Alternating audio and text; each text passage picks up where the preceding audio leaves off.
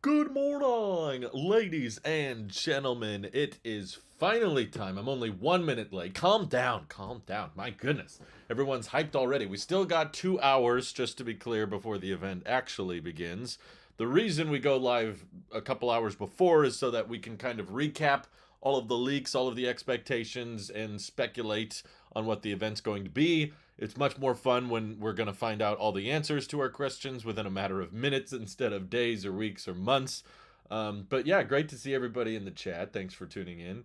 That's today. I'm sorry. Yeah. What actually changing the name of Siri finally to something new? Did not hear that last minute leak bomb. I did not read that. We can browse over some headlines as we're doing it, but Nicholas earlier was saying, let's start off with something interesting. Do we even think Apple will directly mention Apple Intelligence by name? But personally, I think they will. I don't think they have a bunch of game changing features for it, but I also don't think they're going to act like it never happened. If we're going off of Mark Gurman's reports for the last few weeks, actually, they've been talking about opening up Apple's large language models to third parties. So, talking about integrating third party developers having access to Apple Intelligence, but I was like, and that's supposed to be a good thing? I don't know anyone who would want to use Apple's models because they're not very good. Apple can't get them to do anything very interesting. I don't know why they would hand them off to third parties, but technically that was something that was reported on. But I was listening to Michael Jackson on my Mac before the live stream. Nice. Are you okay, Annie? Time to see how much worse they make iOS. Yeah, that seems to be the running consensus, which I got to admit. Wow, sorry, I didn't realize so many people were going to tune in so early. Welcome, everybody. Hi. I know it's been a while. I haven't been live publicly, at least for the past couple months. It's been crazy busy, so I miss you guys. It feels weird to be doing this again, but welcome back. Um, there's been so much talk about the UI change, but that's my tricky thing with it is like it's all software. This is not something that is revealed to case manufacturers like the iPhone 17 design is. It could be all wrong. There, and this is kind of the best time to start talking about this. Apple may have been intentionally leaking false reports to try to figure out where the leaks are coming from, isolate who the weak links are in the chain, and figure out who's actually letting this stuff go. Because, as you guys can recall, there's been many times in the past where we all go into an event expecting one leak or one rumor to be true, and it turns out, oh, wow, we were way off on that one.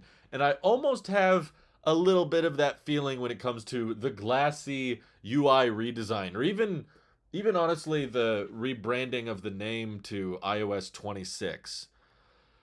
On one hand, I'm like, yeah, I mean, it's believable that Apple could change the branding for everything, but also, what if they don't, and that was just a way to try to weed out one of their uh, leakers within the company, trying to figure out, like, they tell one leak to each member of the software team, and then whichever leak ends up out there, they're like, okay, so and so can't be trusted. Okay, so and so is telling people things that they shouldn't be. I don't know. Something about the event being called, WWDC25, but then releasing iOS 26. I get why they want to call it 26 because most of its life it comes out next year. For most people, it's going to be a new release for next year. But something just about the event taking place in 25 and then the name of the OS being 26, it just feels a little off to me. It's like one of those things that, okay, it probably will happen because Gurman reported on it and he's pretty reputable. But I still feel like there's a chance Apple is, yeah, similar to what $1 Snake is saying. With the Series 7 Apple Watch, all the rumors, all the leakers were all claiming it was going to be squared off and more boxy. And it actually ended up being even more rounded and more curvy than usual. Um, yeah. I'm looking forward to a redesign, though. All this flat design trendy stuff was old when it started 12 plus years ago.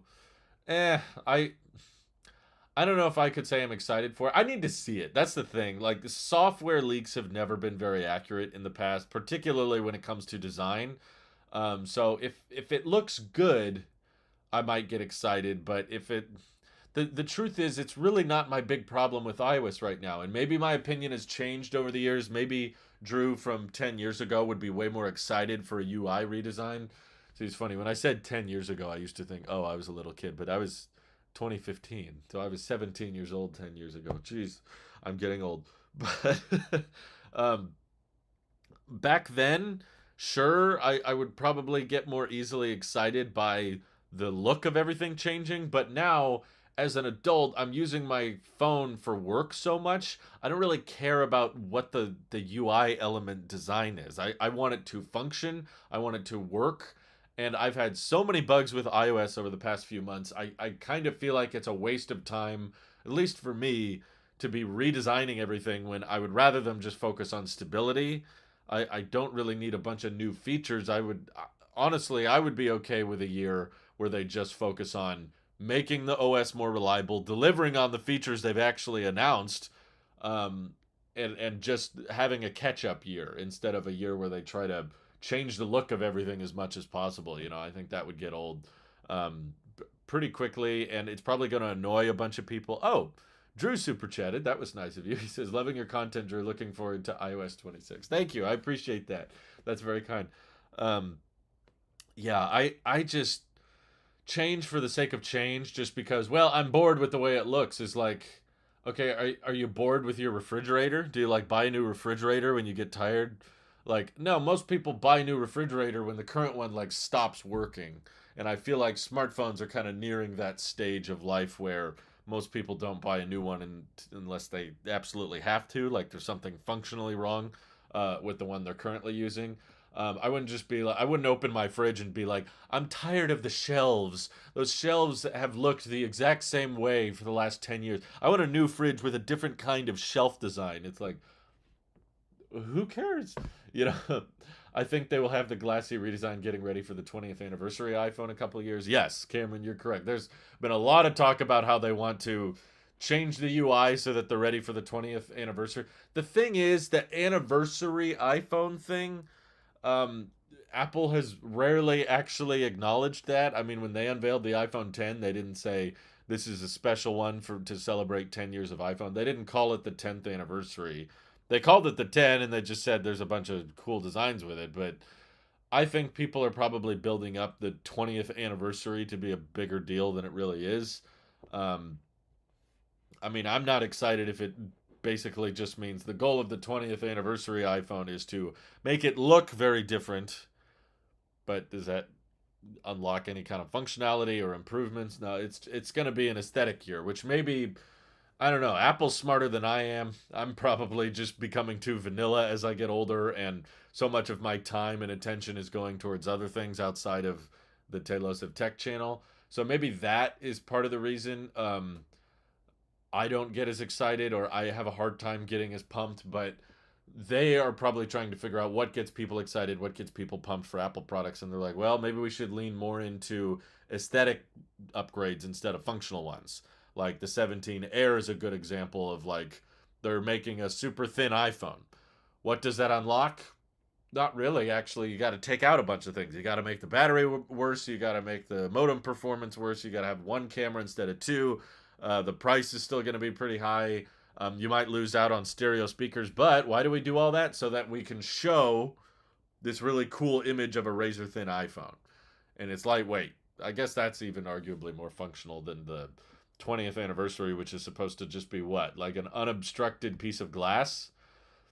Yeah, that sounds fragile. Lee Woolsey super chatted. Drew, your videos got me through some tough times. I sometimes go back and watch your Dub 2017 reaction when I'm feeling anxious. Appreciate you. Oh, wow. That's very kind. You guys don't have to super chat, by the way. I know I can't read every message, but thank you, Lee. That's very kind of you. You've been watching a long, long time. Sorry if I'm not as pumped as I may have used to be. But I don't know. I'm curious to see how they handle this, and it's also always kind of fun to see which rumors end up being correct and which ones ended up being way off. I'm always kind of curious to see how they handle that. Margel says, if you're bored with your phone, take off your case and watch a positive review of your phone. Boom, you'll be satisfied with your phone again. That's a good idea. And also going back and rewatching the original unveil, I've discovered can make you feel like you have a cool, fresh piece of hardware again. Even if you have like an old iPhone 11, if you go back and watch the iPhone 11 unveiling, you'll be like, oh yeah, this is kind of cool. I'm getting old and bitter now. Get off my lawn. Yeah, I just think while it is true that I definitely don't get as excited as I used to, I also think it would be dishonest or not genuine to act like Apple is just as exciting now as they used to be. I think that would also be denying reality. Like just always acting like every Apple event is just as exciting or more exciting than the last. I'm like, that's not real, like, honesty. That would be acting. That would be me portraying a character. And I would rather just tell you how I'm really feeling, because I feel like audiences can tell when you're being fake. They can tell when you're forcing excitement for things.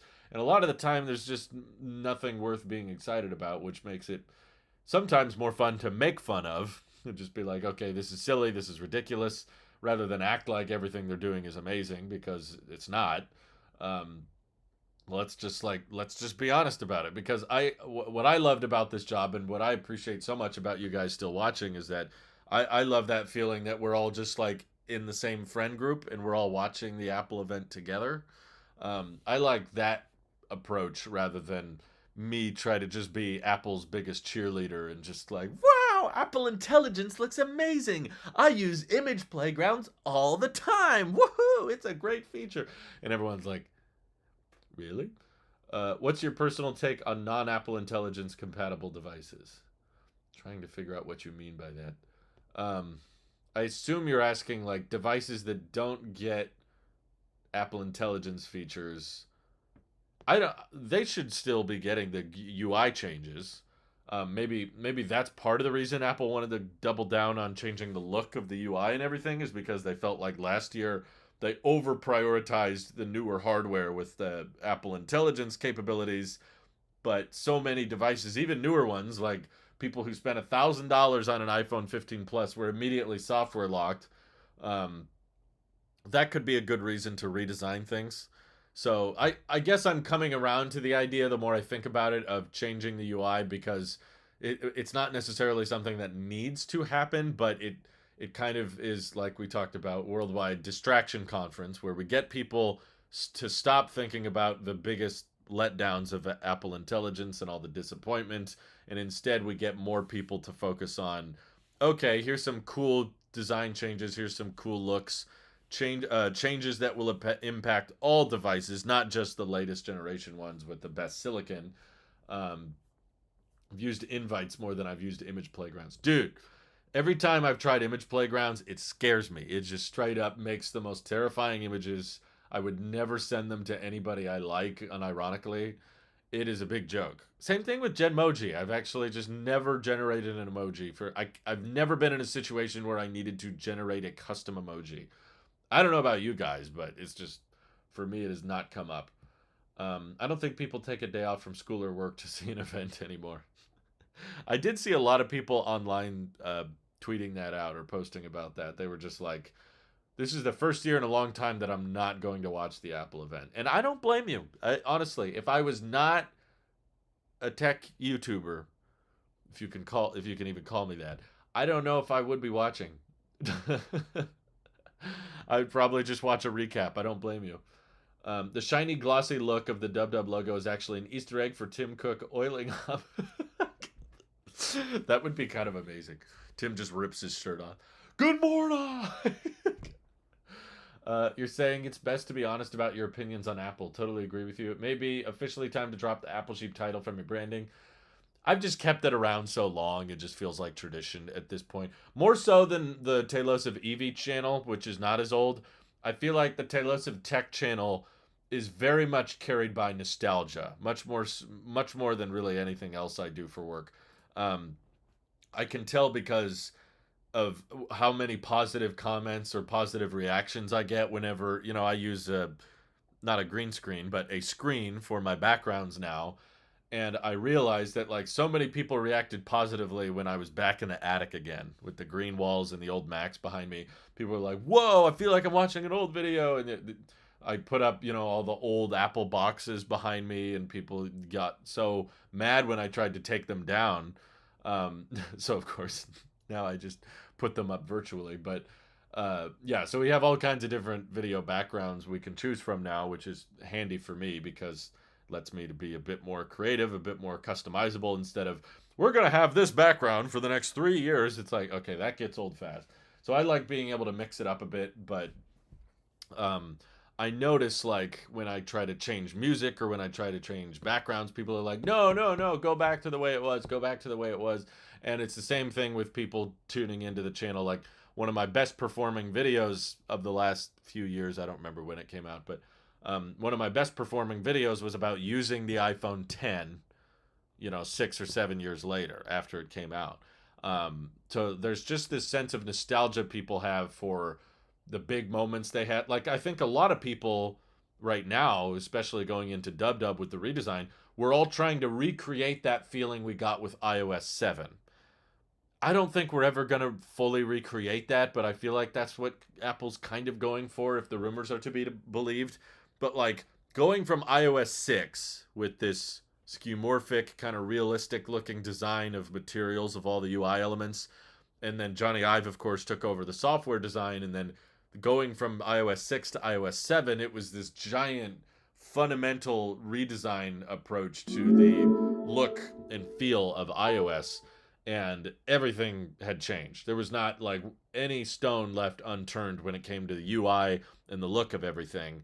And that was a big deal. I remember a bunch of people feeling like, oh, wow, okay, Apple found this new voice, this new character. There's this new personality that we haven't seen before. And I was kind of following the leaks and rumors at the time. I don't think I was doing tech videos yet, but it was a big deal. There was a lot of big reactions to it, and I loved it when I first saw it. And yeah, it was the end of the forestall era and that kind of thing. So even to that same extent, going into WW25, it doesn't feel like there's much talk about, oh, I'm excited for this feature, or I hope we get more functionality here. It all seems to be circling around the look of the UI finally changing for the first time in 15 or 14 years or whatever, how long it's been. Yeah. Thank you, Moon River, for 37 months of support. Let's go for an inevitable disappointment. All right, we'll be disappointed together. As long as we're together, that's what matters. And Dennis, thank you for 2 years of support. Review Nintendo Switch 2. Uh, I would love to, but I don't think you would love me to. I think you'd be very disappointed because as much as I have tried in the past, I'm not a gamer. And because I'm not a gamer and because I don't own any consoles right now, I don't think my opinion of the Switch 2 would be very interesting or exciting. I think I would just be adding to the noise. I wouldn't know what they changed because I never owned or even reviewed the original Nintendo Switch or the Switch OLED. And it's just like, for me, it's just like a time thing. So many people had to wait in line to get those Switch 2s, and I was like, oh, geez, I don't know. How has this is a slight side tangent. I won't try to be this off topic as we get closer. We still got like an hour and a half. But I don't understand how consoles still have not figured out the concept of scaling production to meet demand. I feel like this idea of trying to pre-order the second things go live, or having to wait in line outside of stores, I feel like that doesn't really happen with any other field anymore. You don't really have to do that with iPhones even anymore. You can go out to an Apple store without a pre-order on launch day and still get usually the exact iPhone you want. And that's a very high volume product. And I would say arguably it's a more intricate, complicated piece of hardware than a game console. The displays have higher pixel densities. The silicon is more advanced. There's way more cameras and batteries and alignment of titanium and batteries and speakers and everything. And yet, still in this modern world, we have this thing where a new console comes out and everybody has to line up for it. And if you try to pre-order it, the store crashes. And I just don't really see that happening anymore in any other industry. It's kind of bizarre to me that that still happens. Um, Okay, Lyndon says, I think the Switch 2 has met demand. Every store I go to has stock, and everyone I know has been able to get one. There have been long lines, but it's been out of excitement. Okay, fair enough. I haven't been following it very closely, so I could be way off, but I feel like that was still happening when things like the PS5 came out. Everyone I knew was having a very hard time getting a PS5. And that wasn't that long ago. Maybe it was, and I'm just getting older. Marngel has been supporting for 46 months. Thank you very much. He says, I want iPadOS rumors to be true just for once this year. Just give up. Just abandon all hope. Matt8352 says, been watching since the iPhone 10 rumor days. Hey, welcome back. Thank you for 41 months of support. You guys are awesome. Germ just beat him, though. 42 months of support. Nintendo and Apple suck. You rock. Well, that's not entirely true, but thank you. Um, Joshua says, I'm willing to bet I will have less issues with Beta 1 than iOS 18.5. iOS 18.5 has been the worst iOS build I've ever seen, and that includes developer betas, and it's a public release. Interesting. I've had, I don't want to say exactly who, but I've had people, you know, I know people that work at Apple, okay? And the rough consensus going around right now is that Dev Beta 1 is going to be particularly bad this year. So I was directly told by some of my friends, hey, Drew, don't install Beta 1 tomorrow. Obviously, it's coming out. It's not really a big surprise. It's not a big leak or anything. That always comes out the same day as Dub. But they're saying this one, they are rushing, and it's not going to be stable at all. So that's what I've heard. I don't know if that means anything to you guys, but yeah. I've had very, very weird bugs with like basic things like email. Like I'm trying to write an email and the text is writing backwards all of a sudden. And I'm like, what the heck is going on? It feels like a developer beta, yet it's the public release. Lee Woolsey, thank you for super chatting again. What surprises could you be seeing announced, Drew? Oh, man. Well, if I saw them coming, it wouldn't be surprises, right?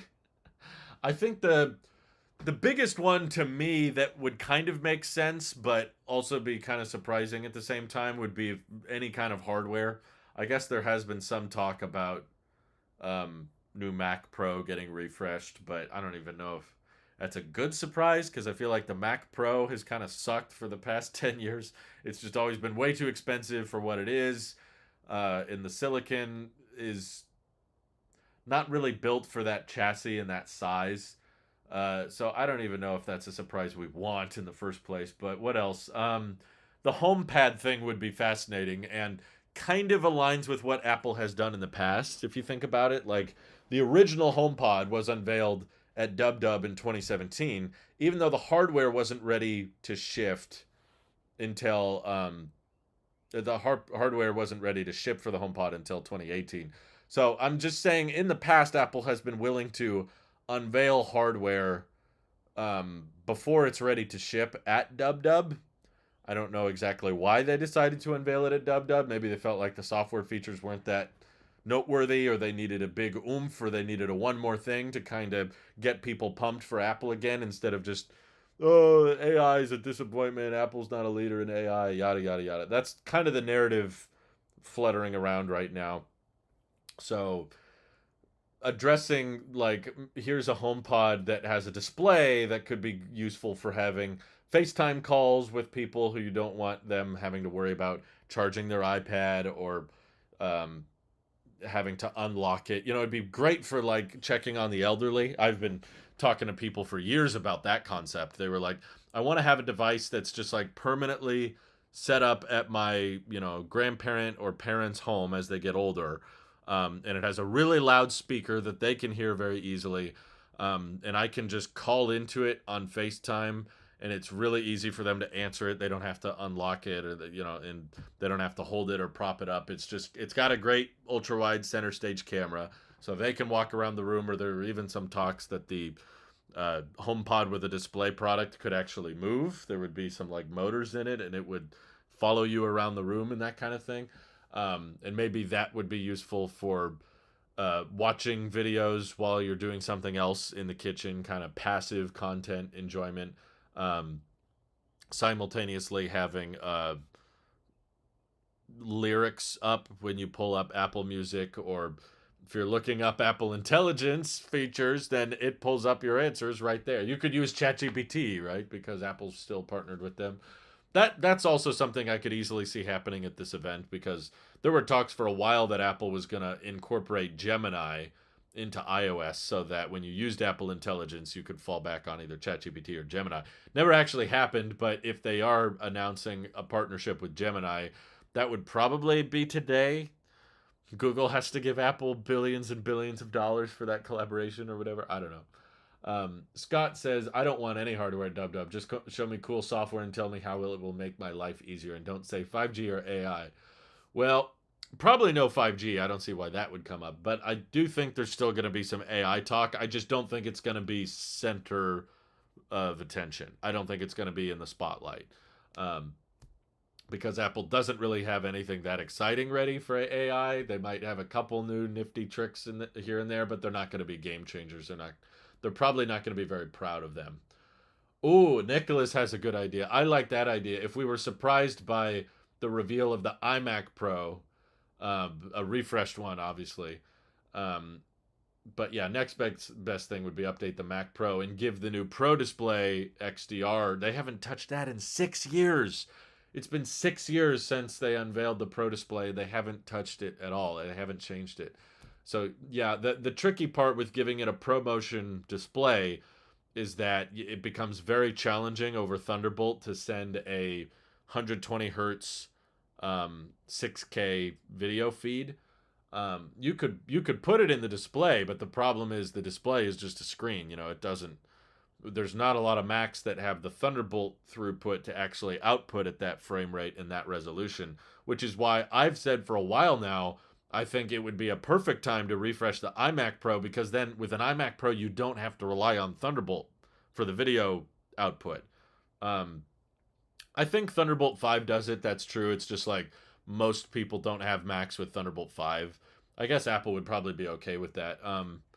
I actually forget. I can't recall if Thunderbolt 5 was capable of doing it or not. It might be pushing up on the limits of the capability, but with the iMac Pro, it wouldn't matter because the display is just hardwired into the computer itself. So you could do 240 hertz at 8K because they're going to have a custom proprietary pins going straight to the motherboard and everything. So you don't have to worry about the throughput of Thunderbolt 5. Or making sure you have a Mac. I think just like in the old days, I think it was at WWDC many years ago, where they originally unveiled the first 5K iMac. They didn't release a 5K external monitor. It was like, well, if you want the 5K display, you got to buy the whole computer. You got to buy an all-in-one iMac. DisplayPort or HDMI would fix this. Yeah, but honestly, do you see Apple, the company that always showcases their external monitor with that one cable, just that one cable that powers the Mac, and they're like, oh, you can do power, and the monitor has a webcam now, or the monitor has speakers built in, and you can do all of this data and power just off of a single port. Do you really see Apple pivoting backwards and saying, oh, well, now when you dock your Mac with this monitor, you have to plug in power and data?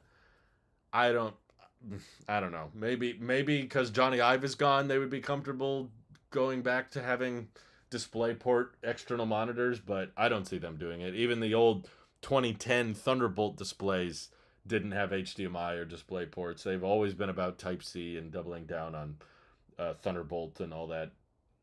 A new 5G router. That would be so exciting. Unsolicited. Would you like to block this guy for no reason at all? Yeah, that would be handy. I think any iPhone or iPad that can use Apple Intelligence now will be able to take effectively full advantage of iOS/iPadOS 26. Well, I hope so. I'd be very shocked. I really hope they don't have anything today that requires an iPhone 16 and you can't do it on a 15 Pro or something. Give me a tandem OLED 5K display with 120 hertz and Apple can have my left arm. Jeez. I think you should keep your left arm, but man, OLED on a Mac I don't think has happened yet because they're kind of trying to iron out the burn-in things. And the iPhone has the least amount of like static screen on all the time, but they've slowly worked their way up. They started with the Apple Watch because most of the Apple Watch's life the display is off. Fun fact. Yeah, Apple Cinema Display had multiple cables, but they were all connected together. I know I owned one. They even combined the MagSafe and the Thunderbolt and the USB all into one cable so that it was just one single cable going out the back of the cinema display. Anyway, um, Apple Watch was the first Apple device to get OLED because most of its life the screen is off. Then they worked their way up to the iPhone because they're like, well, the screen is used a lot more, but still it's not left on static for extended periods of time. Now they've moved it up to the iPad, which is more likely to have static screens on for longer times, but the battery's not as good, and it's, of course, smaller, more portable device. Getting into the Mac levels, Macs are the kind of devices people will just leave on all day, including with the screens. So that can cause a lot of like burn-in risk. So OLED on a Mac would suck outside. I don't know why it would, but I mean OLED is usually brighter. So outside is typically where you actually appreciate it as well. Hey, the man about tech is here. Good to hear from you. I haven't spoken in a while. Hope you're doing well. What are my thoughts on AI nowadays? Used to compare it to 5G, but I think AI has gotten much bigger than 5G. I use it multiple times a day now. Yeah, I hope I never made the same impression that uh, AI is at the same level of usefulness of 5G. I think AI is a much bigger deal. I was always comparing it. Maybe I didn't articulate this properly, but I said the similarities with AI and 5G I think are how it's marketed. I think they are both overhyped. I think 5G was marketed to be a much bigger deal than it really was. I feel somewhat similar about AI, not to the same extent because obviously AI has had this huge effect on the investment community and the shareholders all think AI is this going to change the world, and I think that in many ways it already has, but I don't think it's going to be as disruptive as a lot of people are anticipating. I think people have this expectation with AI that there's this exponential capability curve where, oh my god, it made this big jump in performance over the last month. Imagine if that same level of capability increases over the next year, it's going to just be unstoppable. And it's like, no, it's more of an S curve where you occasionally get a big jump in performance, but then you level out and you have a much harder time getting it better and better. And I think there's a bunch of things that AI is very good at that look good very briefly, but anytime you try to do it for more extended periods of time, it kind of starts to fall apart. And I say this as someone who has family members and friends that work in the AI field. I'm not just saying this as some guy who watches AI on YouTube and goes, "Oh, that's not that impressive." Like I talk to people that work with. I'm not allowed to say who, but they've they've asked me not to share. But the big AI companies you have heard of, I know people that work at those companies and work on the AI itself, and a lot of them have told me it doesn't really know what it's saying. It doesn't really know what it's doing. It has a very good ability to impersonate intelligence, but you can't take the artificial out of it, right? Like there's still it's really just being trained through mountains and mountains of data of kind of that, okay, this sentence that I'm spelling out, okay, when I use this word and I follow it up with this word, that is more likely to be appreciated by the end user, and they're just kind of assembling a bunch of data, but they don't really know what they're saying, and that's why AI can still get a lot of things wrong, and that's why it can still say a bunch of things that don't make sense because it's a lot of people like to think that it's becoming alive or it's becoming conscious, and everyone I talk to is like, no, it's not really. It's just it's very good at appearing like it knows what it's doing, or appearing alive, or appearing like it has a consciousness, and it really doesn't. Um, anyway, I gotta catch up here. Jay Swervo super chatted. Thank you. He says been watching since Everything Apple Pro days. Wow, he still uploads, doesn't he? Some people act like he's gone, but yeah, the man about tech says I've never been more uninterested in Dub Dub in my life. I have to admit, yeah, we're kind of at an all-time low in terms of like actual excitement. Okay, Virus, thank you for the super chat. Why do you think Siri with ChatGPT doesn't count for good Apple Intelligence features? In other words, why don't you think it's as useful? Uh, because Apple didn't develop ChatGPT, and we can use ChatGPT on pretty much any device with an internet connection. So to me, I don't really see that as a feature or a impressive feature, because I mean, is one of the impressive features to you that Safari can search things on Google? Like you wouldn't use Safari as a what's one of your favorite things about Safari? Well, I like that I can Google things. You'd be like, okay, I mean, yeah, Safari accesses a search engine, but it's not Apple's search engine. I guess I feel somewhat similarly about ChatGPT. Is like, that's not Apple's product. To me, the ChatGPT integration is just kind of like giving up a bit and just saying, okay, we're acknowledging our AI is not that good or not that useful. So we're going to just fall back to whoever the biggest player is and let them do the heavy lifting for us.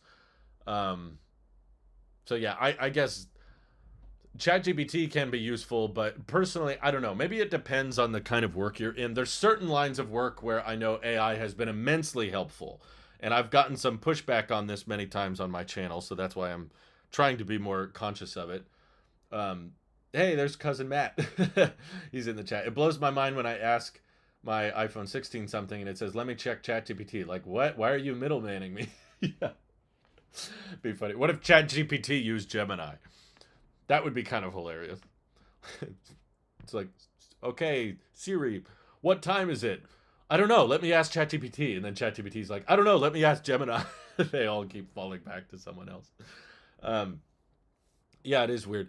But in my line of work, I suppose, in the art, in the I don't know, should I call it art, but in the business of filming and editing somewhat entertaining, I don't know, maybe that's a stretch.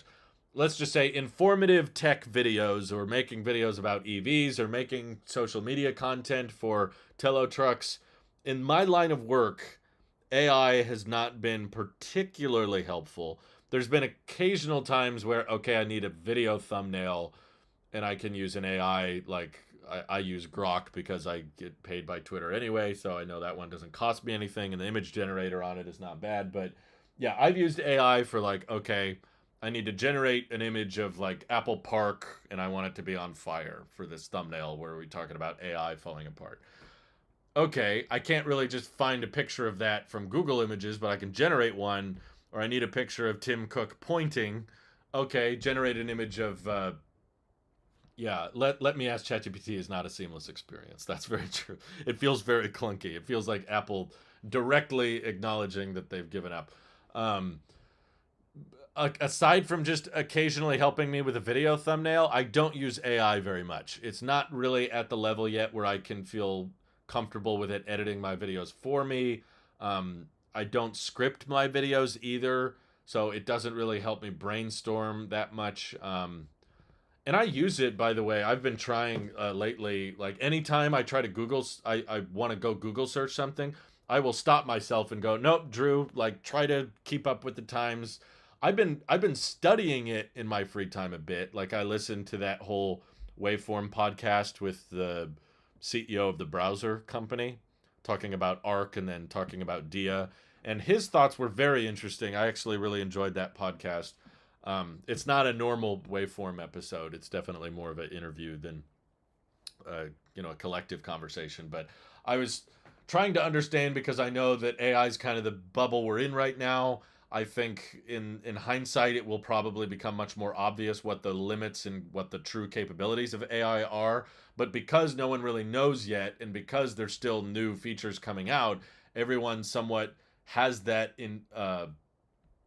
Arc is not discontinued. They just kind of like stepped away from it and said, okay, I think it's done.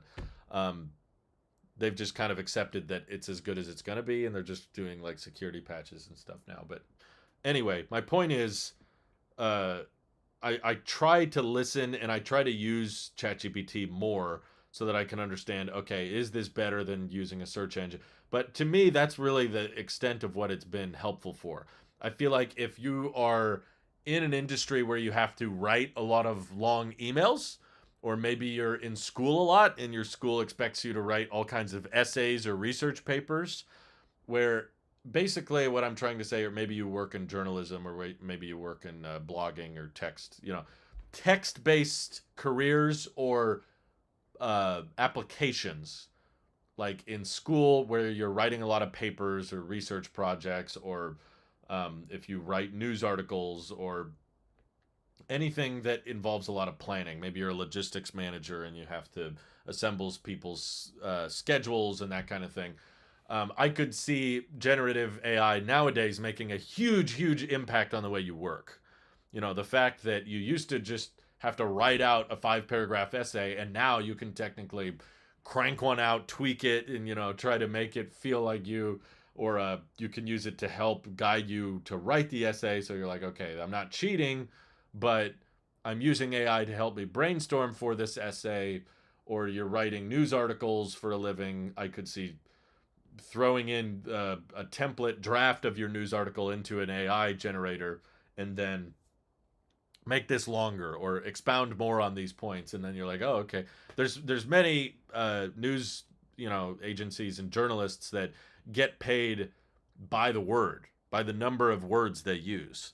So now that there's this instant text generator that can extend or elaborate further on whatever you throw into it, that can directly help people make more money. So I can see those use cases. Yeah, some people say Gemini and Gmail is genuinely helpful, though. I don't know. I've not been impressed with a lot of the email summaries that Apple tried to do, which is why, by the way, Apple Intelligence um, is still turned off on my phone. I've tried to turn it back on a couple times, and I immediately get annoyed with the notification summaries, and I'm not trusting them, and it's not as reliable, and I'm just like, okay, I have to keep like opening up the email and being like, what does this actually say? Because the summary is confusing to me. You're not that interesting. But my experience is these large language models are not great as search engines because they rely too much on content farms as resources. At least Wikipedia has a long list of reputable or primary sources. Yeah, I can agree with that, but I will push back a little and just say that ChatGPT, for me, has at least usually been pretty good at linking its sources. So if you ask a question, it will give you a bunch of answers, but it will tell you where it got those answers, and then you tap them and it launches the Wikipedia page or whatever. Um, I use Samsung emails because there's no ad or AI junk. Yeah, the usual iOS mail app still works for me. Um, so as long as you just turn off Apple Intelligence, then there's no AI crap and there's no ads. There's a lot of third-party mail inboxes that still have that. No, I haven't talked with the guys. I don't think we're doing a podcast episode tonight. I'm sorry. We haven't scheduled anything. Haven't talked about it, and I've got a lot going on today. So basically, I guess I should run you through my schedule. We're doing this live stream kind of final. As we get into the final hour, I should probably start pulling up more headlines. We'll do the final leaks, final rumors, everything we expect to see, and then I'll react to the event, which will probably be around an hour and a half to 2 hours. And then after that, I'll do a recap video where I try to summarize the event for people who don't want to watch the whole thing. Just kind of the big highlights or the big misses or the big weird things. And I'll probably edit that video for you on this live stream. And then I'll end the stream so that my upload speed is freed up and I can post the recap as quickly as I can. And then after that, I got to do some outside of Tailosive tech stuff because sorry, unfortunately this is not my full-time job anymore, but I did make sure that I could block out this morning because I didn't want to give up on the reaction streams. They're a lot of fun. It's been so long. It's Peterman Valley. I have been on one of the tech side of YouTube in forever. Good seeing you still doing these event streams, man. Thank you. And thank you, Haru, for joining Tailosive Tech Pro. Welcome. That's very kind of you. Use the mail app from Apple Self. Why would you do that? I like it. What's wrong with it? Why not? It's already installed. That saves me time. I hate how many it's like the more third-party apps you use, the more like emails and passwords and accounts and third-party apps you got to download and set up. ChatGPT is the best thing to have happened to Google since it forced them to stop sucking and give me a straight answer for once to avoid getting out of business. That's fair. Yeah, so all that being said, yeah, I am trying to use AI more just so that I understand it better. It's not because I genuinely think it's more useful. I just want to have a better grasp on it because it seems like a lot of people are using it. I've heard these stories. I haven't met anybody that's done this, but I just hear about people talk about it where they're like, "Oh, I needed to grieve through, I don't know, the breakup of a significant other, or I was going through this hard stage of life and I used ChatGPT to help me process these emotions and these feelings." And I was just like, "Really? What?" I was like, "People are using it as a therapist now?" I mean, I understand Google searching some basic stuff, but I'm hearing these stories online of people saying they like had these 90-minute conversations with ChatGPT about just like how they're feeling or their emotions, and I'm like, I don't know, man. I think that's the kind of thing you might be better off finding a person for, but I understand the person probably isn't going to be as friendly or as self uh serving as what am I trying to say? It's like ChatGPT is always going to make you feel like the priority. They're always, it's pretty much, unless you like overwhelm it with too many queries or whatever, but it's pretty much always going to put you first. But in my opinion, it's not going to provide as personal as an example. And it's definitely not going to sharpen social skills, which I think a lot of people struggle with these days. Um, I don't know. I watched this little documentary piece from Australia recently that was talking about people falling in love with these AI chatbots online. And I totally believe, yeah, not to mention that conversation is recorded and will forever be on the record and whatever you say to it and all that kind of stuff. Um, my point is like, a lot of people, it's easy for them to fall in love over text. For the same reason that because texting and reading requires so much more imagination and image generation on your part. For the same reason, a lot of people prefer the book to the movie. You know, the book usually allows you to expound upon so much more characters, and you're imagining it in your head. Everybody can kind of visualize a slightly different world of what things look like, what characters look and sound and act like. You could do that very same thing where a lot of people, generally speaking, like the majority of the time, they find the book more enjoyable than the movie. There's a couple of exceptions, but for the most part, the book is more enjoyable because it allowed them to dive way deeper into things, and also it relied more heavily on your own imagination. So you add a lot more to the creativity, and the book kind of guides your imagination and creativity. So similarly, with these people that fall in love with these like AI chatbots, I'm like, yeah, they're imagining what this person is really like, but the texting, the AI is very good at. It's very good at appearing alive or appearing loving and caring. And anytime you want, without much of pushback or without much of a fight, without much resistance, that chatbot is always going to tell you usually what you want to hear. And even if it tells you things you don't want to hear, it will apologize afterwards if you say, I didn't want to hear that, because its goal is to just get you to use it as much as possible. So it can have this addictive nature to it where it's like, wow, it makes me feel heard, it makes me feel valued, it makes me feel important. But those people are now getting something that should be coming from another human being from a robot, which means they're less interested in the people around them. They're less interested in pursuing those relationships, which are objectively more challenging. I understand that. Falling in love with the AI chat bot. Wow, this is quite a side tangent, isn't it? But it's interesting because Apple's trying to be an AI company and we're talking AI and stuff. But it gets at a bigger point that I'm getting at, which is that um, talking with another human being, whether it be romantically or just as a friend, there's a lot of challenges to that. Figuring out how to convey your emotions, and also, in my opinion, it's kind of important to have people in your life that are comfortable calling you out on your inconsistencies. Whereas an AI will probably not do that because they don't want to turn you off from using it. Their goal is to get as much data as possible, get as many users as possible, and they just want to keep you addicted. Whereas a friend, they've got, or a potential partner, if you're dating or something, they've got places to be. You know, I've been in a long distance relationship myself. Actually, that's how my wife and I started. We didn't start dating until she moved to Australia. We were thousands of miles apart, and it is challenging to keep a relationship going without the, physical aspect. but also like adjusting with time zones. It was so frustrating that like there would be certain times of the day where I'd really want to talk to Louise, which was my girlfriend at the time, now wife, but she was asleep because they're in a very different time of the world, or she'd be traveling and she didn't have access to internet. And I'm like, I can't talk to her right now, but I really want to talk to her.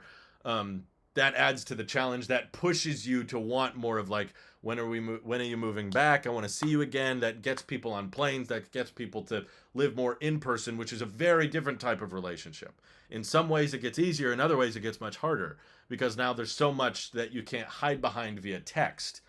It's the easiest thing in the world to write a really nice text with the heart emojis and I love you and I care about you and I can't wait to see you again. And people read that and they get this dopamine spike, but it's not actually coming from the person directly. At least it's coming from the text on the phone. It's coming from a screen. And I've known people like this where keeping a relationship in my pocket on this little phone in many ways is actually much easier because it's controllable. If I need that little dopamine hit, if I want to feel good about myself, if I want to feel loved, I'll let you know. I'll pull it out of my pocket. But if I don't need to feel loved, if I don't want to talk to you, then I just keep my phone in my pocket. I just don't bring it out. You can text me and I can ignore it. And I can just say, sorry, I was busy. I was somewhere else. But as you're in person, you'll start to realize like, oh no, you can't just control it. You can't just put it. It's like, hey, why I really wanted to talk to you. Why didn't you talk to me? Oh, I was watching a movie. Oh, I felt like doing something else. Or I was at work or I was hanging out with friends. Okay, well, I kind of need you to prioritize me right now. That's the kind of thing you're not getting with an AI relationship. And I think it gets people hooked with unrealistic expectations of what these relationships should be like. So that kind of thing, I see it. I'm like, yeah, this is pretty damaging.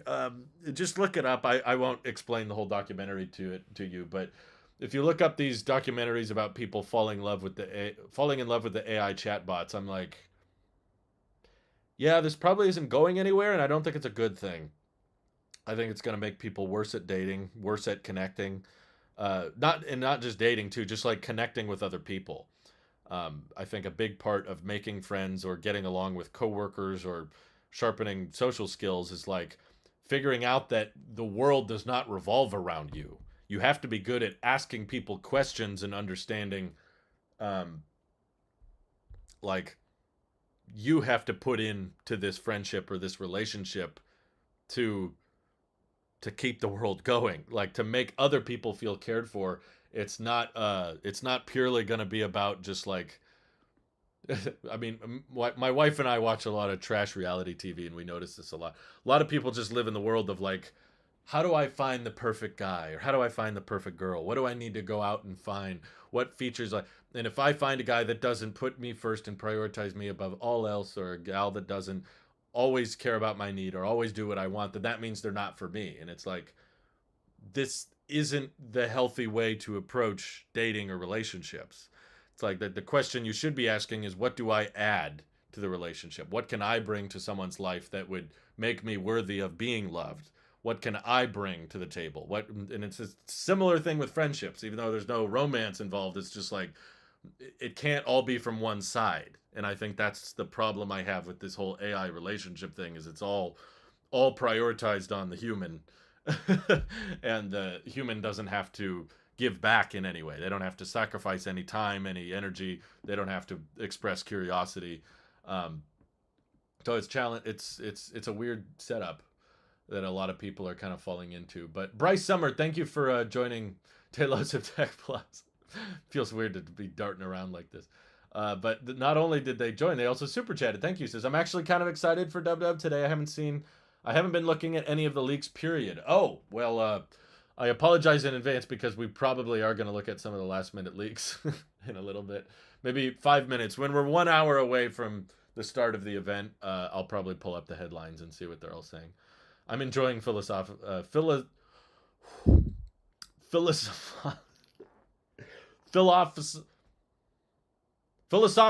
Got it. Oh, wow. I just want to get Andrew's sincere take on what the deal is with Dub. You will. That's one thing I can guarantee you on this channel. I'm not going to pretend. If I'm disappointed, I will tell you. If I enjoy something, I will tell you. I'm not going to play a character. I'm just going to tell you what I think. That's there's not a lot of guarantees on this channel, but that's one of them. People already rely on technology too much rather than thinking for themselves. Technology has created a detachment from reality. We don't need anything trying to replicate actual like anymore. Yeah, I agree. There's a lot of problems with that already. I don't think it's as bad when we're just hunting for information. I think the internet is a very good thing at that. I mean, there are problems with it because, of course, there's misinformation on the internet that people can rely on. But I tend to think people are going to believe what they want to believe at the end of the day. Um, so if there's two sources and one that supports their viewpoint and one that doesn't support their viewpoint, they're going to fall back on the one that supports their viewpoint. I get a little bit more nervous when we start relying on the technology to do more than just information. But now it's like I'm relying on it for relationships or I'm relying on it for mental health. I'm like, okay, this is getting a little weird because these companies are very software as a service dependent. They're dependent on memberships. Um, and I mean that's a much bigger topic, but like I don't know. There's to a certain extent you're like AI is going to take away too many jobs, but then you're like, well, technology's really never been able to be completely stopped. So to act like we can just cut it off is probably unrealistic. But at the same time, like I think replacing visual effects animators is one thing, but then like replacing therapists is another. And then you take it a step further and like replacing actual dating, replacing real relationships and friendships with AI, where now people have talk about isolating tech. I mean, people are, I think, way too surface level saying Vision Pro is too isolating. It makes people want to be by themselves. And I'm like, uh, is I'm like, is it? But then you get into people who use AI so much that they don't have a need to make friends or make relationships anymore. It's like, okay, that's a whole new level of problem. It is info. A therapist is just someone who listens and gives you tools, and you pay them weekly. It's true, but yeah, that's you're right, Matt. We should do a podcast. A lot of thoughts and it's been very useful. That's good. Um, AI chatbots reinforce a 1 to 99 effort ratio where the AI is giving 99% of the effort in any given conversation. We haven't even began to scratch the surface on the ramifications this will have. Well, without getting too into the weeds, because this does get off topic. Yeah, screw the podcast. We should just have a real talk about this, Matt. It'd be fun. But like to a certain extent, I actually do think that like if you just do therapy, if you do too much therapy, that could also have a similar impact because interaction with a therapist is also not completely, in my opinion, a replacement for a real friendship or a real relationship. It could get you too comfortable with the idea that you sit down and someone else asks you questions. But yeah, that what's his name? X1 did a good job dumbing down my argument, or not dumbing down, summarizing my argument for me better, which is the effort ratio of a one-on-one relationship or a one-on-one friendship. Having the two people face to face talking to each other. I do also think the dynamic is very different. Talking to a therapist where you see their face, they speak to you, you speak to them, is very different than texting. I think there's a very different dynamic that happens when you're telling another human being your struggles or your feelings versus writing them down and knowing, well, a human's not actually going to read this. I can say things to it and it won't, you know, compare that to other things it's heard. And yeah, a therapist is someone you pay to get you to stop lying to yourself about reality. I don't know. Maybe an AI bot actually helps you continue to lie to yourself. I want an AI friend. Remember that video? Did that ever come out? Frontline Breaks is really enjoying the philosophy around tech. Yeah, maybe we'll have to see. At that time, I said it perfectly. Maybe we'll have to do a big documentary style video on this. Imagine saying someone in the 90s, here, talk to this GPU through a slab of glass and metal. Imagine a caveman. Previous technology revolutions took away blue collar jobs. AI is taking away white collar jobs for the first time. I see what you're getting at. That's not an entirely wrong statement, but I would poke holes a little bit at it and say like, well, when whole fields went out of business, they took the white collar jobs with them. For example, like The classic example is like the Pony Whip factory. We've used this example many times on the channel, but it's the one my dad taught me when I was young, so that's why it's like the fallback. But it's an old example, which is, back in the day where we had ponies and horses and oxes to move things around, whether it be people or cargo, you would have these little whips. Very barbaric now, but that was just the way we worked back in the day. And you would whip the animal, the ox or the horse, to get it to get moving. Like, okay, let's go, and you'd whip it. Obviously, then the automobile came around, and you could start driving around with an engine. You didn't need a whip anymore, and there were all these factories that were designated to making these whips. Uh, so as soon as automobiles start taking off and more people are driving cars, if you were in the business, which think about it, over the course of mankind, we were whipping animals for transportation much longer than we've actually had engines. The engines have been the last what, like 130 something years that we've had some self-propelled vehicles now. Um, but we've been moving cargo and people and things around for thousands of years. So you could have an industry that was in the family for generations. It's like our family for the last 600 years has been making these whips and these yokes that go on the animals, and that's the family business, and there's always been demand for it, so we're just going to keep on making them. And then suddenly, after 600 years, building up an empire of those factories and all that, now the automobile comes around. I guess we don't need to whip things anymore. That takes the blue collar jobs and the white collar jobs. So that'd be my only pushback is like, yeah, you're not completely off, but there are industries that have been taken out by automation where it's like, oh, we don't need that product or we don't need that technology anymore. Um, and that can take all kinds of jobs with it. Um, you get obsolete or whatever. Same thing with like computers. Is certain companies that, like BlackBerry, there were probably a lot of white collar jobs at BlackBerry. And the multi-touch display kind of killed off BlackBerry, right? And the BlackBerry tried to double down on the physical controls. So, yeah, I personally, I haven't seen metrics on it, but I'm not sure I would say AI has taken away as many jobs as a lot of people expect. I think it increases productivity for a lot of people, but I think there's a lot of reasons people get laid off, and it's not purely just AI these days. There's a lot of economic struggles and financial downturns that have resulted in tech companies laying off people. But I've actually had some friends that worked at the big tech companies. I don't want to say who because I've been asked not to share, but you've heard of them. The big ones, the big $1 trillion whatever, the big companies that have been laid off.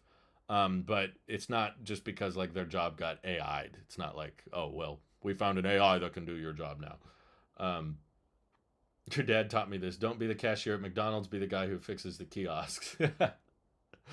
Yeah, I mean, we obviously you and I didn't do either of those things. But yeah, no, I think that's ironically, there's not enough people. That's the other side of this topic. Somehow, whenever we go live, we end up talking about this, but there's not enough people actually applying at those jobs to the point that they could automate a lot and still not take away any jobs. Because so far, I think automation is taking away a lot of jobs that no one wants to do. I haven't yet really seen just a massive number of people that have been laid off because of some new AI feature. I've seen a lot of people feel threatened that their jobs are going to go away, but not like straight up just, oh, we fired 1,000 people because AI can do what they used to do. I haven't seen that yet. My friend worked as a digital artist at a pretty big company and lost their job due to them switching to AI for those illustrations. Okay, that's fair. Yeah, I'm sure it's happened. I'm not saying it never happens. I'm just questioning to what extent, to what scale. That there's been a lot of talk about this Google Veo or Veo technology. I don't know what the pronunciation is, but you type in text and you get these pretty realistic looking videos. But the thing is, it makes for a great demo because all the videos are about 5 to 10 seconds, and that can only really get you so far. I think it can help companies lower their budgets and work more cost effectively, but I don't think it necessarily means everybody's firing off their camera teams and firing off their uh, you know TV shoots. Like I don't think we're going to have TV shows in the next 10 years that are just 100% AI generated. Like maybe a cutaway shot can use an AI visual effect to save on time, but that editor is still working. He's just someone, I forget who it was, but someone summarized it pretty well recently. They said something along the lines of AI is not going to take away all jobs, but the people who learn how to utilize AI are going to take away the jobs from people who don't learn how to utilize AI. It was basically one of those like get on the train or get off the train. It's not like there will be no jobs. It's just that if you're not using AI to increase your productivity, then you as an employee or as a worker are going to be less desirable, because if you're not finding a way to utilize AI in some way. Yeah, I agree. And that's actually directly what Scott Stowell just said. AI is a tool, not a replacement. That's exactly what the people, my family members who work in the AI field, have told me. They're like, it's going to be a handy tool, but it's not going to replace as many people as a lot of people have said. But again, there are exceptions, like your friend who worked as a digital artist. I think artwork was one of those things that did get slammed pretty hard by generative AI, because they very quickly figured out like the whole Studio Ghibli thing. You know, like you can emulate a style and then duplicate it very easily. But again, only to a certain extent. I bet you couldn't convert an entire movie that was shot with cameras into a Studio Ghibli style production. You could probably do pictures pretty easily. You could do screenshots. And maybe you can do some light animation where it moves around for 5 to 10 seconds. But as soon as you try to do something that would be, much more valuable than a clip, like a TV show or a movie, that's when it starts to fall apart. And you still need a lot of people to make it happen, but maybe substantially less. Maybe you can get a movie made with 100 people using AI generators instead of 1,000 people using traditional animation software. So yeah, it does. All that being said, yes, I do think AI will be much more impactful than 5G. I just think there's some built-in limitations that people aren't acknowledging yet. Everyone has this mindset that it's going to be exponentially better and better and better. And I saw a video of a guy on Titanic saying, how much wood could a woodchuck chuck? So that means that with this progression, in 10 years, it will be able to make a full feature-length movie that would be discernible, like it would look identical to a movie that was shot. And I just don't think it's going to exponentially grow at that rate. That's just me, though. We'll see. The Play Store is basically just AI made games now. Right. What do we think of media companies making pledges of never using generative AI in their production? Yeah, I question the longevity of that for sure. But yeah, it's interesting. I don't think it helps them all that much. Maybe it gets them a little bit of marketing press, but I think you're better off just focusing on new features rather than talking about what you're not going to do. I'd rather you just do what you're going to do. What would be great? As we're getting closer to Dub, less than 1 hour, I would love it if Apple just straight up copied a Google feature. I want generative AI to be more used for phone calls. I already know there's the voicemail thing where it summarizes the voicemail for me. But I am so sick. I've been on the phone with so many. There's been stuff going on outside of work where I've had to be calling people and I've been put on hold. And Google does this great thing where you don't have to listen to the crappy music that they play over the wait. I want a way. Does Apple Intelligence do this? And I just totally missed it. But I want a way to, like, when someone puts me on hold and I am waiting for customer service or whatever, and I'm on hold for 30 minutes, I don't want to have to listen the whole time to their crappy music that always sounds horrible, and it's got to be coming out of my phone speaker. It's like, don't play music. I want AI to shut the speakers off and then give me a text notification where I'm not being on hold anymore. Like, maybe not a text, but just a notification that just says, okay, like, there's someone available now. Like, I want the AI to do the waiting for me when I'm put on hold, basically. Google showed Google Assistant doing a phone call, then they never released that feature. Well, now I feel like they're doing it. They're just not calling it duplex anymore. Yeah, that's what a call screen feature and the hold for you thing. I want them to hold the call for me and just notify me when I'm done waiting, when the music stops. Wonder how many people in the chat does Andrew think will take the time to gain or improve their skills in AI programming to keep up with the job market? Um, yeah, it's a good question. I don't know how many people. I think it's a good idea, at least for. I need. I'm not a coder, so I don't know exactly how helpful it is. But the people I know who do software engineering have said that it's helpful for specific tasks. I can't do broad sweeping things with AI where I'm just like write an app that does this, but there can be very niche specific things where I'm like, okay, how do I get this line of code to interact with this line of code? And then they put that in ChatGPT, and ChatGPT explains to them how to solve a specific issue they're having with coding. I've heard most of the people that I know that do software engineering use ChatGPT for something like that, just like a little fix or a little help here and there, but not like a giant fix. Anyway, Marco.io, thank you for the super chat. That's very kind of you. He says, as someone who has taken a whole semester of my PhD to study generative AI models, took a CS course on it, I'm sad that Apple hasn't done much with it. It has a lot of potential. I think that's the key word is potential. And because it's kind of a new technology in several ways, I mean, we've had forms of AI for decades, but this new generative form of AI with large language models and neural nets and all that, um, we're just seeing a lot of advancements in it, but we don't know what the limits are yet. A lot of us haven't quite got to the point of figuring out, okay, it really can't get any better at this. And because of that, I think imaginations are running pretty rampantly. A lot of people are just like, oh, that means it'll do this one day and it'll do this one day. So people are all, VCs are in love with it. They're pouring money into it. And that's why I think Apple's doubling down on it so much, even though, in my opinion, Apple's resources don't give them much of an advantage in AI. Personally, I think where AI works best is when you have mountains and mountains of data to train off of. Like with Tesla collecting driving data for full self-driving. That gives them a huge competitive edge. Google has Google Search, so they have literally billions of people searching for things that can help train their data and make Gemini better and better. Same thing with ChatGPT. They just kind of exploded with users now.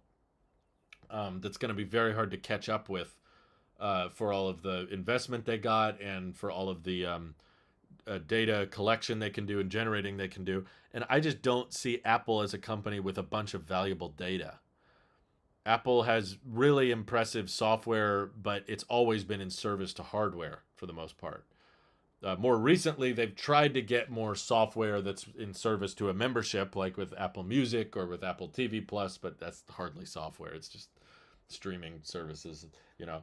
Um, but Apple's seeing all of this investment and all of this hype because of the potential, which is the key word. Everyone's thinking, what else will this be capable of tomorrow? And because we haven't found those limits yet, the sky is kind of the limit right now, and everyone's just convinced that this is going to be able to do anything and everything.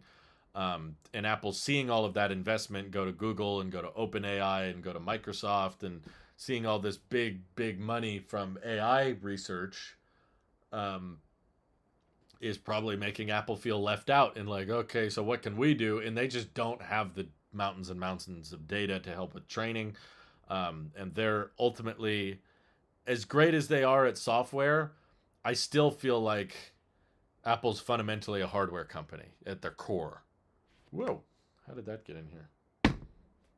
Bug. I'm squashing bugs. That was weird. What Steve Jobs would say about Apple Intelligent Software: it's baby software. Yeah, I guess in a way it is.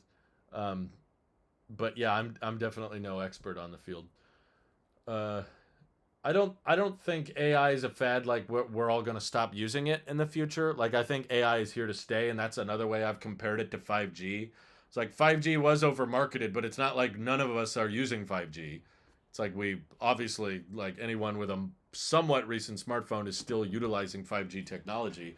And I think similarly, all of us are probably going to be utilizing generative AI to some extent in the future. But the question is to what capacity and to what capability. But um, Is there a reason iPadOS doesn't have cloud gaming apps natively? They have to run through Safari and they suck. Yeah, Apple has a big thing about that on the App Store. There was a huge fight about that, but yeah, but I guess Apple had some rule about cloud gaming. Um, could be misused, or they're worried about like you being able to change the game without going through the App Store for approval. But I guess in the EU that shouldn't be a problem anymore, right?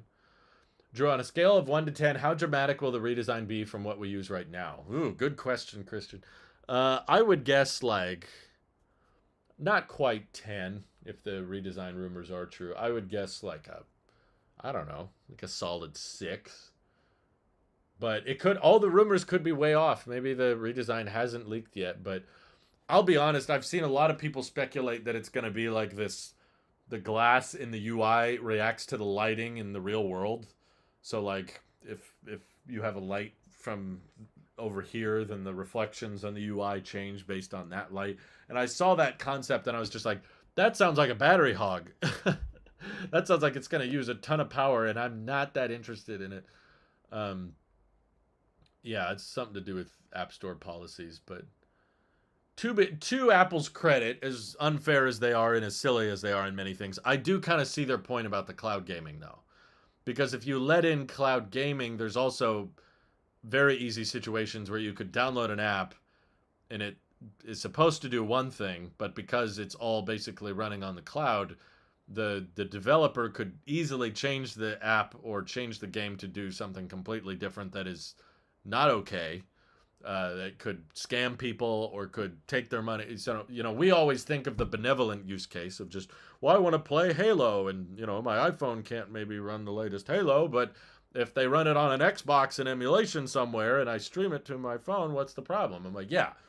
In a perfect world, I could see why it would work well, but Apple in the App Store is constantly trying to think of the worst case scenario because they want all the apps to be safe and they want people to not get scammed on their service and on their site because they can get sued. So I understand why they're somewhat protective, but I could see situations where like you download a game, maybe it's free, maybe it's paid, and they say, "Hey, this game will never have ads," or I don't know, "This game will never have in-app purchases." So you think, "Oh, okay, that's good. I'll just get this game and not have to worry about in-app purchases or not have to worry about ads." But because it's cloud-based, they could easily start changing things in the background without you ever having to update the app or submit it for approval again. And now all of a sudden you could tap a button in the app that instantly charges you $100 because it's got your data and it's got your card on file and everything. So it's like, oh, okay, wait a second. That's their argument. But I understand it's not a super common example, but it wouldn't take much. I'm saying, is all I'm saying, to make it horrible. Honestly, 5G is to what a new iPhone model is to us. As with AI, it is to what the introduction of the original iPhone is to us, if that makes sense. Yeah, I see the comparison, although I do think the comparison to the original iPhone is overdone. Everybody likes to compare the launch of anything to the original iPhone. I remember people saying that about the Humane AI pin. Well, there's a lot of critics of the AI pin, but there were a lot of critics of the original iPhone. I remember that when the first Oculus Rift came out. There's a lot of people complaining about the first VR headset, but there was a lot of complaining about the first iPhone. I'm like, yeah, that example tends to be a little overdone, in my opinion. But yeah, I do think I do see AI as sticking around. I do see it as impactful. I do see it as disruptive. I don't know if I see it as disruptive as smartphones as a whole or as the internet. There seems to be a lot of people with the mindset that it will be as impactful, and I'm like, I see it as another tool in the tool chest. It's a cool tool. It's a helpful tool, depending on what you're doing. But I still think there's a lot of jobs and there's a lot of use cases where it's not going to be as helpful. Um, from the early Appleseed days to promoting use tech and saving money, your channels felt like home as I've grown up alongside you. Oh, wow. Thank you, Adway. Appreciate you tuning in. Why would Apple get sued? Just give users a waiver they have to click and accept, just like social media does with terms of service or Apple does in the EU with the alt app stores. Well, it's not even just about lawsuits. It's also about media. There's already, negative stories when a kid racks up a huge bill or whatever. But I don't know. I'm not a PR person, so. Have I talked about Material 3 Expressive? I'm wondering how their UI design system looks after what Apple releases today. Any guesses? I'm guessing just in the age where we have better and better silicon with better and better graphics capability, they want to make things more alive, I guess. Liquid glass is the terminology everyone's throwing around these days. But okay, we're in the last 40 minutes. Should we pull up some headlines, see what everyone's saying last second? Um, Let me pull up the display here. Here we go. New liquid glass design with the playlists. So a lot of people are just assuming this is what the whole UI is going to look like. Um, Updated design. Okay, Apple Store.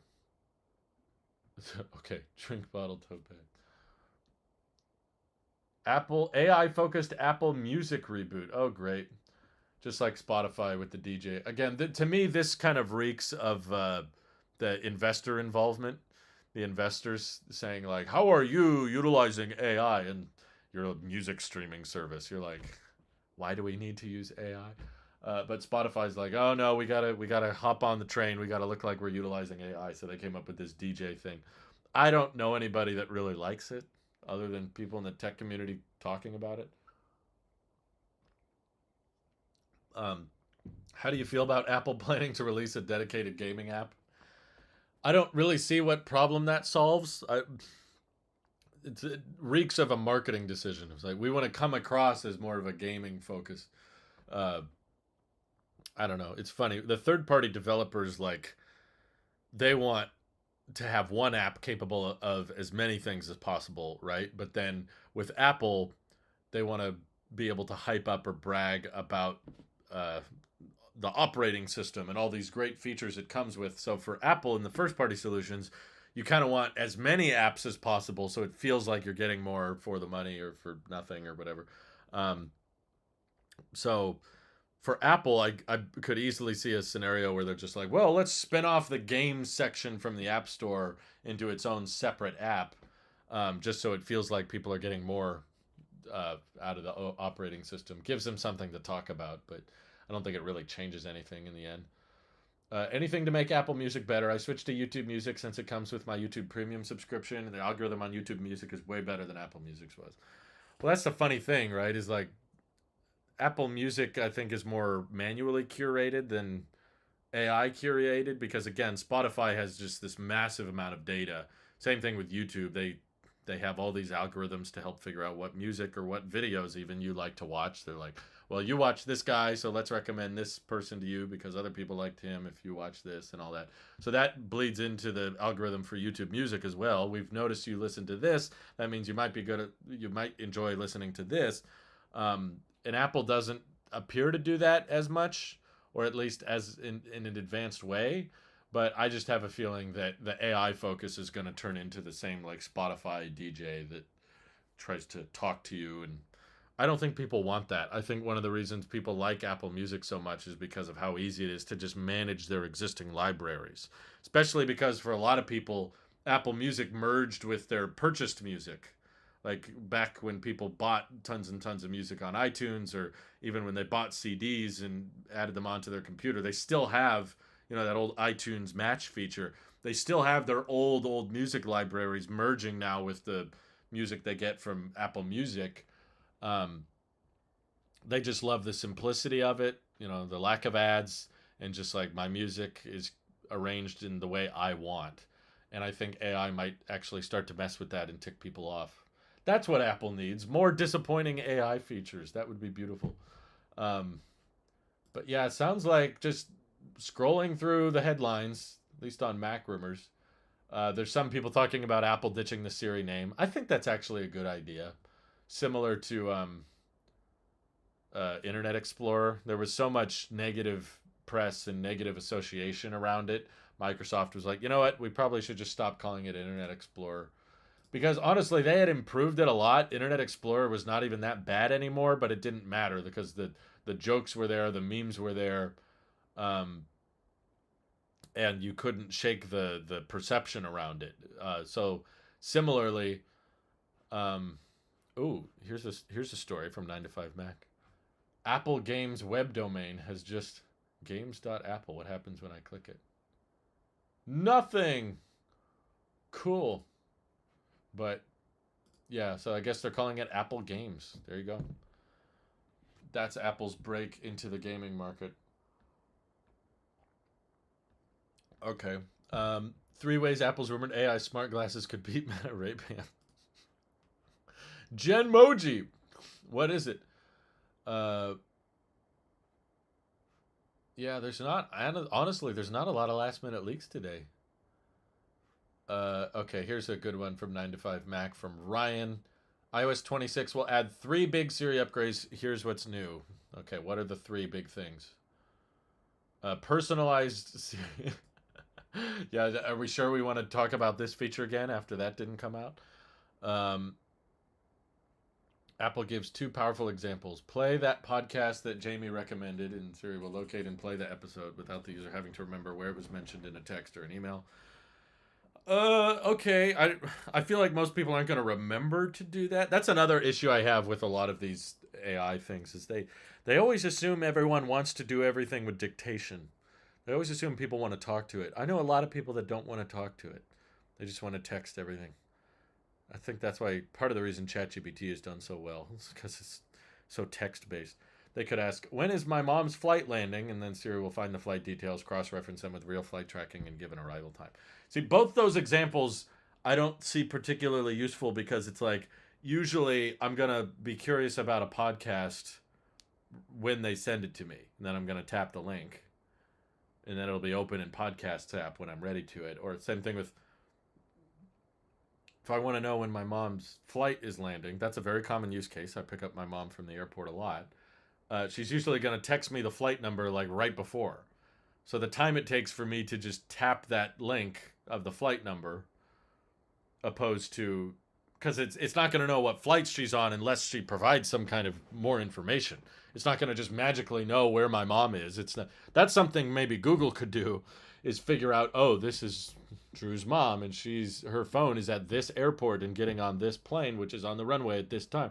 Maybe Google would use all that data and give it to me and just be like, your mom is landing at this time. And I'd be like, how did you know that? She didn't even text me the flight number. But knowing Apple, it's just going to pull that data from messages or email maybe, but she doesn't email me. It's just, I don't know.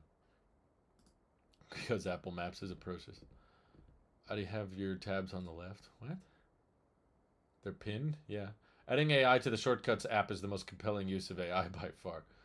Well, I need some more examples, but did you see Apple bought the makers of Sneaky Sasquatch? Personally, I love Sneaky Sasquatch. It's probably the mobile game I've played the most. I have 200 plus hours in it. Wow. Is that an arcade exclusive, or am I getting the 17 Air, Drew? I'm definitely not upgrading this year. I've just decided, like, my 16 Pro Max was overkill and unnecessary, honestly, and I was very disappointed with it. And now I have so many social media and so many work apps that I'm signed into because of my job that anytime I get a new phone, if I want to sign in to all my work apps on it, I'm going to have to text my boss and have him approve a bunch of things. And he's already a super busy guy. I don't need a new phone. The 16 Pro Max is fine. If anything, I might want more storage, but no, I definitely don't need a phone with worse battery life and a worse camera and worse speakers. What did you upgrade to the 16 from again? Well, my wife was ready because she had an old phone. So my wife got my old 15 Pro. I had a 15 Pro, and then I switched to the 16 Pro Max because I wanted her to have a better phone, and I was using my phone more than ever before because of my new job, so I was kind of okay with going big again. You know, before I had this job and I was trying to use my phone less, I was okay with just using an old cheap phone like an iPhone 10 or an iPhone SE, and I did videos on that. But it was because I was trying to use my phone as little as possible. Now my use case has completely changed. But yeah, I'll review a new iPhone for sure, but I'm trying to decide which one will be worth reviewing. Probably the Air. The Air will probably be the one I check out, but I have no intention on keeping it. And no, I don't plan on covering the Nintendo Switch 2. I have so little thoughts. I don't even own a Nintendo Switch 1. I have never used a Nintendo Switch for more than about 5 minutes, so I don't think my opinion or perspective on the Switch 2 would be very insightful or useful. There's enough people making Switch 2 content. I'll just leave it to the professionals. I'll leave it to the real gamers because I'm definitely not a gamer. Would I upgrade to the 17 Pro Max if Taurus sponsored you again? No. It has nothing to do with money at this point. Honestly, it's the tech channel is not my primary income. uh, so for me it has more to do with time and also all of the apps that I'm already signed into. All of these social media apps, because they're for a company and a brand, all of them have two-factor authentication. So I'm gonna have to annoy the crap out of my boss if I want to upgrade my phone.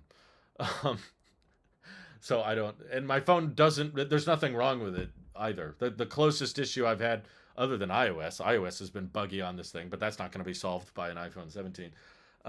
The closest issue I've had with this model is the storage, so it wouldn't really be solved by a iPhone 17. I don't know. I'd probably buy another 16 with more storage for cheaper or something. I've really enjoyed buying from eBay, honestly. I've really enjoyed buying used. I feel much better about the purchase when I get a good deal on it.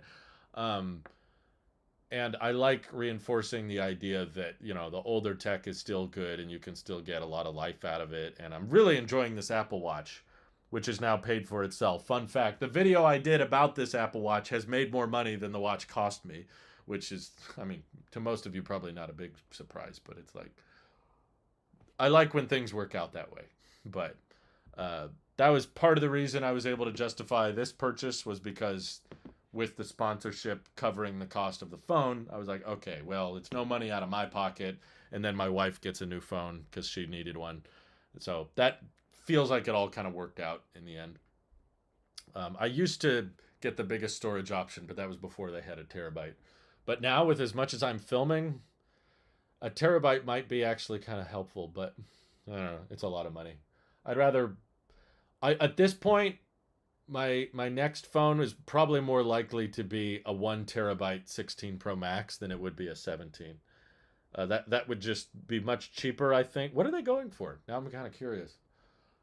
If I went on eBay, I know that's probably a bad example because it's still the latest iPhone, but it's been out for a while. I've not looked this up. So to try to make it more fair, I'm going to look up 15 Pro Max. I'm going to look up 1 terabyte iPhone 15 Pro Max. What are they selling for? Wow. $900 for very good condition. That's probably good enough. You can get them for under 1,000. So that's probably what a 16 Pro Max 1 terabyte in a few months would be going for. I don't know if I need it that bad. It's not particularly cheap. They're all in very good condition. There's not a lot of excellent condition. Well, here's one. Never mind. I just found it. eBay refurbished. I'll show this to you in a second. I'm going to say unlocked. And I'm going to go. Oh, 1 terabyte's out of stock. Go figure. Of course. 512 gig, though, is $900. And I can get Whitanium from a 98% positive feedback seller. Excellent condition, $905. It's pretty good. That's cheaper than what a small 16 Pro would cost. This is basically the same price as a 16 Plus, but you get better camera, better battery, I think, and way more storage. Yeah, you'd get 3-4 times the storage or something. 1 terabyte people don't use cloud storage, which is very dangerous. If you lose your phone, you lose everything. I have 128 gigs and everything is on the cloud. So if I lose my phone, I just don't care. That's fair, but also losing your phone shouldn't be. You should avoid that anyway. I've never been in a situation where I just straight up lost the whole phone. But yeah, cloud storage has its own set of disadvantages, mostly with cost. And with me, it's not exactly a solution to just be like, well, now everything's backed up, because I record a lot of high resolution and high frame rate videos. A lot of what I'm filming for my job is video clips, 4K at 60. Some of them are minutes long. Some of them could be 10, 20 minutes long. with my YouTube stuff on top of that. So that doesn't get backed up immediately. Kind of have to wait until you're on a Wi-Fi network with good upload speeds before it gets completely backed up. So I could be out on a shoot where I'm filming the Tello truck somewhere and I get a bunch of footage, but because I'm way out in the middle of nowhere and I don't have the fastest cellular connection or whatever, where not all the footage is backed up anyway, and then I could drop my phone in, I don't know, a storm drain or in the ocean and lose it or something. I have local storage at home, but it's just, it's never, it's not because I'm on the go so much and I'm working away from home all that time.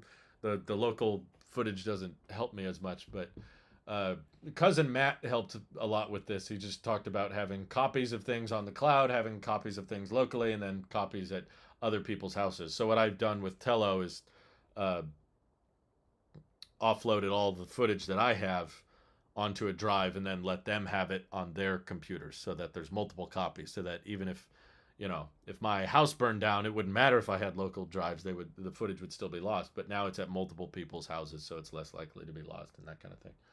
um, I only want 1 terabyte for music. Oh my god, that is so much music. I cannot emphasize how much.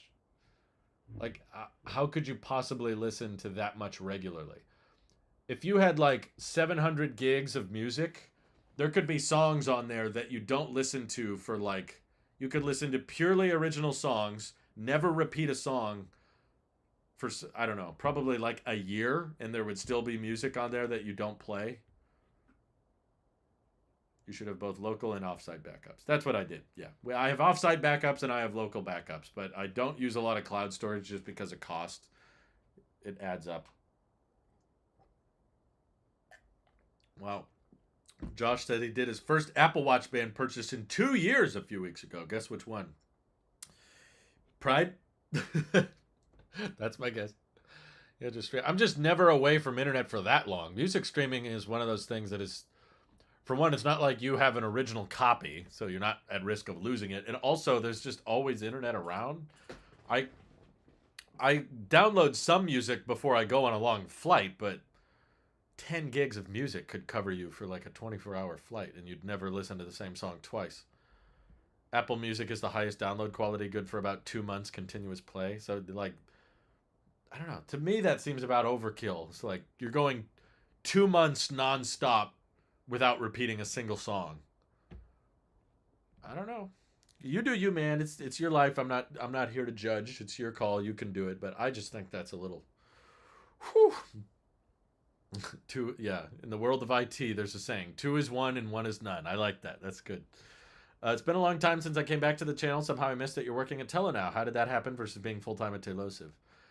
Well, shortened version of the story is just that I interviewed them for my EV channel because they were fairly close to me, and I really loved the idea. I love smaller trucks, and I like what they were doing. I thought that was a good idea, so I interviewed them. I posted the interview. The interview did really well, and then they said, everybody who is working here or people who are investing in us have all seen your video, so everybody knows you already. We need to start doing more marketing. Would you like to help run our marketing? And I didn't say yes right away. I was very torn on it for a couple weeks because I was like, well, thank you for the offer, but just so you guys know, I was like, I've never done this before. I've never run marketing. I'm just a independent YouTuber. I work for myself. I've never worked for other people. Does that scare you? Does that make you not want to hire me? And they were like, no, we like what you're doing and we think you'd be a good fit for us. They weren't as interested as in like, have you worked for their marketing? They were just like, do you care about the product? And they could tell from watching my YouTube videos, because I did several more on them before they hired me. They were like, Drew really likes this product and he really wants it to exist, and we think that matters more than the technical details of have you run marketing before. And they were like, that's all stuff we can teach you. What we can't teach someone is passion and excitement, and that's what we see in you. So I talked to a bunch of family members and friends. Do you think this is a good idea? Is it a bad idea to take a job in a startup? And everyone I talked to basically told me, yes, you should do it, and that it would be a exciting experience, and you'd learn a lot, and you'd become a better YouTuber because of it, because you would understand companies more. And I was like, yeah, okay. So everyone told me to do it, so I'm doing it. And yeah, I don't regret it. There's been just amazing experiences. I've got to meet the most amazing people I never would have had a chance to meet if I just stayed as a YouTuber. Um, all that being said, yes, the money is good too. It's not like money is everything, but it has allowed, I will confess this because I want to be honest with you guys. I'm very grateful for all the super chats today and all the new channel members. Thank you for, and I hope everybody knows most of the income from this channel just comes from people watching.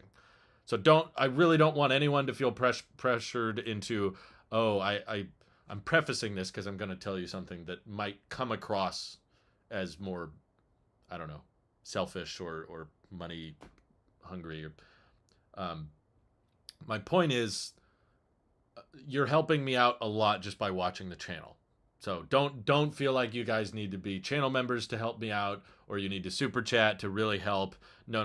Like I appreciate all those supports, but really just watching makes a huge impact. More importantly than just a financial impact, just like people who tune in that are like, hey, I haven't seen you in a while. It's good to see you again. But yeah, like Rohil there is like Apple Sheep, if you know what I mean, from India. It's amazing to me that people all the way from India are watching, and I'm so thankful that what's far more valuable to me is that you guys care enough to like someone is interested in my take or my opinion on tech, because for many years I didn't have that, and I was interested in this stuff, but no one cared what I thought. No one wanted to watch my videos or my take on things. So just the fact that you are interested at all, even if you disagree with me, even if you don't like the way I'm doing things, I appreciate you all for just listening, but I'm saying that helps me financially. That being said, the reason I bring that up, YouTube does not make what it used to. And any YouTuber, any tech YouTuber at least, will tell you that AdSense is not as strong. There's a huge impact that's gone on because of the rise of short form vertical content. You know, popularity in TikTok. I don't know if you knew that, but in the last couple of years, TikTok has started occupying more screen time than YouTube, which is weird when you consider TikTok as a short form primarily platform, not a long form. So YouTube has all these 3-hour videos and podcasts, and YouTube has usually more like 10-minute videos and 15-minute videos, and those are more the norm here. But despite all of that, the 30-second, 60-second videos from TikTok and also on YouTube too, and Instagram Reels and Facebook, all of that has shifted the advertiser spending.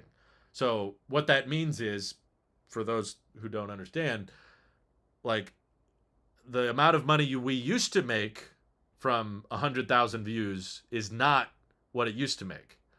So like 7 years ago, this is not an exact example. I'm just giving you numbers to make it simple. Let's just say 7 years ago, if you got a YouTube video that got 100,000 views, that would have made $1,000. Okay, it's not exactly that, but let's just say for the sake of the example, 100,000 views on YouTube gives you $1,000. Now, 100,000 views gets you like $500. It's not exactly that ratio, but I'm just saying advertisers are spending more on the short form because they're seeing more users use TikTok and use the vertical format and scroll endlessly. So there's more money being spent towards that, and it doesn't divvy up as well. So it's not like if I just converted my channel completely to short form vertical video. Hey, Technically T, good to see you in the chat. If I just switched all my content to vertical video, I wouldn't be making the same amount. Point being said, the tech channel is not bringing in as much revenue as it used to, even if the viewership might be similar. If I get a similar amount of views on today's video than what I got 7 years ago, I get less money.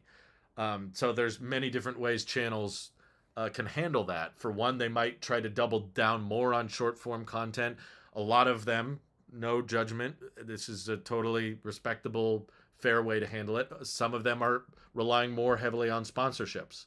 So you have to do more and more sponsored videos because you got bills to pay, and you know, some of them have staff and some of them have big offices and buildings, and you have to do more sponsored videos to keep the lights on, to keep people employed. And I know a lot of us get annoyed with that. I'm just like, oh, this video is sponsored, another VPN. I don't want to hear about that. It's like, yeah, we get annoyed with the sponsorships, but it's because YouTube isn't paying them what they used to for a similar amount of views. Not to mention the tech industry is getting more boring, so view counts are also going down simultaneously. But Um, the reason I brought that up is even if you don't care about my job at Telotrucks, I've seen some people get annoyed with how often I bring it up, but I bring it up because it's taking up a lot of my life and a lot of my time, and that affects how I use technology. So if you saw me happily using an iPhone 10 uh, a few years ago, and now you see me using a 16 Pro Max, you're like, well, what the heck, Drew? Like, you're so inconsistent. How come back then you were okay using a 6-year-old iPhone, but now you want to use the latest one? And it's like, well, something has changed. It's like, I used to not have this job. Now I have this job. So the way I use technology has changed. Same thing with the Apple Watch. A few years ago, Drew was like, I don't need an Apple Watch. I'm done with watches. Now I'm buying one again. Now I'm using it again. People are like, okay, why is he changing? Well, the job changes a lot of the way I use technology. So, point being, even if you don't like that I don't have enough time to do the podcast anymore, or I can't live stream as frequently because of this job, the job has allowed the channel to not make as much money, and we don't have to worry about it because I'm getting plenty from Telotrucks. So I think that's in many ways a benefit of like, okay, Drew is not purely dependent on the money this channel generates. So we don't have to put up with sponsored videos, or he doesn't have to clickbait as much. You know, some channels will fake excitement or fake hype like, oh my God, Image Playgrounds is so amazing. I can't wait for Genmoji. Genmoji's amazing. Like, some channels have to be more fake, do more sponsorships, or which isn't necessarily bad, but just be more dishonest with their audience in order to keep the income up. Please buy my merch. Buy my merch. Look at this T-shirt. I need you to all buy this T-shirt, otherwise I can't pay my bills. You know, like you get really desperate is the word, and thankfully we haven't had to be desperate because income is good. So anyway, thank you for the super chats, which I just said you didn't have to do. Stephanie says, Apple Sheep from France here. Wow, we've got people watching all over the place. This is why I hate short form content so much as a creator. Yeah, it's here. It's not going anywhere, but it does affect the income of everything. Jonah Hammond says, what are your plans for your garage with 2 Teslas? We have 4 cars with Aptera and Teller. Will you get rid of a car? It's a long story, but basically, I will probably end up either gifting or, hand me down the Model 3, depending on which one is available soon. But yeah, I have a family member that could really use an EV right now. So if the Aptera is, as much as I love it and as much as I want it, is probably not going to be available within the next couple of weeks. The reason we have 2 cars now, 2 EVs, is because my wife was driving a lot like now. We needed it like now. And I'm driving a lot with my job too. So we both needed a car. So it was like, okay, what's a short-term solution? Like, we're not going to get the exact cars we want because not all the cars we want are out yet. I also really loved the R2. It would have been fun to get a Rivian R2, but it's not out yet, and it's going to be in low production when it does come out. So the R2 is going to go to Rivian existing owners first. They're going to give like R2 priority delivery to the people who already own Rivians. So I'd have to wait for that delivery to go through first, and then we'd have to wait a while for the cheaper options to come out and all that. So there's a lot of cars I would have liked to get, but we needed like okay, what can we buy and start driving like within the next week that has good range, good charging, that has lots of practicality and good efficiency. Unfortunately, used Model Y was, oh my God, shut up. You shouldn't be listening. The used Model Y was the best option, both financially and practicality.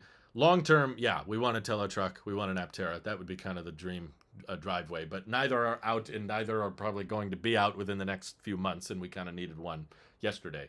So anyway, despite all the attention being given to short form content, I still refuse to make YouTube shorts on my channel. Thankfully, I somewhat built up of an audience with long form content. That's good. I mean, it might not be as many numbers. I think a lot of people can get carried away with the numbers of like, well, the short form gets more views. And it's like, well, depends on what the goal is. Like for my example with Telotrucks, the goal of the Telotrucks media is not to make as much money as possible. The goal is to get exposure. The goal is to get eyeballs on the company and to get the word out about the product and the company. So that's why short form has played a bigger role for Telo trucks, but it doesn't play that big a role for Tailosive. Because for Tailosive, it's like, well, the goal is not just to get as many views as possible. The goal was, originally to make entertaining or educational or informative videos, and hopefully they bring in enough money to keep the bills paid, keep the lights on, so that I can do this more regularly. So that was the primary focus with Tailosive. It's like, okay, what allows me to make what I want to make, and allows me to share my thoughts and opinions so that we can all have more longer form, extended conversations about tech. It wasn't just like get as many views as possible. The goal isn't get the Tailosive logo in as many places as possible or get people aware of Tailosive. I don't know. Maybe I should. Yeah, there's a lot of reasons we're not podcasting right now, Andrew. My job is one of them, but I'm not the only thing. Mike has a lot of stuff going on in his life. Randy has a lot of stuff going on in his life. So like simultaneously, all three of us were very, very busy. So we have, I'm happy to say we all have caught up and talked outside of recording. So we're still catching up. Randy and I still talk sometimes. I hung out with Mike for a couple hours actually a few weeks ago. He stopped by my work at Telo and he got to see the new Telo truck, and he got to see the next Telo truck, which hasn't been unveiled yet. But so yeah, there's still on good. We're all still on good terms. No one's mad at each other. There's no drama or anything like that. But I mean, now Mike is mad at me because he's found out I have a Model Y and I didn't tell him. So there's that. But I think it's more playful anger. So I cannot show Apple Stream on here. 8 minutes to go, people. But we have tried to do this in the past. I'm not allowed to show the stream. I can't play the audio either. I've tried doing that. Sorry, I need a tissue. Do we have? Yeah, we do. Okay. There we go. So I can only show my reaction. So thank you for reminding me, Josh. Now's probably a good time. If you want to watch the event and my reaction simultaneously, I assume you do. It's probably best to have two windows. If you're on a computer, you can have me on one window and then Apple on the other. Or you could have a separate device, so you could put the Apple event on the TV and you can put me on your phone. A lot of people like to do that because there's certain parts of the event where people like to drown me out, or they're like, I don't want to hear Drew react right now. I'm going to talk. I'm going to make jokes through the whole thing. I'm warning you now, okay? Some people are like, Drew, shut up. I'm trying to listen. And I'm like, this is a reaction stream. I'm not going to sit here the whole time and be like, there would be no point if I don't react, if I don't make jokes, if I don't talk, I wouldn't live stream my reaction. But what you can do is shut me up yourself on your end. So sometimes if you want to hear what Apple is saying and you want me to shut up, just mute my stream and then listen to Apple. But then sometimes there's parts of the stream where Apple's getting really boring or they're talking about things you don't care that much about. Then you turn up the volume on my end and you're like, okay, what's Drew saying? Let's make this funny because Apple's not being funny. So it's a legal thing. Last time I tried to show the Apple event on the stream, Apple literally took it down. They blocked me, and I had to like end the stream and restart it. It was a big problem. So that was not that long ago, 4 years ago. Jeez, okay, man, time flies. But yeah, that was in recent history. So I'm fairly confident I cannot show the stream, unfortunately. But thankfully, they don't care if I just show myself reacting. You would rather tell everyone you're poor than just make sponsored videos and reinvest the money in your business that makes better videos so you make worse content and make less money. That's a really, I won't say dumb, but that was what my gut reaction wanted to look at it was. First of all, I'm not poor by any definition. I live in America, so I'm already extremely wealthy compared to worldly standards. Second of all, you have this mindset that more money makes better videos, which I think is really dumb. I'm sorry. As someone who makes content for a living, I think that's a really, really bad interpretation of how YouTube channels work. I would not subscribe to the idea that the more money you put into their channel, the better the channel becomes. I know this from experience. There have been times where I used to spend way more money on my sets, way more money on my cameras and my lights and my microphones, and you know what? Videos didn't perform any better. I don't think that's what people are watching for. And if they are, it's a dangerous loop you get caught in. If the whole reason people are watching your channel is because you light money on fire, they're just trying to see how much money you can burn, you're not going to make it as a YouTuber. I'm sorry. That's just not that's not a good approach. As someone who's been doing this as a job, as a livelihood, I don't know if I consider myself an influencer. My wife definitely doesn't. She's like, no, Drew doesn't influence people. He just says how he thinks. But the best performing, I've had giant office spaces. I've had people that I used to hire that would work for me so that I could produce more content faster. And I've spent tons of money on lenses and cameras and mics and lights in the past. And you know what? All the money I spent back then resulted in videos that didn't perform as well as the ones that I shot on my iPhone in a bedroom. No joke. No joke. Well, Mr. Beast is one example. That's the problem. Everyone just, well, be like Mr. Beast. The problem is you can't have 1,000 Mr. Beasts. Same way, like if you just started a YouTube channel today and did the exact same thing Mr. Beast is doing, it wouldn't work. It's all about timing and how you separate yourself and how you build an audience. It's not like, I don't think if I started doing tech videos today, they would perform just as good as they are now. It's all dependent on when you get into the market, what the supply and demand is at that time. It's all very, very dependent on timing, strategy, what else is out there, what your competition is, and supply and demand. There's so many variables that go into that. And I guarantee you Mr. Beast is probably not the happiest guy on earth.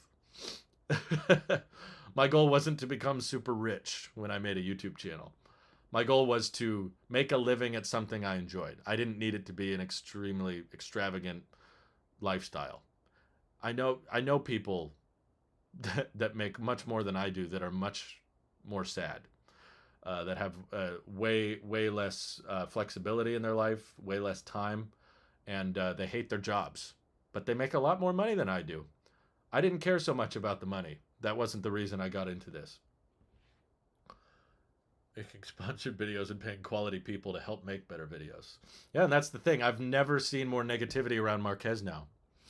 You know, that's the funny thing. There's all these people that absolutely can't stand Marquez. I won't say who, but there's some big names I know that are fed up with his approach to things. I still watch Marquez. I still like him, but there's a lot of people that are fed up with the way he does things, or they don't like details that he messes up on and that kind of things. But no, we don't do Twitch anymore. Come on. We're on YouTube. We're sticking on YouTube. But like, think of it this way. When you think of like your favorite restaurant, do you think of a fast food one?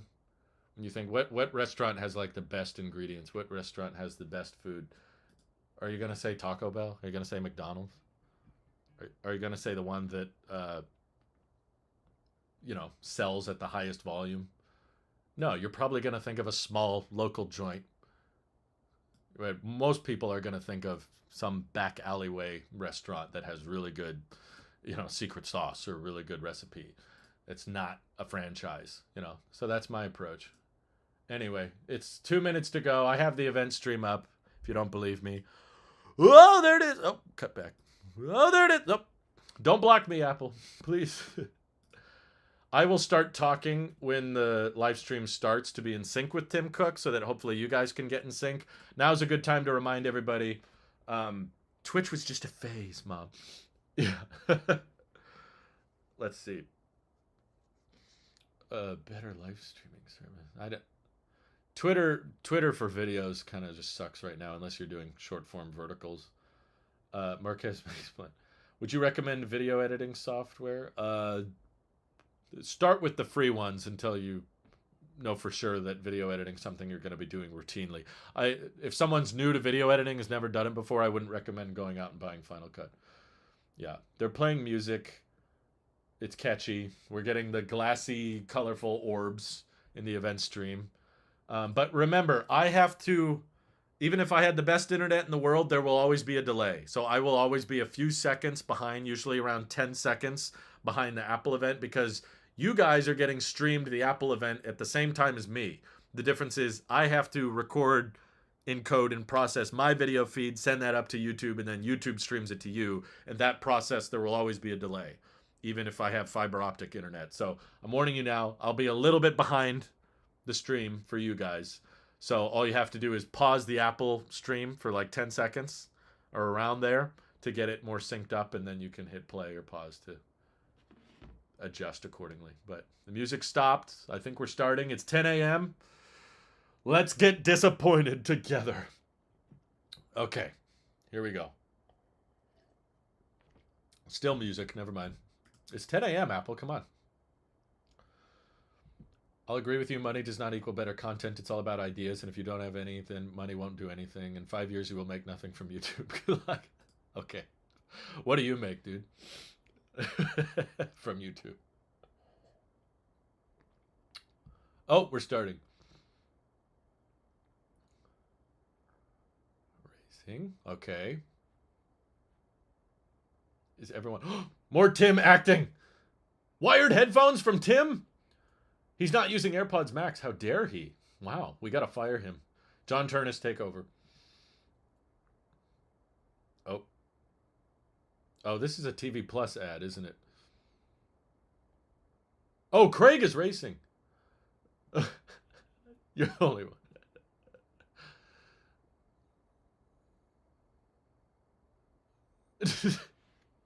Oh my god. Oh god. Where is he racing? Not CarPlay Ultra. Craig's in Formula One now.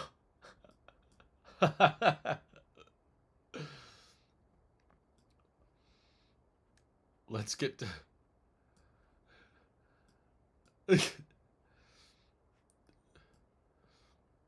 Okay, this is pretty funny, I'll admit. He's the only one racing. Okay, that was a little cringy. And then Tim Cook said F1 baby. Replace the tires with digital crowns. Wow. Is that CG hair? I think that was CG hair.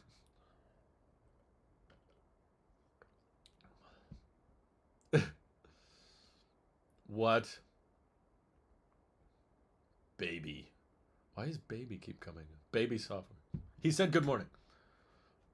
Welcome to WWDC. Where's the subtitles? More ads. Amazing. Let me refresh real quick. One is the most thrilling, high-energy movies I've ever watched. It was our commitment to deliver the very best in entertainment. The world's most creative storytellers. This is shot on iPhone, I can tell. This does not look great. He looks like he's standing in front of a TV like me. I'm sorry. Amazing. WWDC is a special time of the year. Important moment for us to celebrate. Okay, we in sync?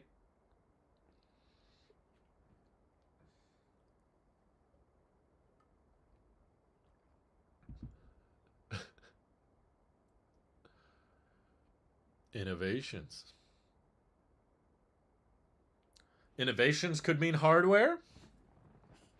Huh? I'm sorry, it doesn't look great. Looks like my videos. Tim should have spent more money.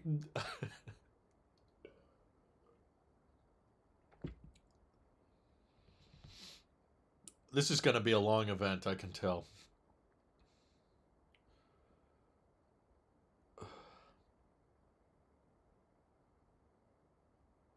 Wow. Vision OS is above iPad OS. All right, Craig. Answer yourself.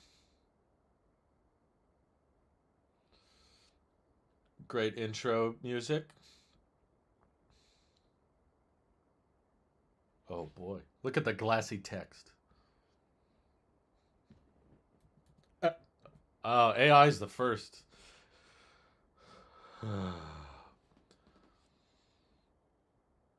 The lighting looks better on this one.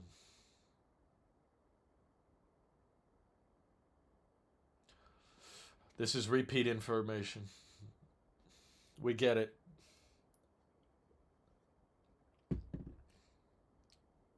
I have not used visual intelligence a single time.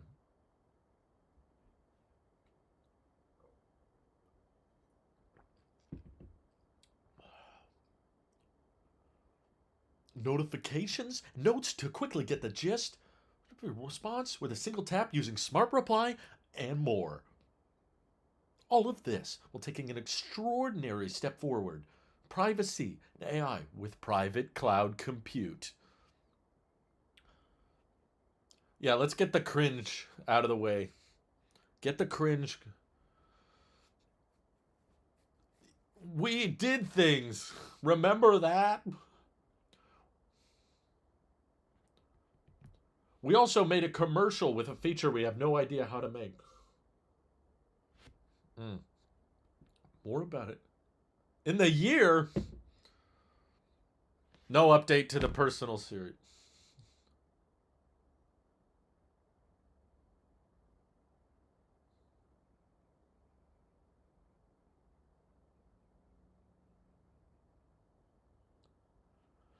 Ugh.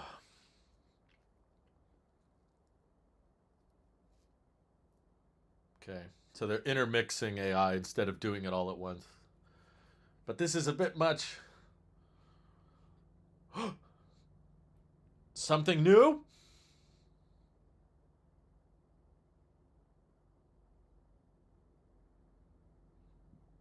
But your models suck, Craig. Oh, great. We couldn't do anything cool, so maybe you guys can. When are we offline? The Starlink is on planes.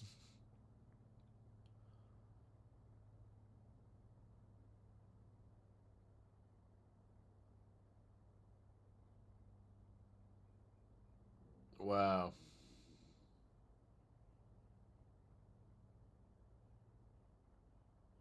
Okay. Local quizzing.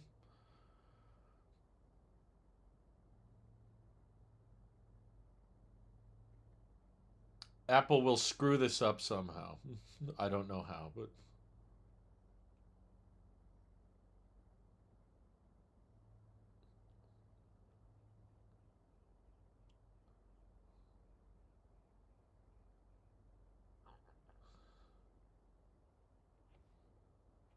what's the big story?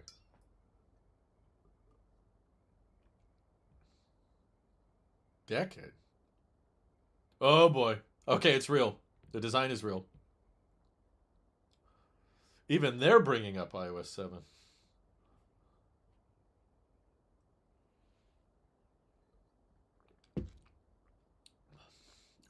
I like the cover flow animation. Good job, marketing team. Here we go. What's it going to look like? I'm scared. I don't want to see it. It looks the same so far. I am so nervous right now.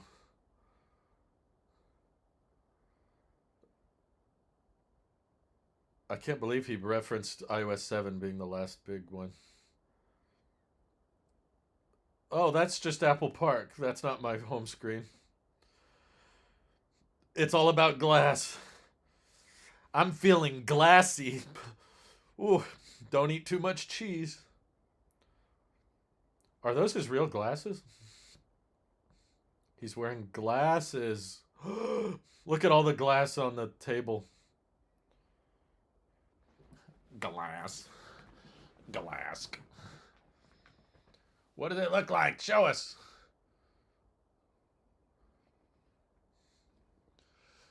Ah, oh, I'm getting so nervous. What the heck? Why is my heart rate up?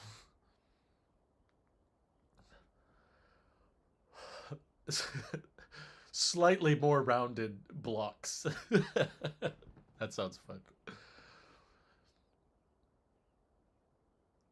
Broadest design. Oh, it's glassy. Yep. Okay, yep.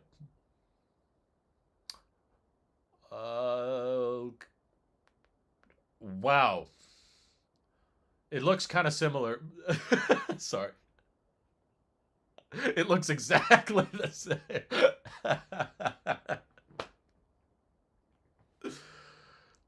I think it's the colors are so similar. It's like a little different. Okay. Hmm. Little bouncy. Yeah, like old Mac OS. Wow, they're really branding it liquid glass. Okay.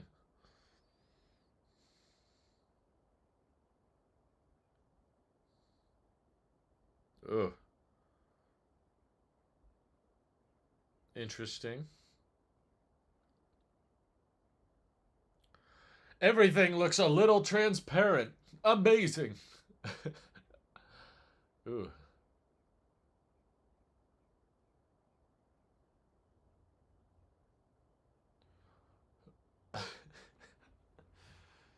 The refractions are interesting.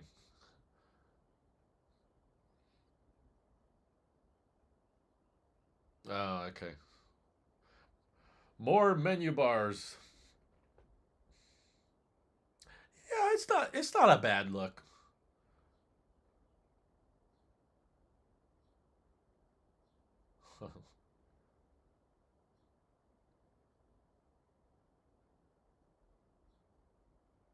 Kind of makes things look upside down when they're behind it.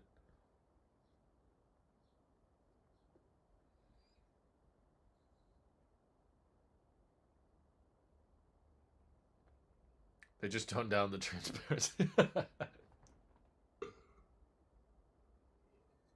Thank God. I like the pop-ups not taking up the whole app thing. The light refractions of what's behind look really impressive to me. I like it. Yeah, it's good. It's not really necessary, but I like the look of it. It's pretty.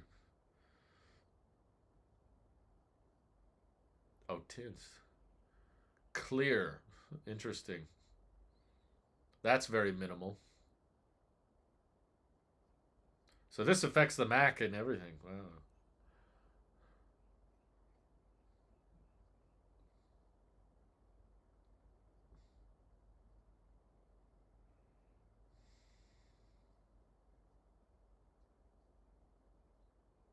No, I think they did a good job.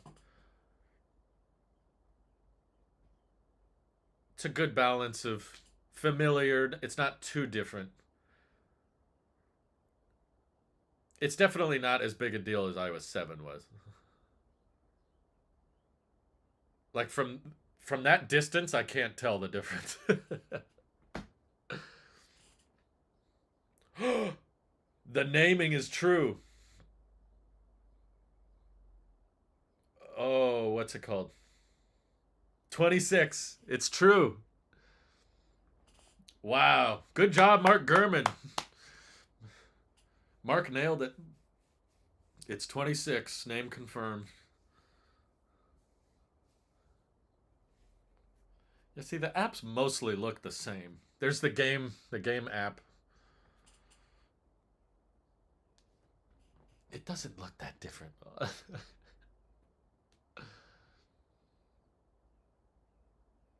the the visuals are a distraction. That's true. It's shiny.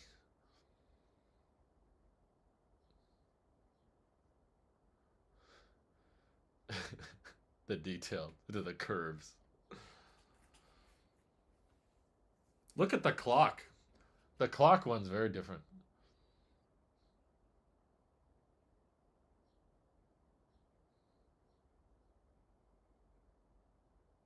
It looks neat. I like the clear look.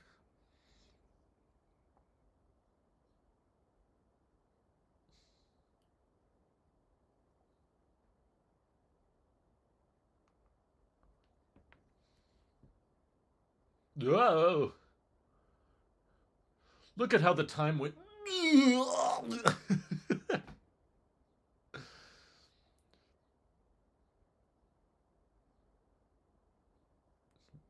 It's a little goofy, but I like it. I agree, George. It's not something I'm going to rush to install. Ooh. I don't know about the clear with all that text. He needs AI summaries.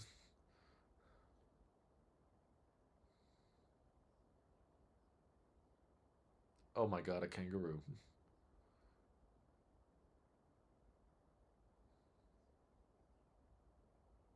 That's going to kill batteries. Whoa. It's not going to look that good.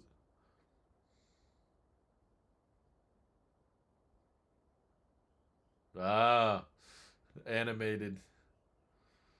That's neat.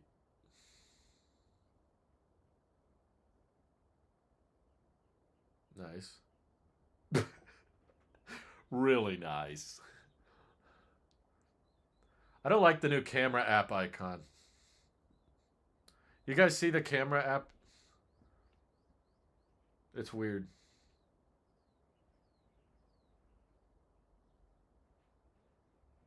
Ugh. It's gonna take some getting used to.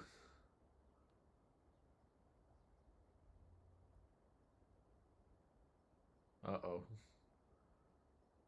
Oh. You're gonna ruin my camera.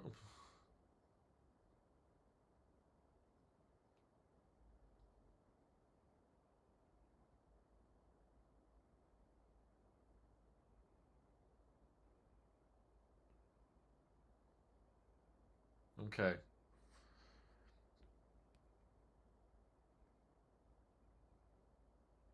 That's nice. Okay. All right. I can get used to this.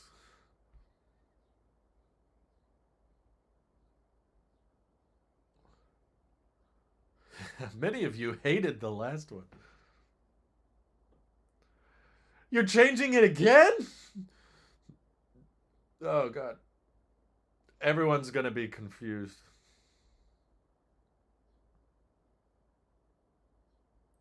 Oh, what is this photo? Oh boy.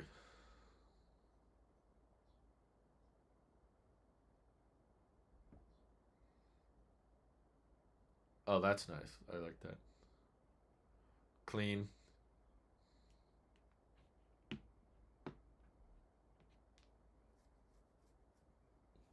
Very clean.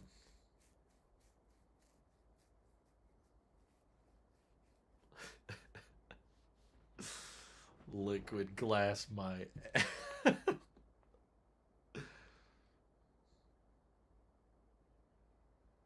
iOS 26 Gaussian blur.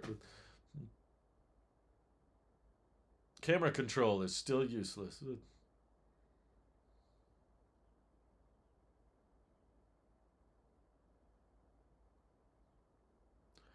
More posters?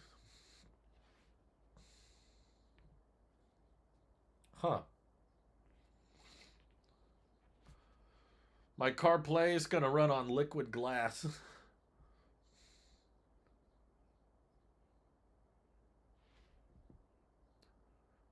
A Mustang?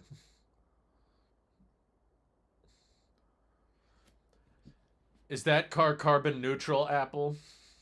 Why are you using that Mustang? I mean, it's beautiful, but that's not an EV.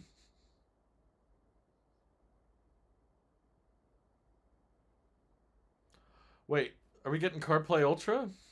The CarPlay license plate.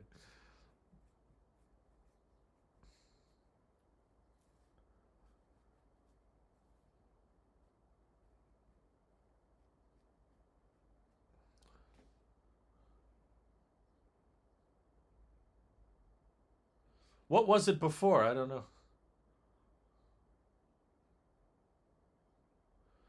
You're texting and driving.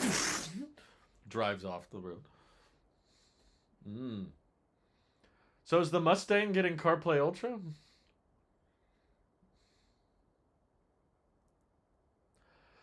I want a Mach-E all of a sudden. Why does this screen look so much better than the one in the Mach-E?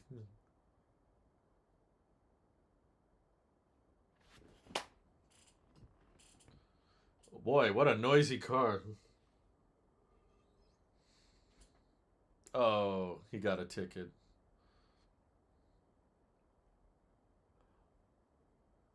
Oh, there's the Aston Martin. They have to get a different car. The Mustang doesn't have CarPlay Ultra, I guess. That grill is way too big. They just do not want EVs to be featured, do they?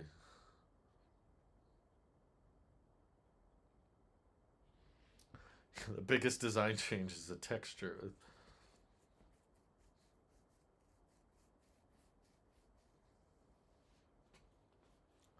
Please have Ford.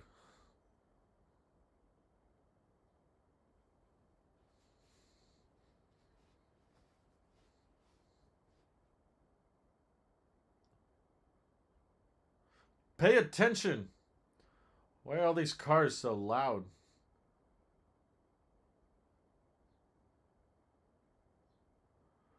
So no features.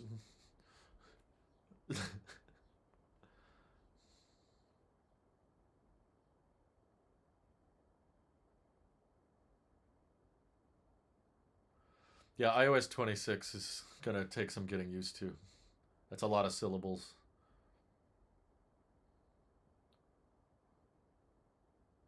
Oh, please have an AI feature. Call assist, please. No.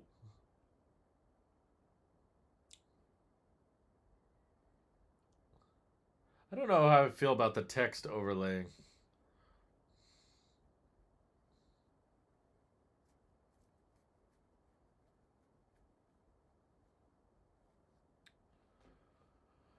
Okay.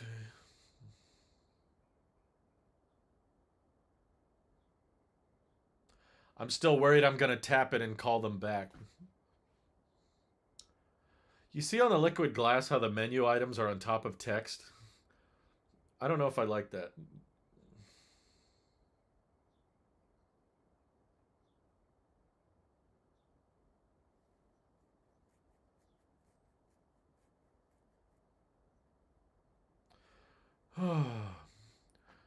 Thank God.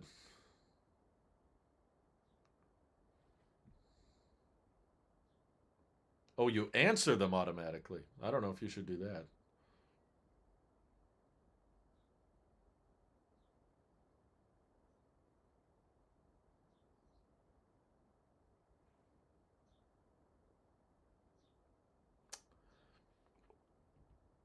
Oh, they've got hold assist?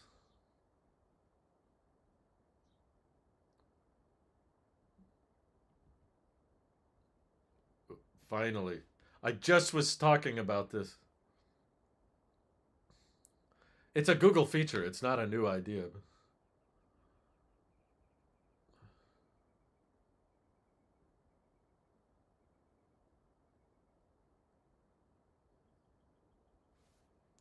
That's a big deal.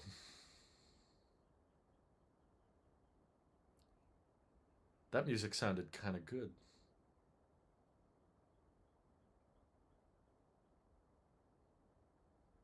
This is going to make Xfinity so much easier.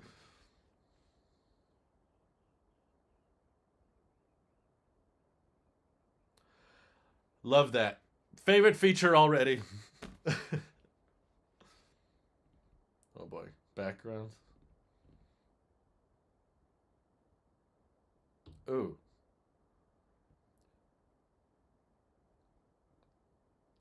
Look at the top. I don't know if I like that menu bar. There's text on text.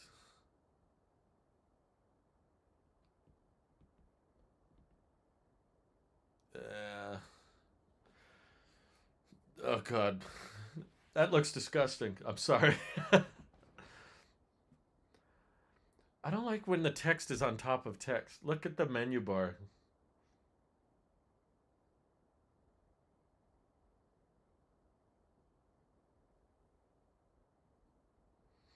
That's nice.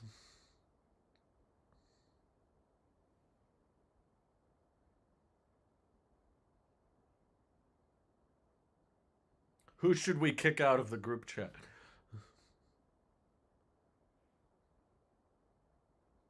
That's nice. Who should pay for dinner?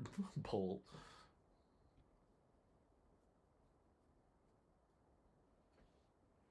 Oh.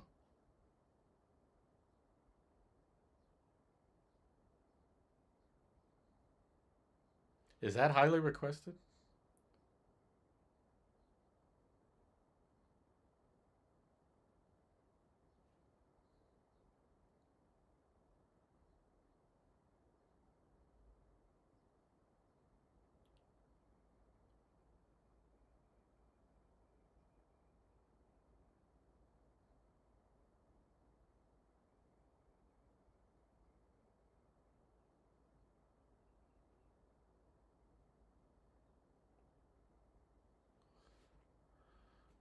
Yes, this is the toll text. Thank you.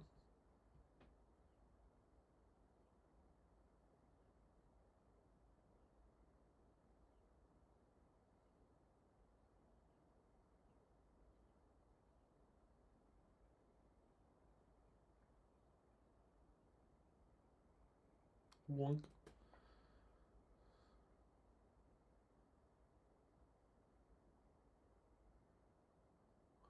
Oh, God.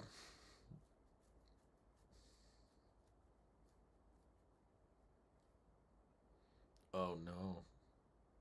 How will this be abused?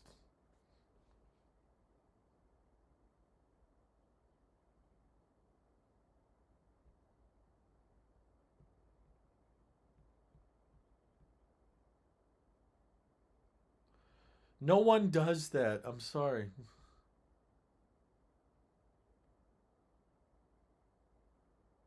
I wouldn't have got the sloth light bulb emoji if someone sent me that. I'd be like, what?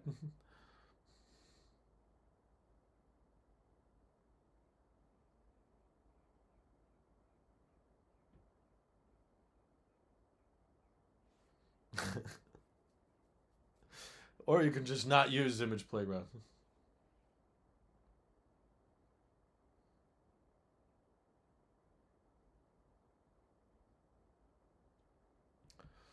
Bye, artists.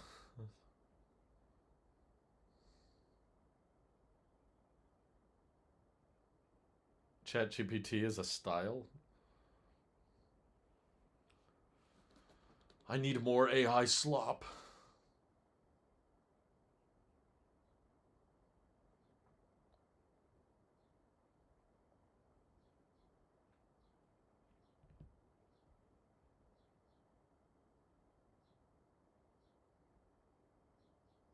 Mm.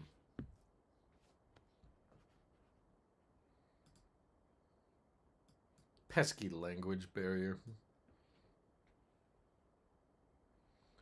Has this not been a thing for like 5 years? I feel like this feature has been talked about for so long.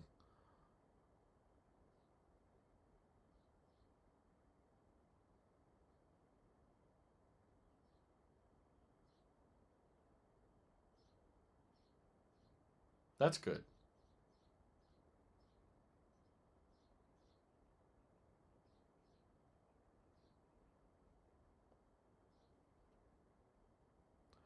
Yeah, I was gonna say, this feels like a Google thing.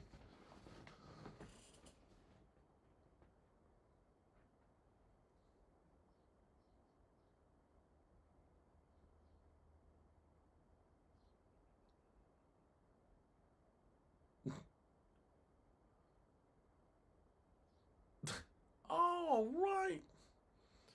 Hillary Clinton.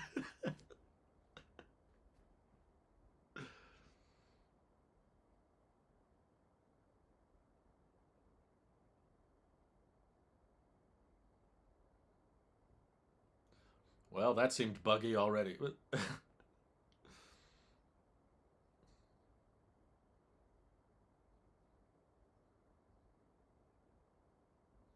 Yeah. Why is it so delayed?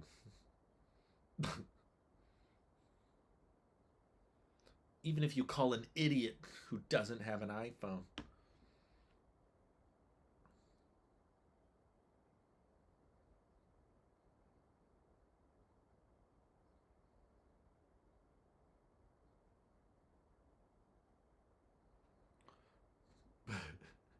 It's a lot of catch up features, isn't it?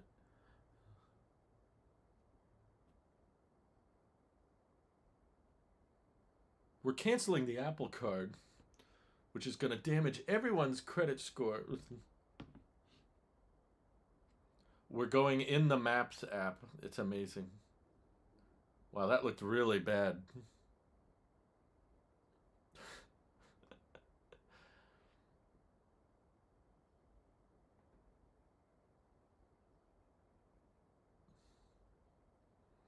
Oh no, that's going to give way too much info.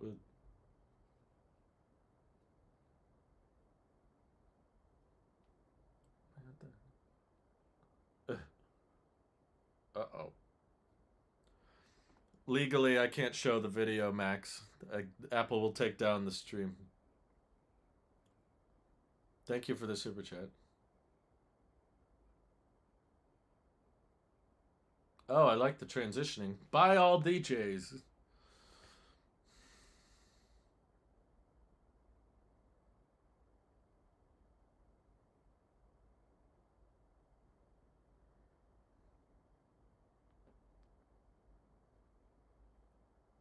Thanks, there's no DJ at least.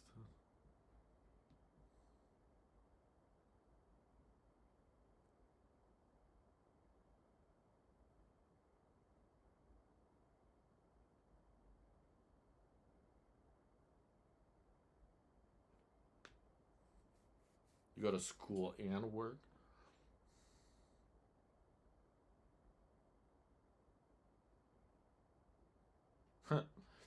I just did that drive like a week ago.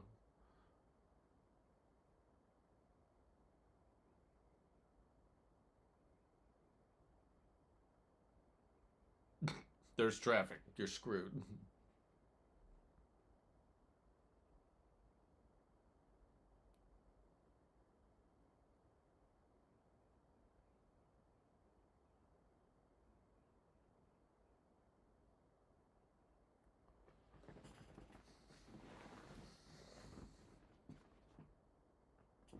We're tracking you.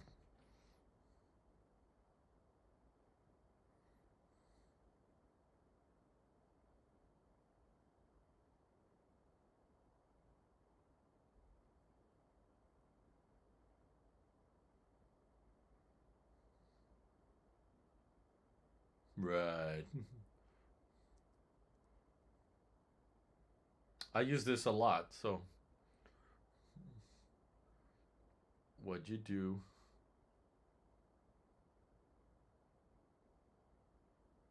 They showed the Ionic 5. That's an EV. They listed BYD and Lucid and Rivian.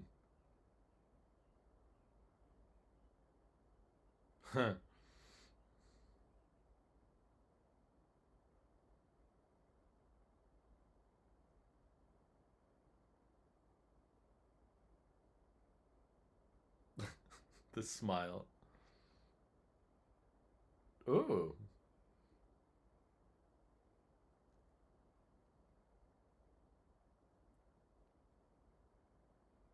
I thought this was ID. What?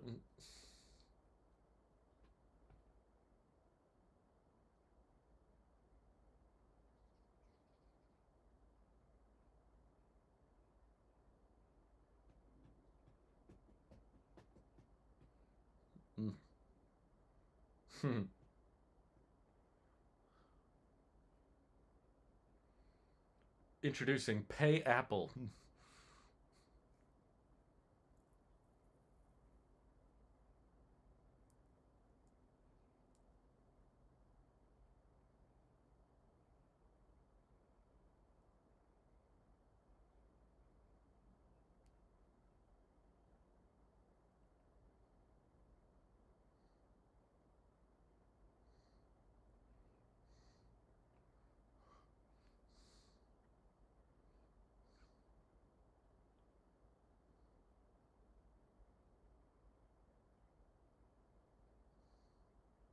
I guess that's handy. I use the tracking thing a lot. Order tracking.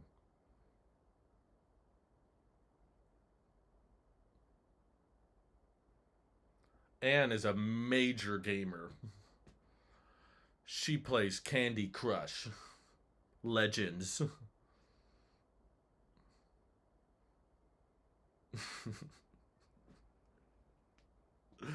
Gaming. Huge.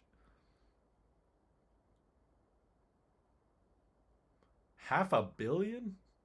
And it's mostly Candy Crush. It's amazing how accurate the rumors are this year.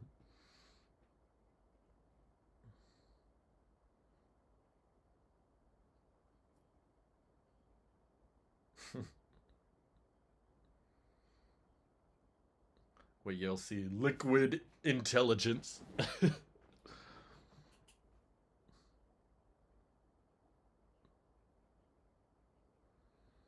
This is so interesting to me.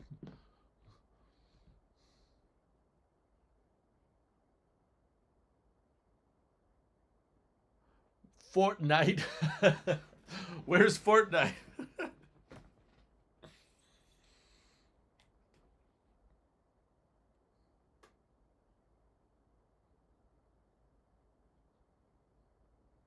Here's one we didn't make. Ooh. I don't like that she's winking at me with.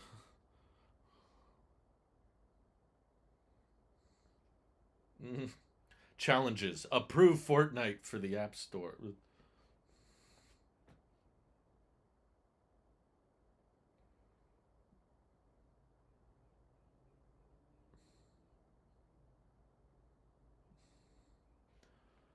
The most waves.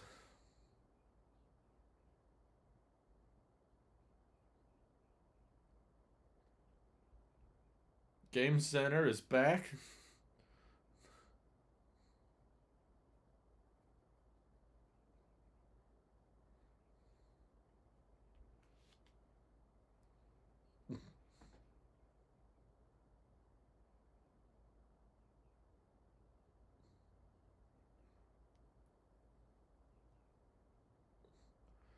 Once again, taking things out of the App Store.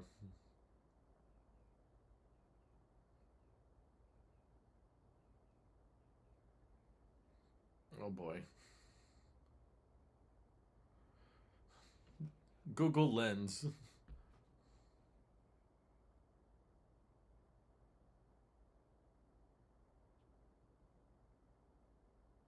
I don't do that.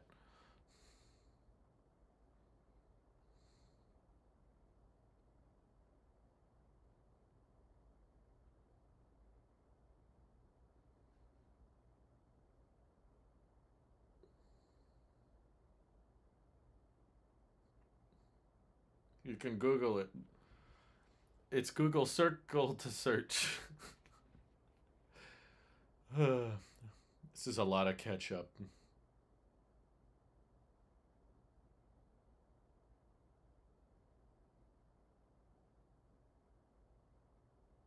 What app is that?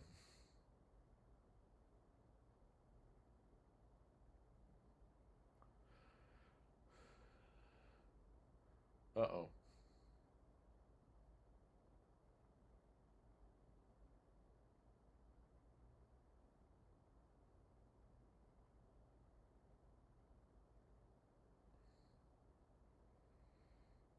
Circle to search with an extra step.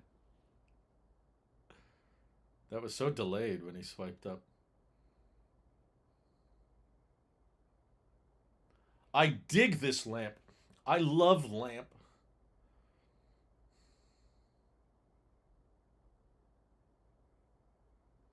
I want an Etsy lamp.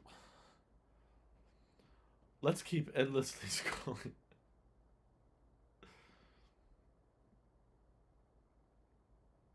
Okay. Of course they're avoiding Twitter. Yeah. You should all avoid Twitter.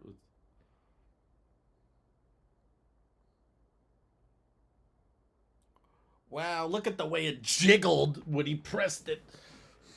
Liquid glass can jiggle.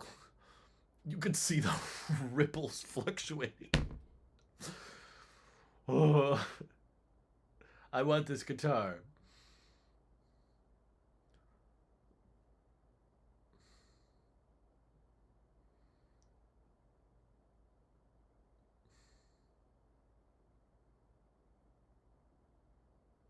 Yeah, that was fast. Yeah, jumping between apps is so hard.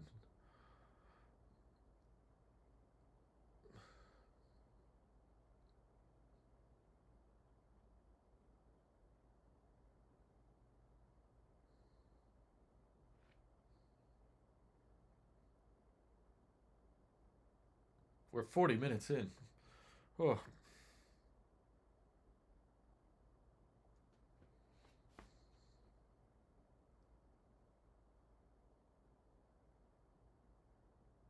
I think liquid glass and the rebranding took up some time.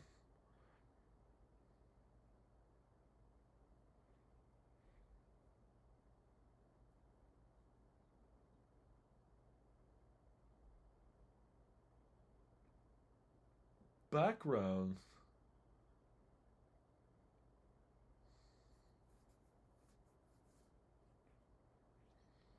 So that's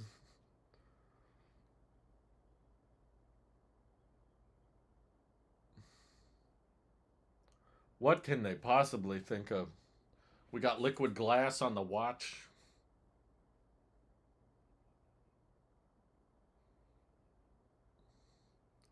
At least there's no intelligence features.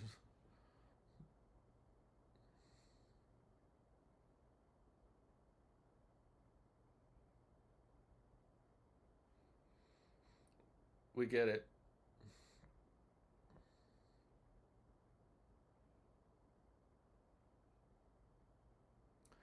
Yeah, you can't tell at all. Maybe control center.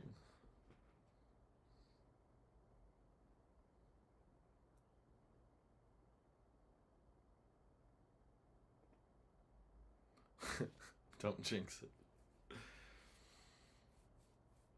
Oh no. Now there's intelligence. Oh god. What happened to Kevin? There's too many people in these events. I'm sorry. Hi, Stephanie.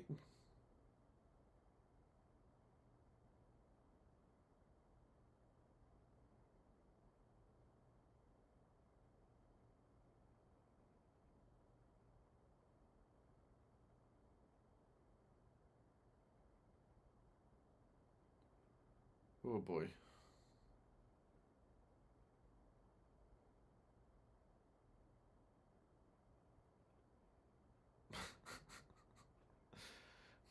This is gonna just roast people all the time. Oh no. You did it.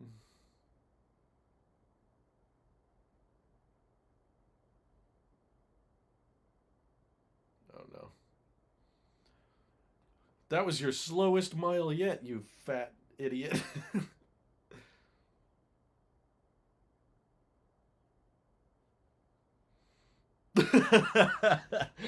I hate this.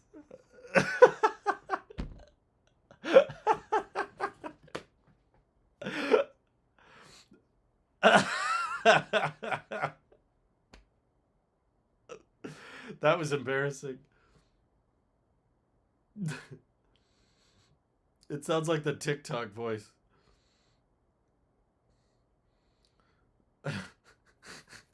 Workout buddy.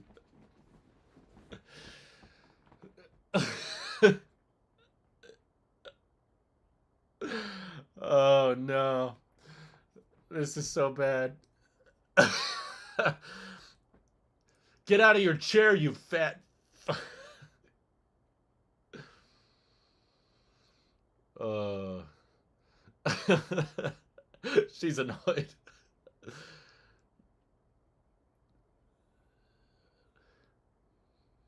Have a wonderful day. Wow. Don't start with English. Just stop.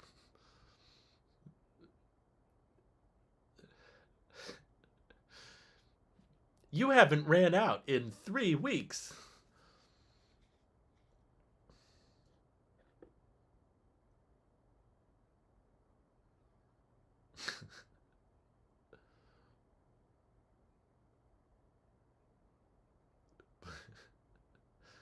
Bluetooth connected.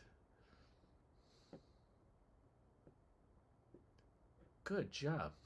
You ran a mile in 2 hours. Congratulations.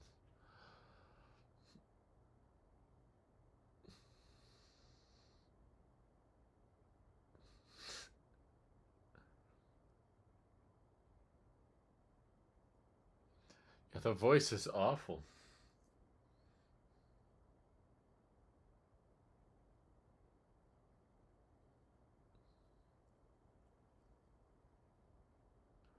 Well, I don't know what else you can do with a watch, honestly.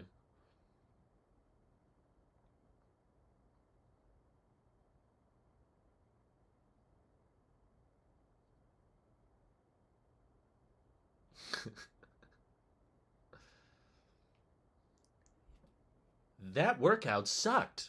I am subscribing you to Fitness Plus automatically.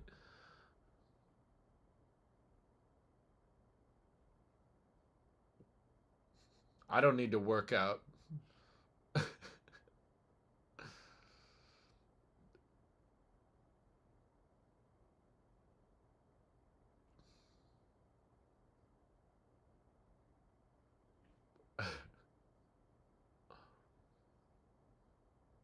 Oh, I hate that.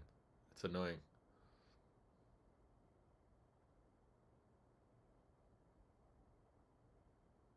Should just always be down then. No, that wasn't better. I'm sorry.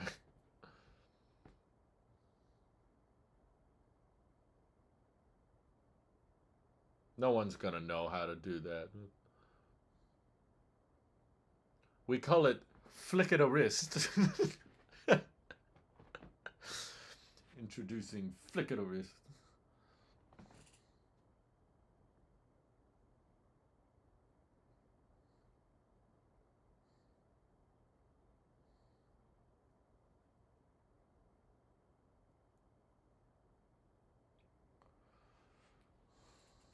On the watch? Ooh.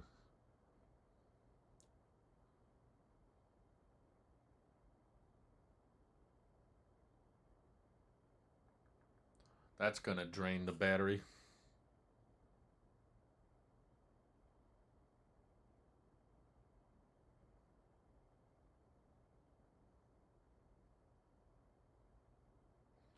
They didn't have notes before, I guess. Huh?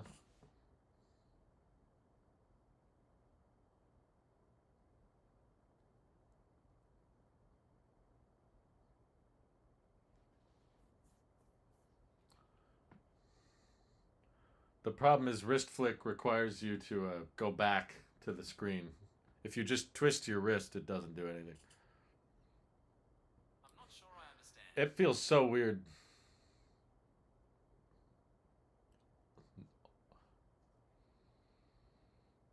Workout Buddy is the biggest. We're going to tvOS before iPadOS, huh? iPadOS is literally at the bottom.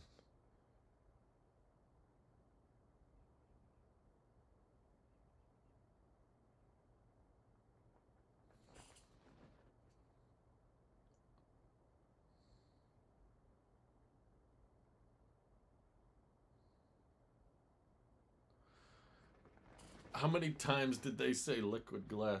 Someone's going to need to count it. They look exactly the same. Come on. It's just lighting.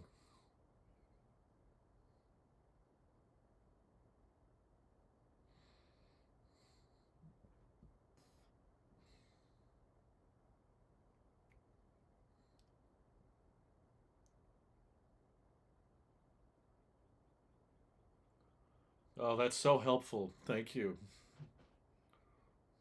Yeah, it's not a distraction at all. I'm gonna keep watching content through the glass. It's great. Yeah, I love Severance.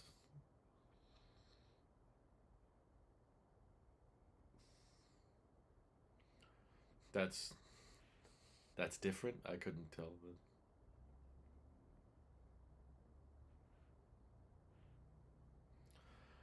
Oh boy. Oh god, here come the ads. All right, everybody, get your drinks, get your popcorn.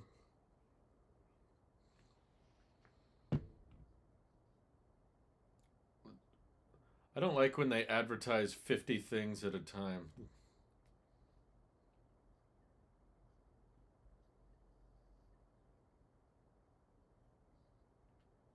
Oh, I thought it was C. And I was like, I thought C ended.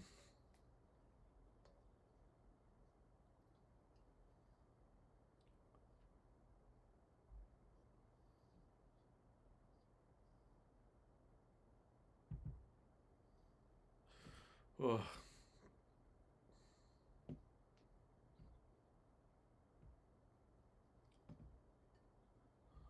Uh,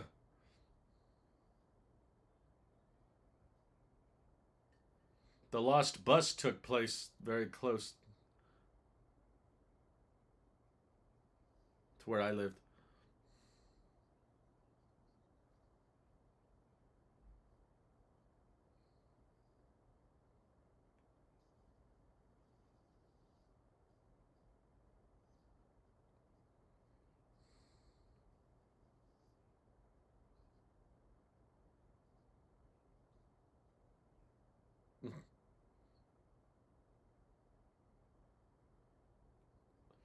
Yeah, I like the hold assist.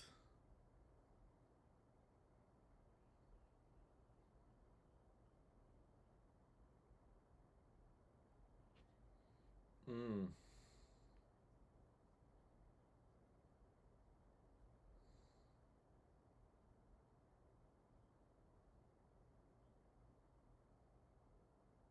Or the app's gonna be in different accounts too. I feel like this happens too much. Okay, good.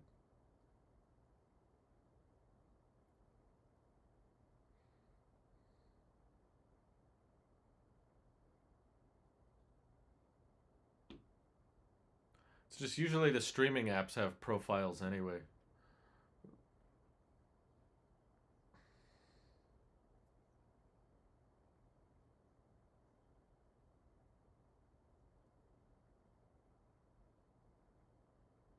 What? Huh? That's not where the mic is. Karaoke.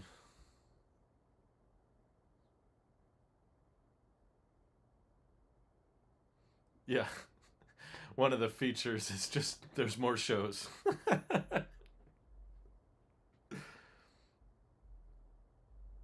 Permanently connect to a speaker. That's nice.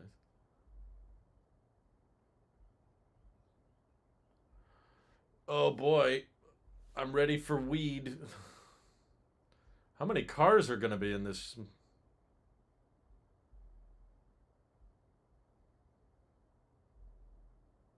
That's the Apple car. Confirmed.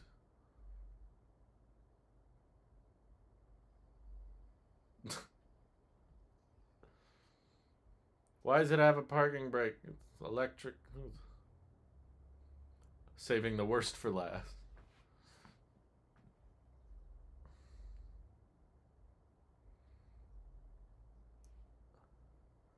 Is it Tahoe?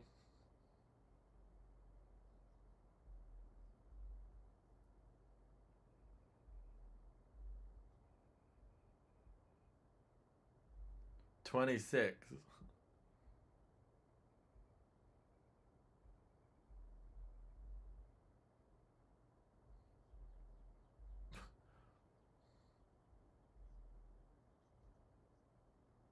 That was like throwing shade.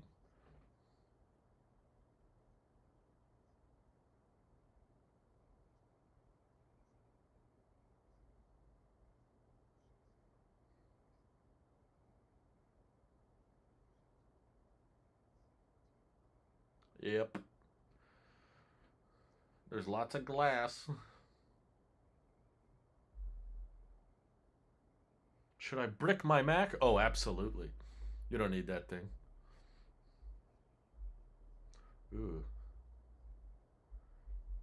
Oh, God. Stop trying to make playgrounds a thing. Game apps. Yeah, we went over this.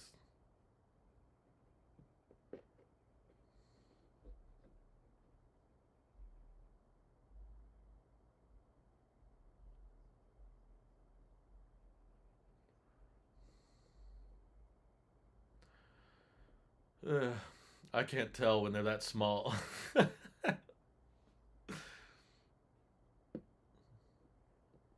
Wow.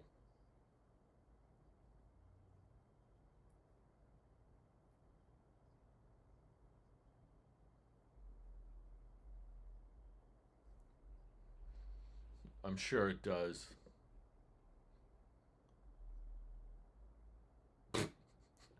Your screen feels larger now.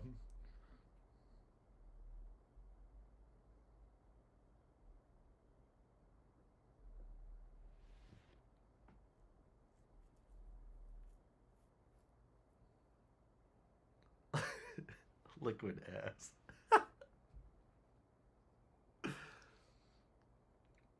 I don't use those. It all goes in Finder anyway. Oh, God. Ugh. I Justine found her next iMac. Ooh. Ugh.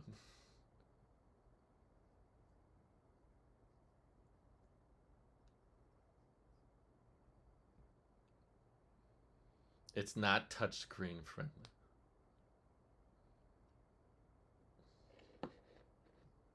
How much continuity can we get?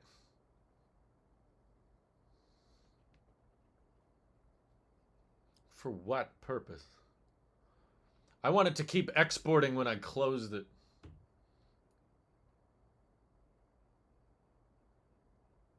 It's going to ask me to enter my passcode again.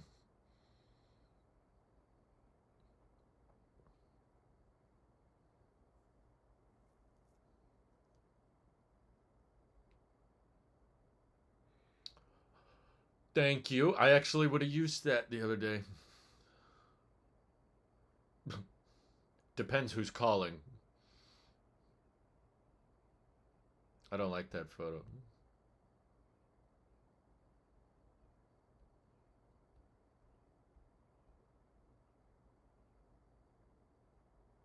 Okay.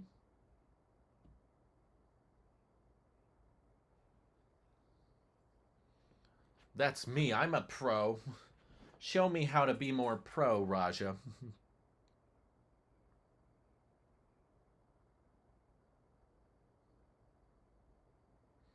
iPadOS is gonna suck, I can tell.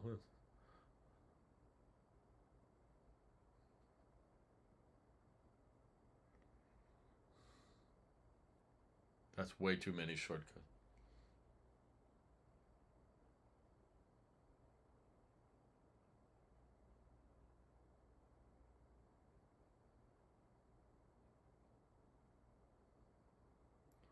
Oh, God. More AI.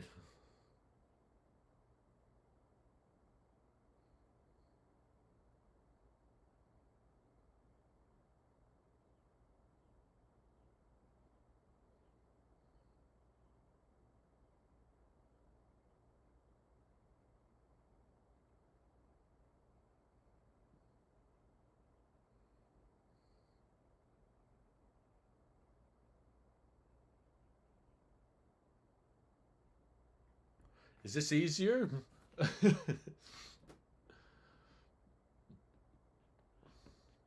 How much of this is real, though? Yeah.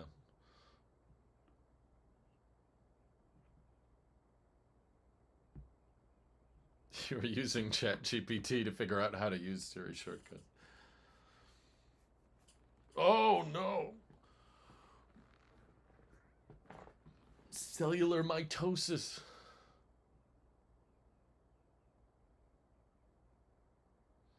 You don't know.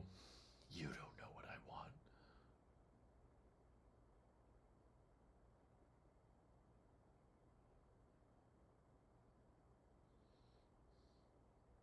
Hmm.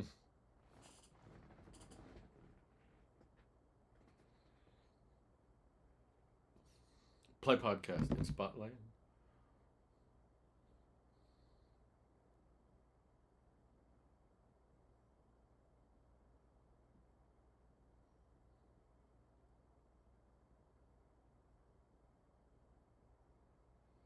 Boy, how much time can we save?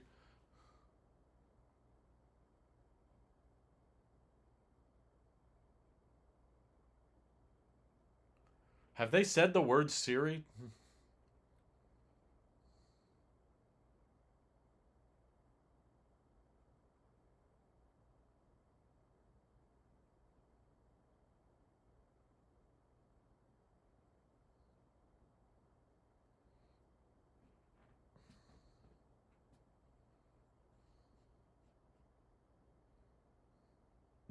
Who's going to remember all these?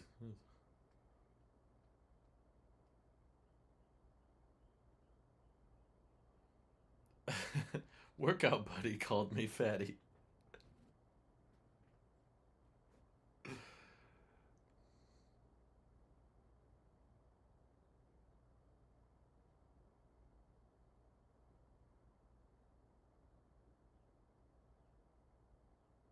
I like the filters in Spotlight. That's nice. Ew.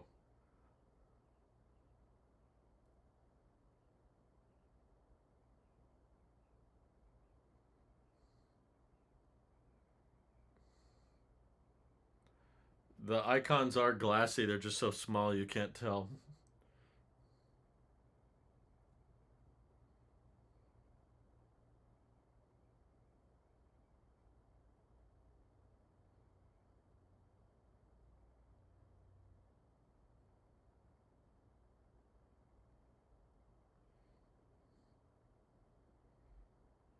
Oh, everything you've copied.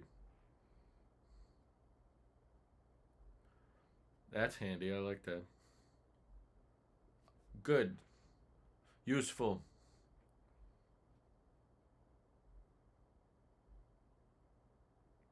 God, Pages sucks. Oh.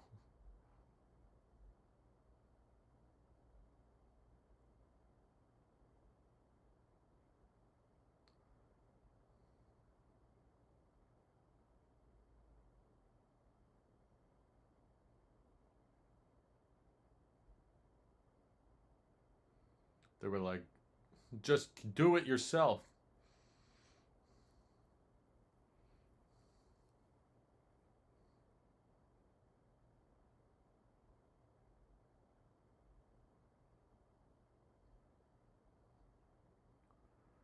I don't have to work anymore.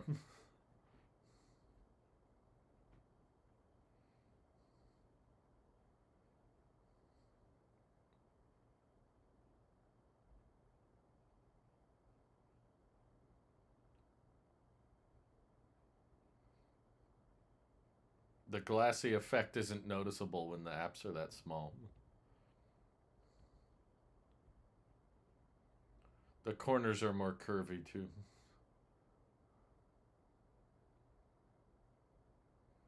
Yeah, that didn't seem easier than just writing a headline. That was a weird demo.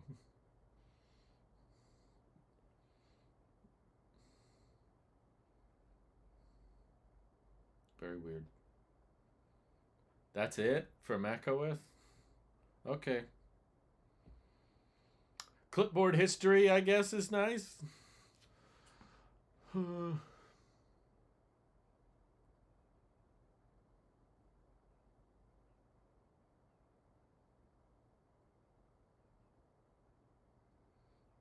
Oh, wonderful.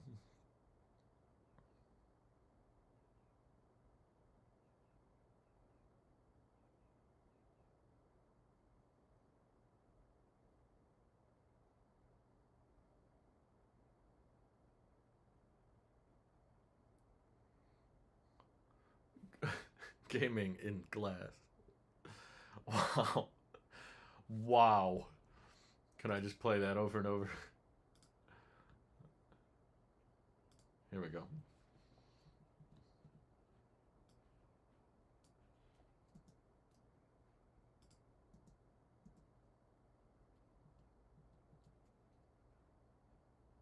Oh, preview doesn't work. That's nice.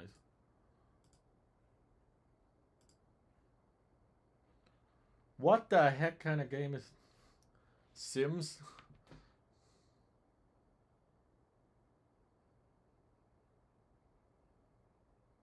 Yeah, they look so real.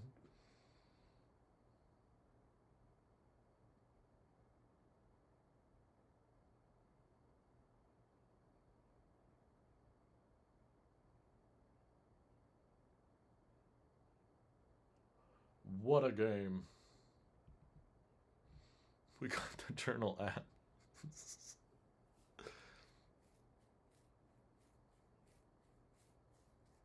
Icon tinting. Ooh.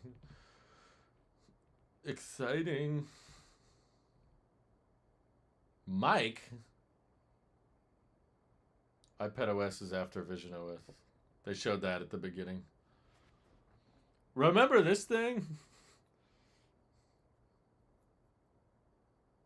Now it's got liquid glass. Yeah, it always did.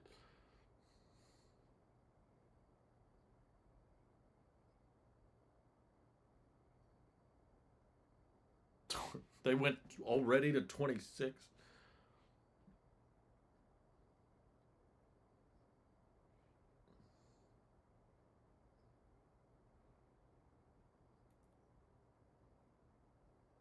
Ooh.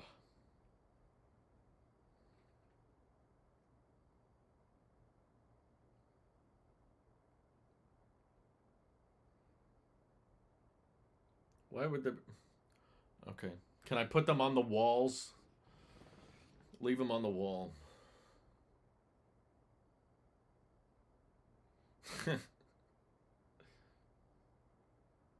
That's interesting.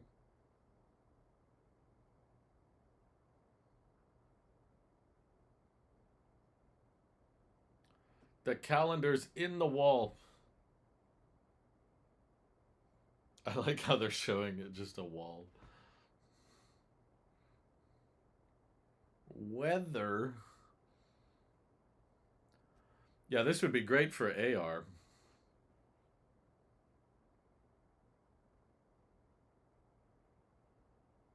That's kind of cool. Okay, I like that. I'll admit.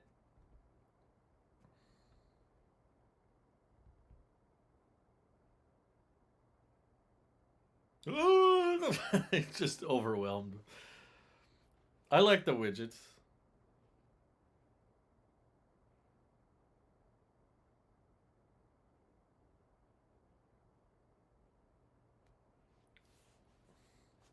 Just having the clock and the photos on the walls and stuff.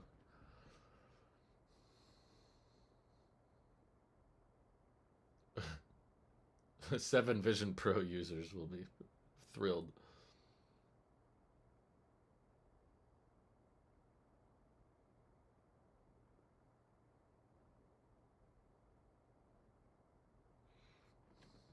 Most of its life will be next year. That's why it's called 26.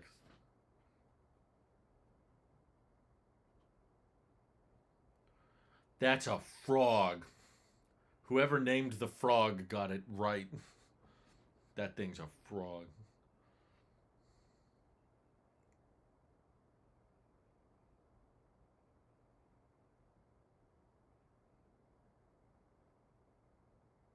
Zillow's the most expensive app in the world.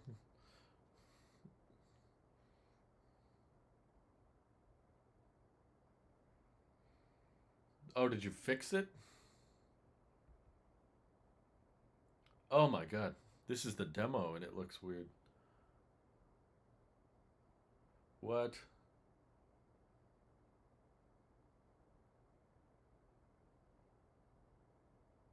It still looks wrong. I don't know why.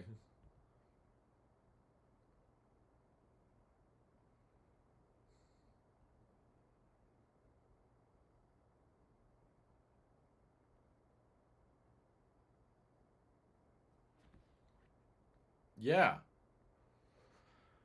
Thank you. I've been asking for that. I don't want both of us to have a Vision Pro though. That's an Ionic 9.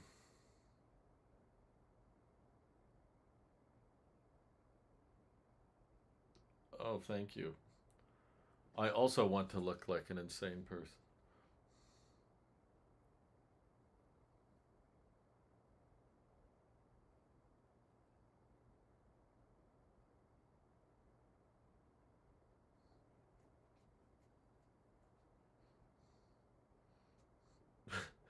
Personas shouldn't give you as many nightmares.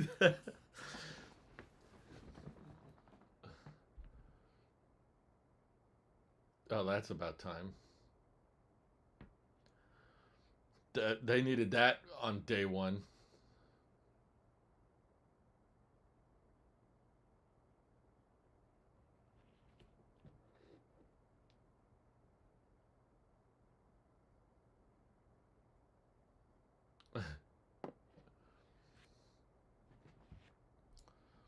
Why do we need medical records on our headset?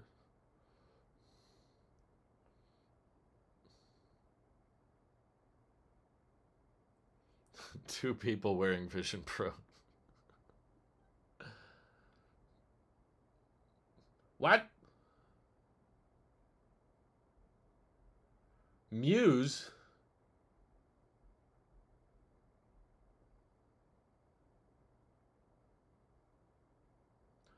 Not the pencil?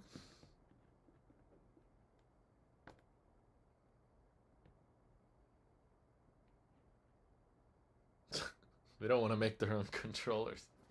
$3,500 and then you buy the controller. Or you could just play pickleball. Yeah.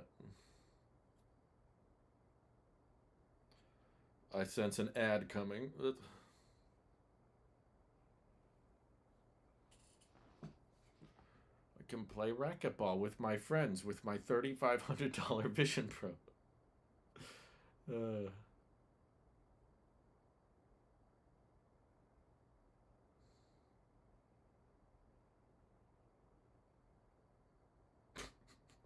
What a great video. The Apple Pencil won't do that.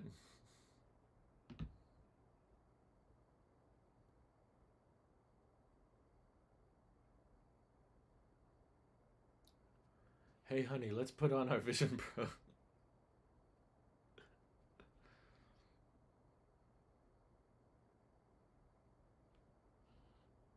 Oh, that looks nauseating.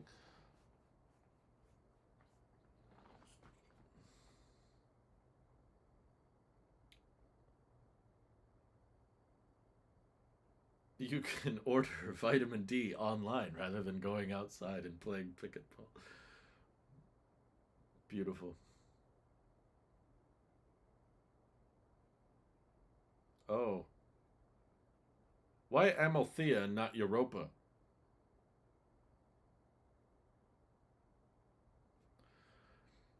Who you calling a gas giant? Workout buddy. 90 hertz hand tracking. Okay. Game controller breakthrough. I like how they say that. You can. Do you have to buy the controller separately, or do you have to buy a PlayStation VR too? The spatial web. Whoa, he's a bubble. iPad OS is just the same thing as everything else. Giant, huh? Remember liquid glass? The time layout looked terrible.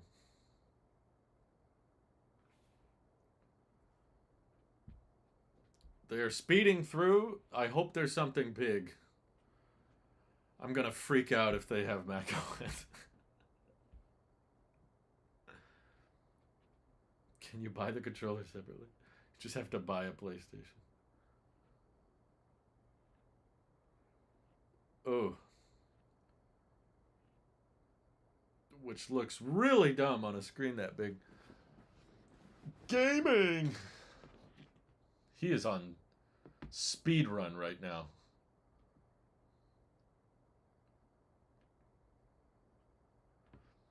What is it?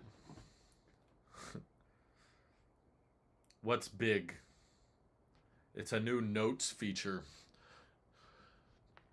Notes uses AI.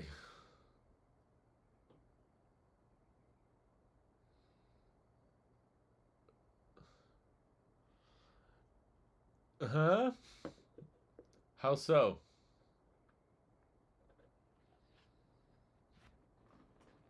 Oh boy. Multitasking.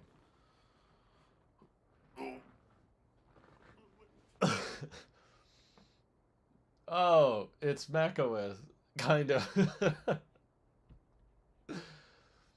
Ugh. That looks so messy.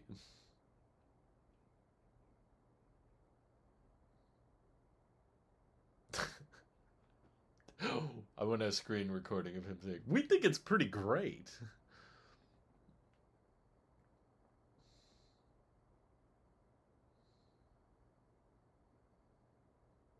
That makes sense. Wow. You can still do the same thing.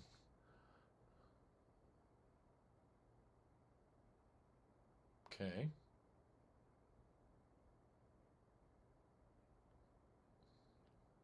Wow, it looks horrible. You could put him off screen.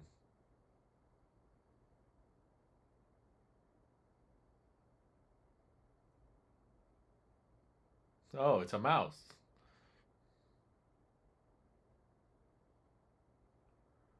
Baby Mac OS. It's like a little Mac, but it's your baby.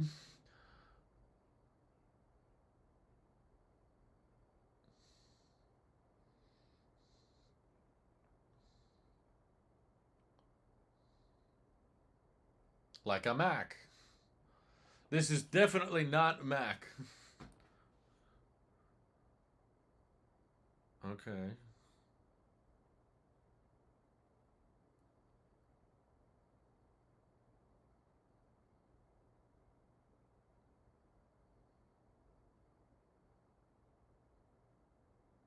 Wow.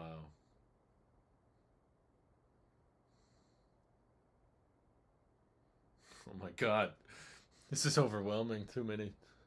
This wasn't my main problem, by the way.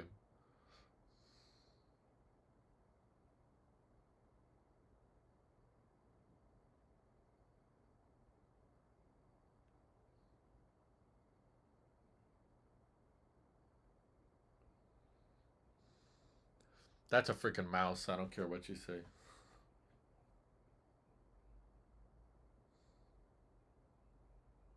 I don't like the long pauses before statements.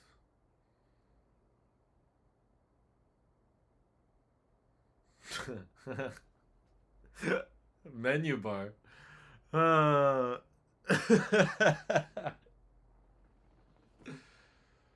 oh my god. It's a Mac.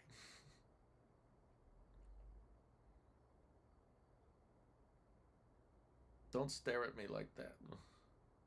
Wow. We need a Craig wow now. A pointer?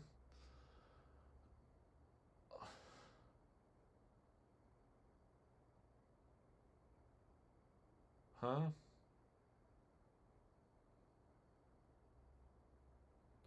Which is? iPad mini against Windows. That's scary.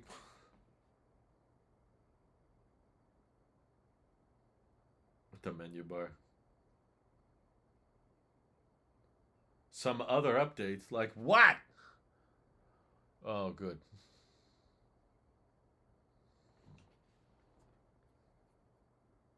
We're getting Finder too.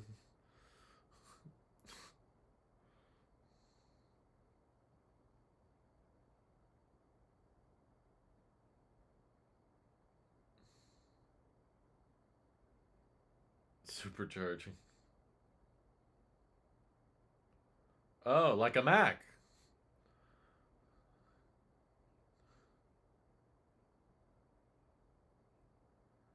No one's gonna do that. I'm sorry. But no, we don't want to put Mac OS on it. We just want to turn iPad OS into Mac OS.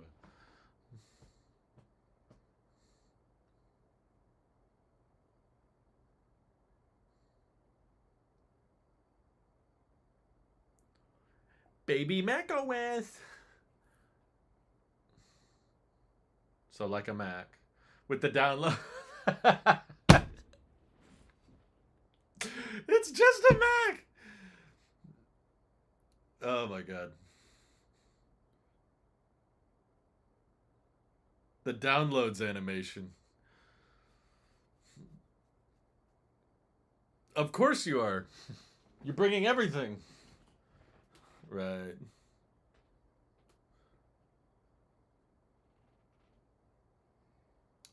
Well, this is just Mac OS, but okay.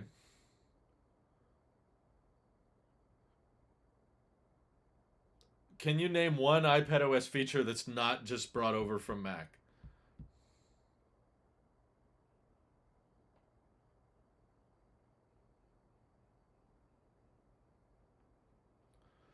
Thank you. Thank you. God. Jeez. I've wanted this.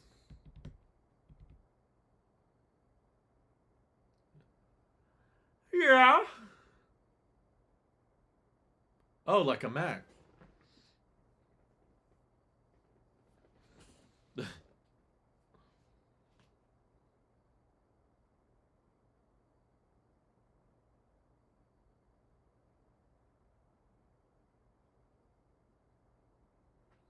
That's an iOS feature, but yeah.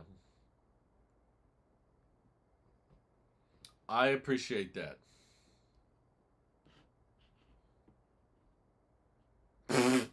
Shut up. Don't say studio quality with AirPods. Shut the. Stop pissing me off. What's his name?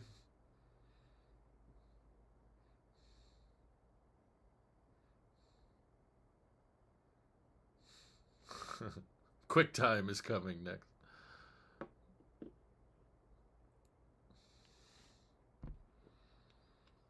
Podcasts in liquid glass.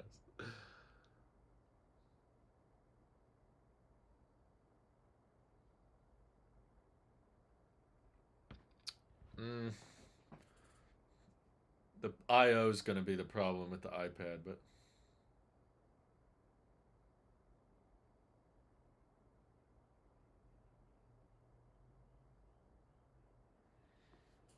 why is this only on iPad?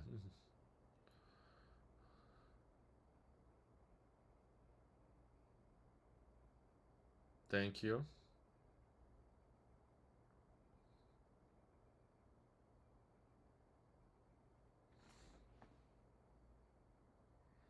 Yeah, thank you. This is a big one. Thank God. Why can't the Mac have the live activity for exporting?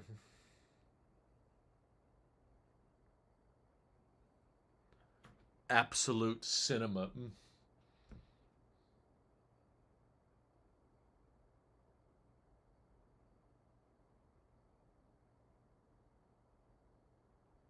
I like these.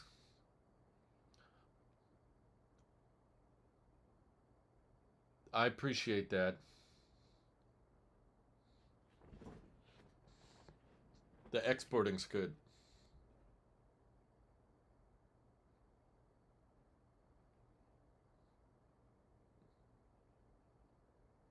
For $20.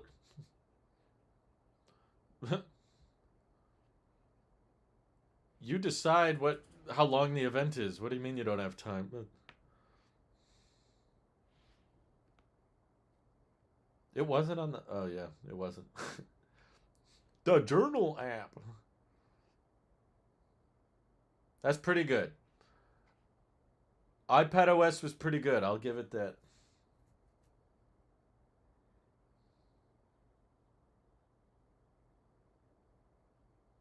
Wow, that's a high promise. Read an iPad again. Maybe I need to get an iPad. Ugh. Shut up about intelligence.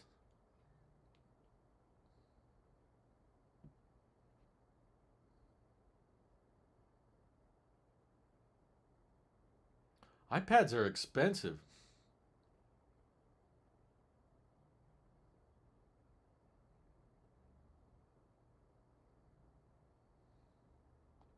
My God.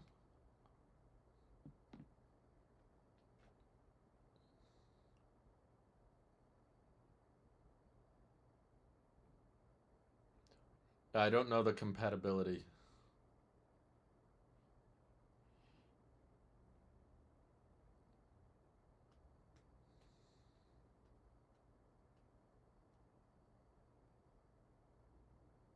Right. Developers. I think iPad OS was way more interesting than, honestly, all the others. I don't think it fixes every problem, but it does fix a lot of them. Windowed apps, menu bar, folders in the dock. They're all Mac features. Apple basically put Mac OS on the iPad. That's the title. I gotta do that.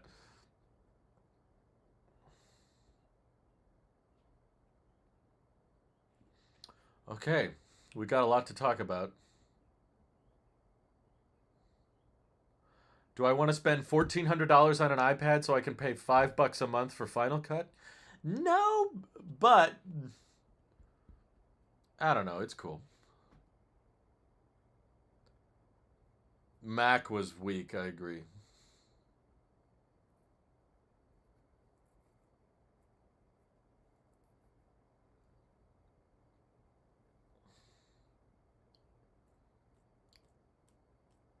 Bye bye, Raymond. They have one more thing that I can forgive, though we didn't have time. It, with liquid app. Goofy liquid. Oh, look at the menu bars. They go past the notch. So yeah, Siri's like dead, right?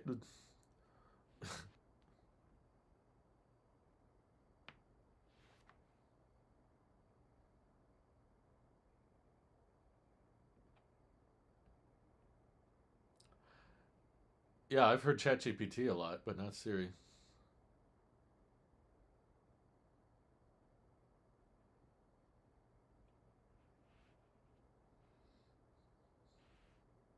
Hmm. Back to Tim. I think we're done. I think that was it. He's in the grass.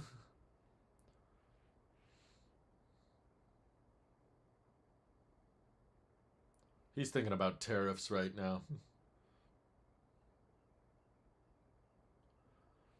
He's like, software's cool.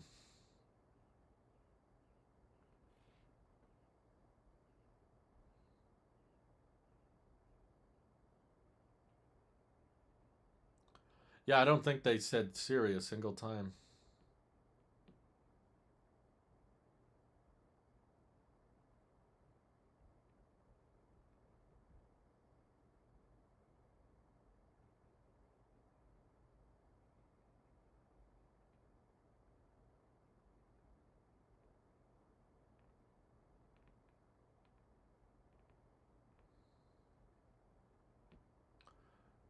And then he freezes. All right, no hardware. Real App Store review.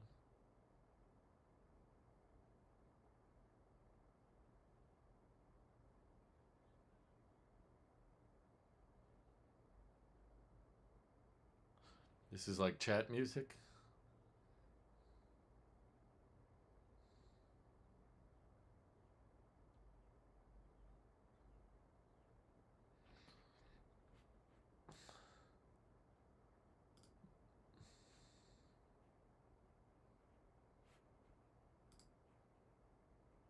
Okay, I'm not.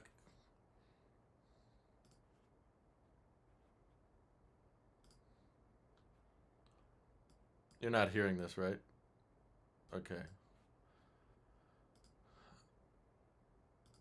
The very positive reviews.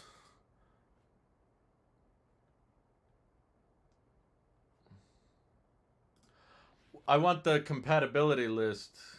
Do we need newsroom?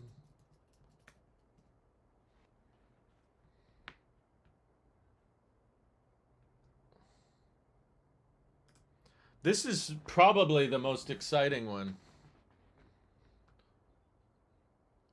Coming to all iPads.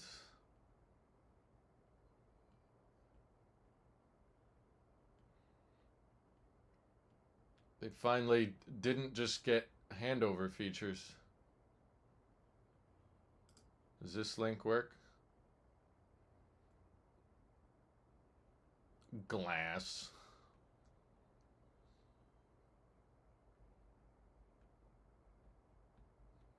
Wow. iPad Mini 5 gets it. iPad Air 3. A16 iPad 8.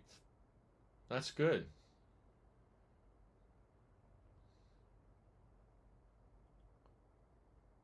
No stage manager for iPhone.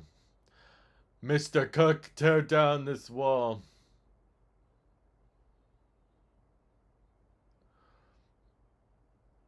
Capture high quality audio and video during video conference calls and a new right microphone. I like the microphone thing. That's huge for me. Adding an event to calendar using visual intelligence is limited to 15 Pro and above, because 15 Pro is the oldest iPhone with. Yeah, it said shot on iPhone, by the way. Not a surprise, but okay.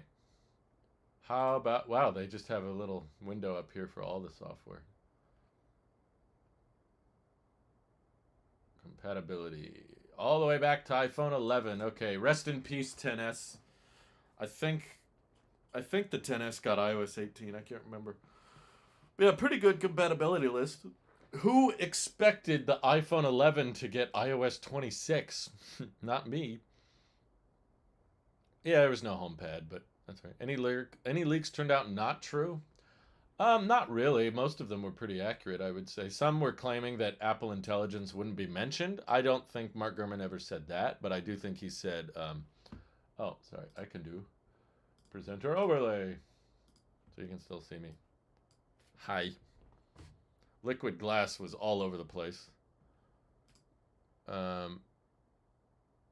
Second gen SE is still supported. Yeah, well, it has the same chip as the 11. And the SE3 came out not that long ago. So iOS feature screen. I don't think they put the feature screens in here. As far as iOS is concerned, I have mixed opinions on liquid glass. There's certain parts where I think it looks cool, but other parts where I'm like, this white text on contrasty backgrounds doesn't always look right to me. Especially in messages, because there's already text and then you put the menu on top of the text. I don't know. I didn't love all the looks. Compatibility is good though. What about macOS? There was a lot of debate on that one. Let's see. Compatibility. No more iMac Pro. Rest in peace. My iMac Pro is not getting updated. So Mac Pro is 2019 and later. MacBook Pro 16-inch from 2019. Okay, so there's still some Intel. There's still some Intel Macs left. But from 13-inch, you need a 2020 with 4 Thunderbolt 3 ports. That was Intel, I believe. Yeah, because the M1 was 2 Thunderbolt ports.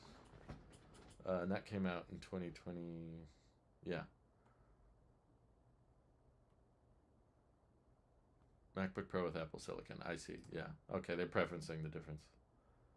So, yeah, there's still a few Intel Macs left on the list. 2020 and later. Mac Mini. They killed iPad 10th gen. I don't think they did they? I thought we just looked at that. iPad 8th generation and later. That includes iPad 9 and iPad 10. So it goes back pretty far, honestly. And they call the new one the A16. Yeah, I like the iPad updates, honestly. The export as a live activity, the microphone selection, that's a big deal for me. I kind of want that with cameras though. Because sometimes we plug in external cameras. That would be nice. Um, the windows and the downloads. Again, it's basically Mac OS. They basically put Mac OS on the iPad. It's funny. What is with all the sparkles on my... Oh, it's the lights behind me. I liked the widgets on Vision OS. I'm not getting a Vision Pro, but I love that you can put pictures on the wall and clocks and stuff. I was suggesting that for a while, so they don't have multi-stream audio playback. I don't think so. Mac OS without desktop apps. But the apps were not really the problem, in my opinion. There was always a lot of desktop-worthy apps.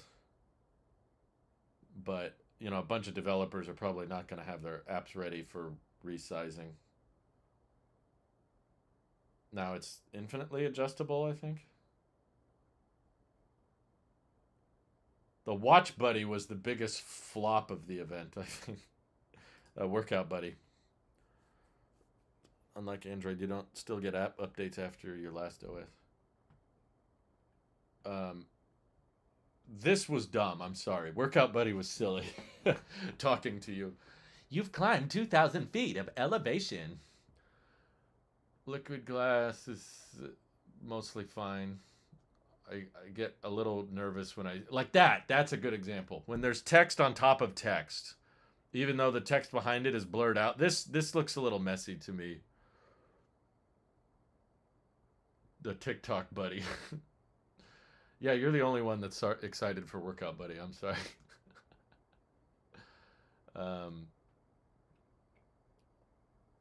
Yeah, that's weird. The translation as you're texting. Call screening is great. We needed that. Google's had it for a long time. I liked iPad OS. It didn't give me full on Mac OS, but pretty much the next best thing. I thought Workout Buddy was okay, but the speech didn't seem very natural. No, and that's the demo. It's probably going to sound worse in the real world. The flick thing. Let's see that again. Blink. We call it wrist flick, not flick at a wrist. And it goes back to the Series 6. Okay, so same as before. I don't think they killed off anyone. I'm on a Series 5, so no WatchOS 26 for me. That's okay. Do you still have to pay to get the developer beta? I'm sorry. I'm not going to put dev beta on my main. I just use my phone for way too many things. I'm not falling for that. But I just want to see if the option is there. I see iOS 18 developer beta. If I select that. Or can anybody get the developer beta now? I forget. It just says I'm up to date, so I don't know. Oh, it's free now. Okay. Yeah, I'm debating. There's legit no health improvements. Well, what else can you do? It already gives you so much. Okay. Everyone's saying it's available to all. So I'm just going to turn it off because I don't want to get pushed to it. People are saying they're getting the beta. It's not a true redesign if the icons still look the same. No, it's more of a texture change. It's more than a color change. I agree. It doesn't look that different. Everyone kind of hyped it up. It's a little different, but it's mostly just blurring and adding a few more reflections. I would not say it's anywhere close to the level of redesign iOS 7 was. iOS 7 redesign was pretty massive. The glass translucency is far too strong, can't read text anymore. Well, a lot of the time it's fine, but I do think when you start putting text on top of text, it looks weird. Sometimes I think the translucency goes a bit much. This is really impressive, the way the light refracts over some of these menu items. I love that. Uh, it was a more delightful experience across. I can't believe they changed photos again. I think it might be better, but it's still going to confuse people. Good morning! Yeah, it looks like Windows Vista. Exactly. I did stop wearing Apple Watches, but you need to watch a video that I did about buying my dream Apple Watch, and you'll know why. Okay, I think my favorite feature overall for iOS is Hold Assist. I've loved that feature when I have Android phones, and I've desperately wanted it on iPhones. I actually asked for that at the beginning of this live stream, and we got it, so thank God. Um, I feel a little bit weird about call screening only because, I mean, in general, it's a fine feature once the caller shares their name and the reason for the call, the phone pick. What do they hear, though? Most of the time when you answer an unknown caller, they're saying, hello? What is the phone going to say to them?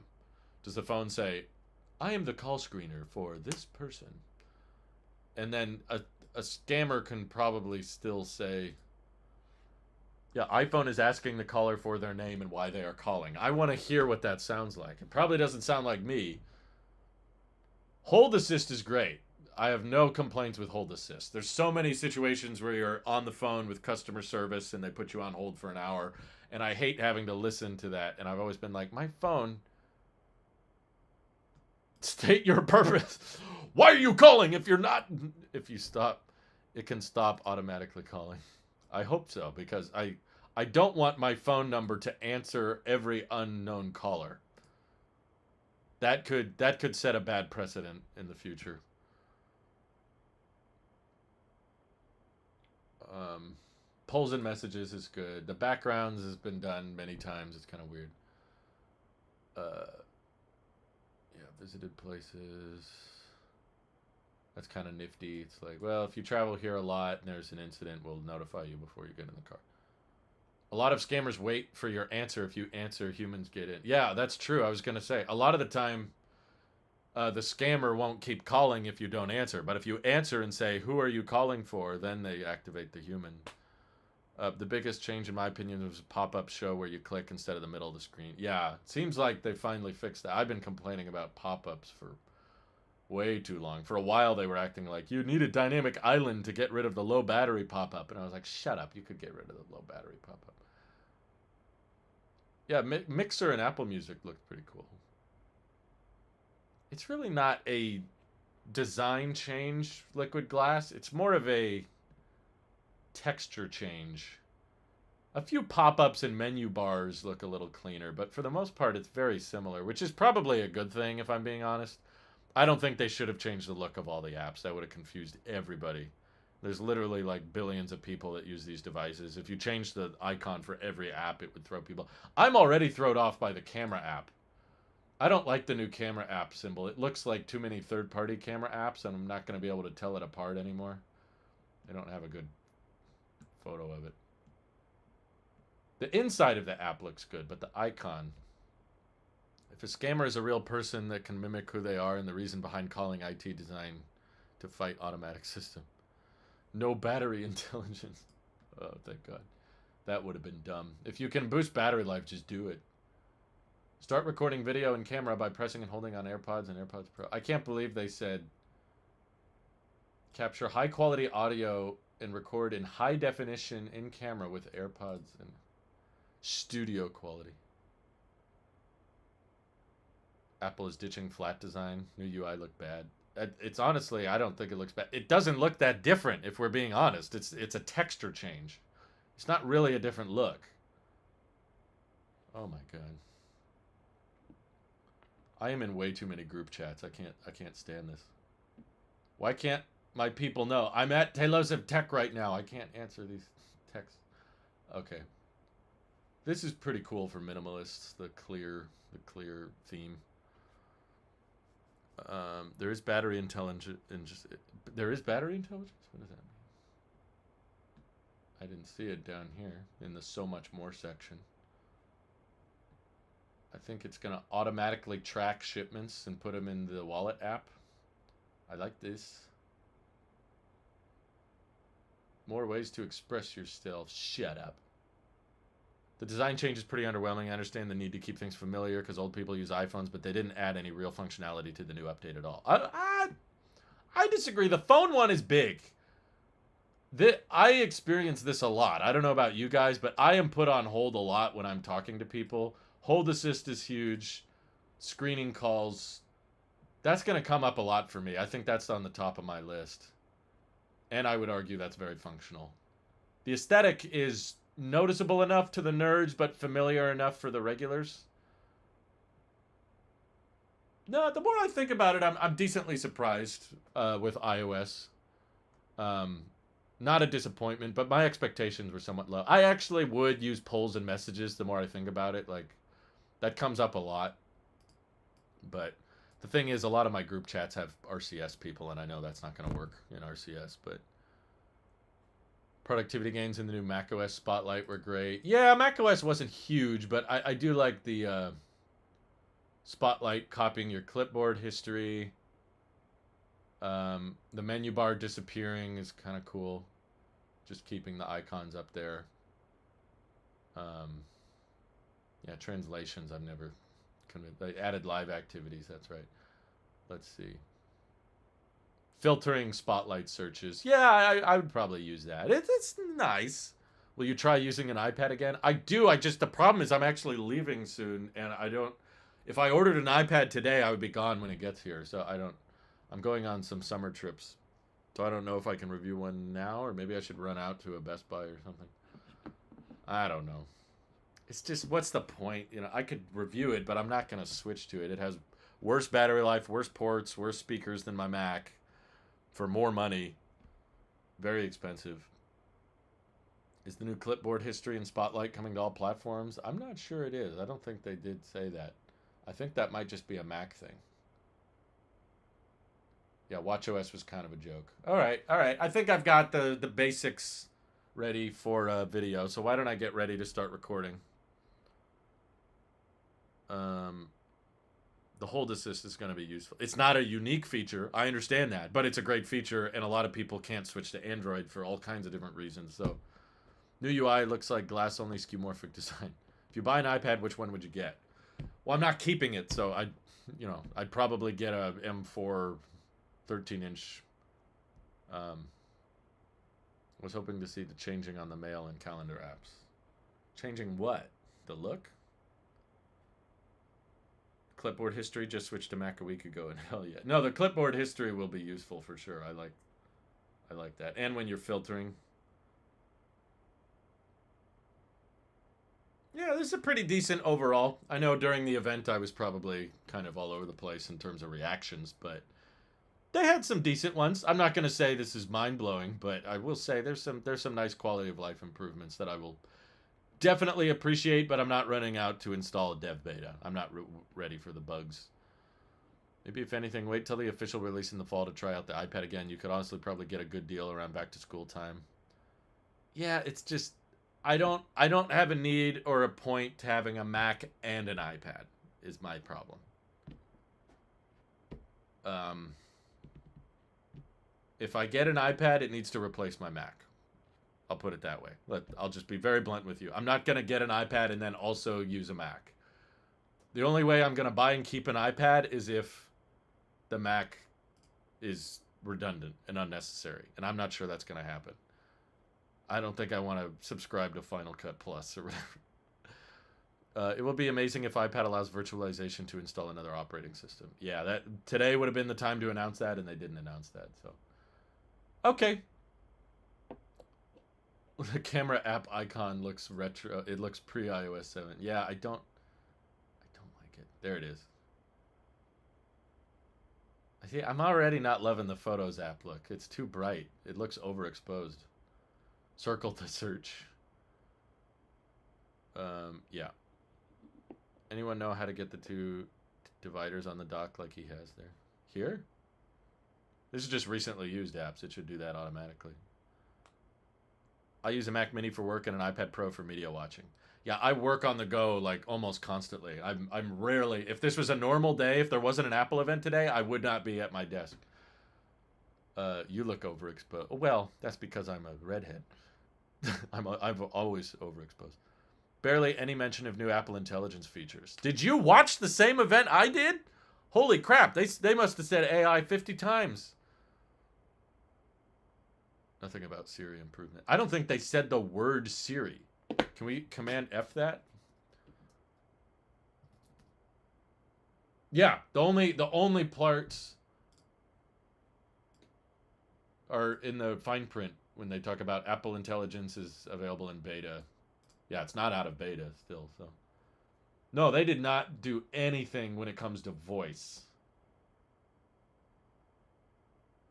They did visual intelligence on the screen, so you can search for things that you screenshot, but someone says they said Siri 2 times, really? I didn't hear it. I totally missed it. Siri died like Cortana. Apple pie, hi. I like the new Safari design, where the web page goes full screen. Problem is when you get the search bar and the text getting on top of other text, it doesn't look as good. The redheaded stepchild. Hey, are we going to say redheaded stepchild and right in front of me? Apple almost apologized for Siri and then went, sorry, needs more time. Yeah, they said there's a more personal Siri coming, but that's not till later this year, I guess. Tesla doesn't want CarPlay because they want complete control over the display. Anyway, we got to start recording here. I've got places to go. I don't actually have all day. So I'm going to start casting over here. Go on Apple Stream on YouTube and Command F. Oh, wow, you're smart. Look at you. Oh, no, the copyright. Where's the transcript?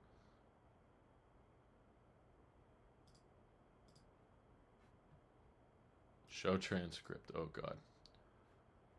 Apple event. Okay. If I do Command F, Siri. Even Apple. We also make Siri more natural. We're continuing out to work. You're right. Oh, wow. You are smart. Thank you, Nicholas. That was a great idea. 7:35, they say Siri, I guess. And then it's 7:43. So no one else can access your data, not even Apple. We also introduced enhancements that but that's a repeat. Natural and more helpful. That's not new. As we've shared, That was during the rehash where they talk about everything we've already done. The contrast between DubDub and Google I/O a few weeks ago is absolutely insane. Google is so far ahead with AI features.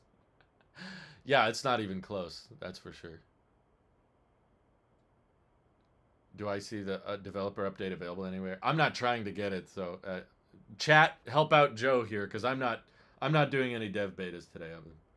If I did, I would put it on my iMac Pro, and my iMac Pro does not get the new Mac OS. Officially, iMac Pro is discontinued, but I didn't expect it to get Sonoma, so I'm impressed it lasted as long as it did. I'm not surprised. Is the stock market reacting? That's a good question. Where's Apple?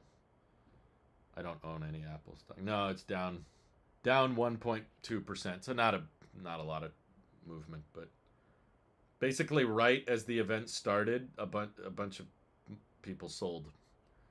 So I don't think it has anything to do with it. Software update servers are under maintenance. Hopefully it's a stability here. Well, not with all this new liquid glass. That's going to probably be really buggy and need a bunch of fixes and all that. Anyway, I got to start casting. Where is it? Not that one. To the TV. I'm going to put a background up. Where'd you go? Probably the park. Because I'm at the park. I'm on the scene.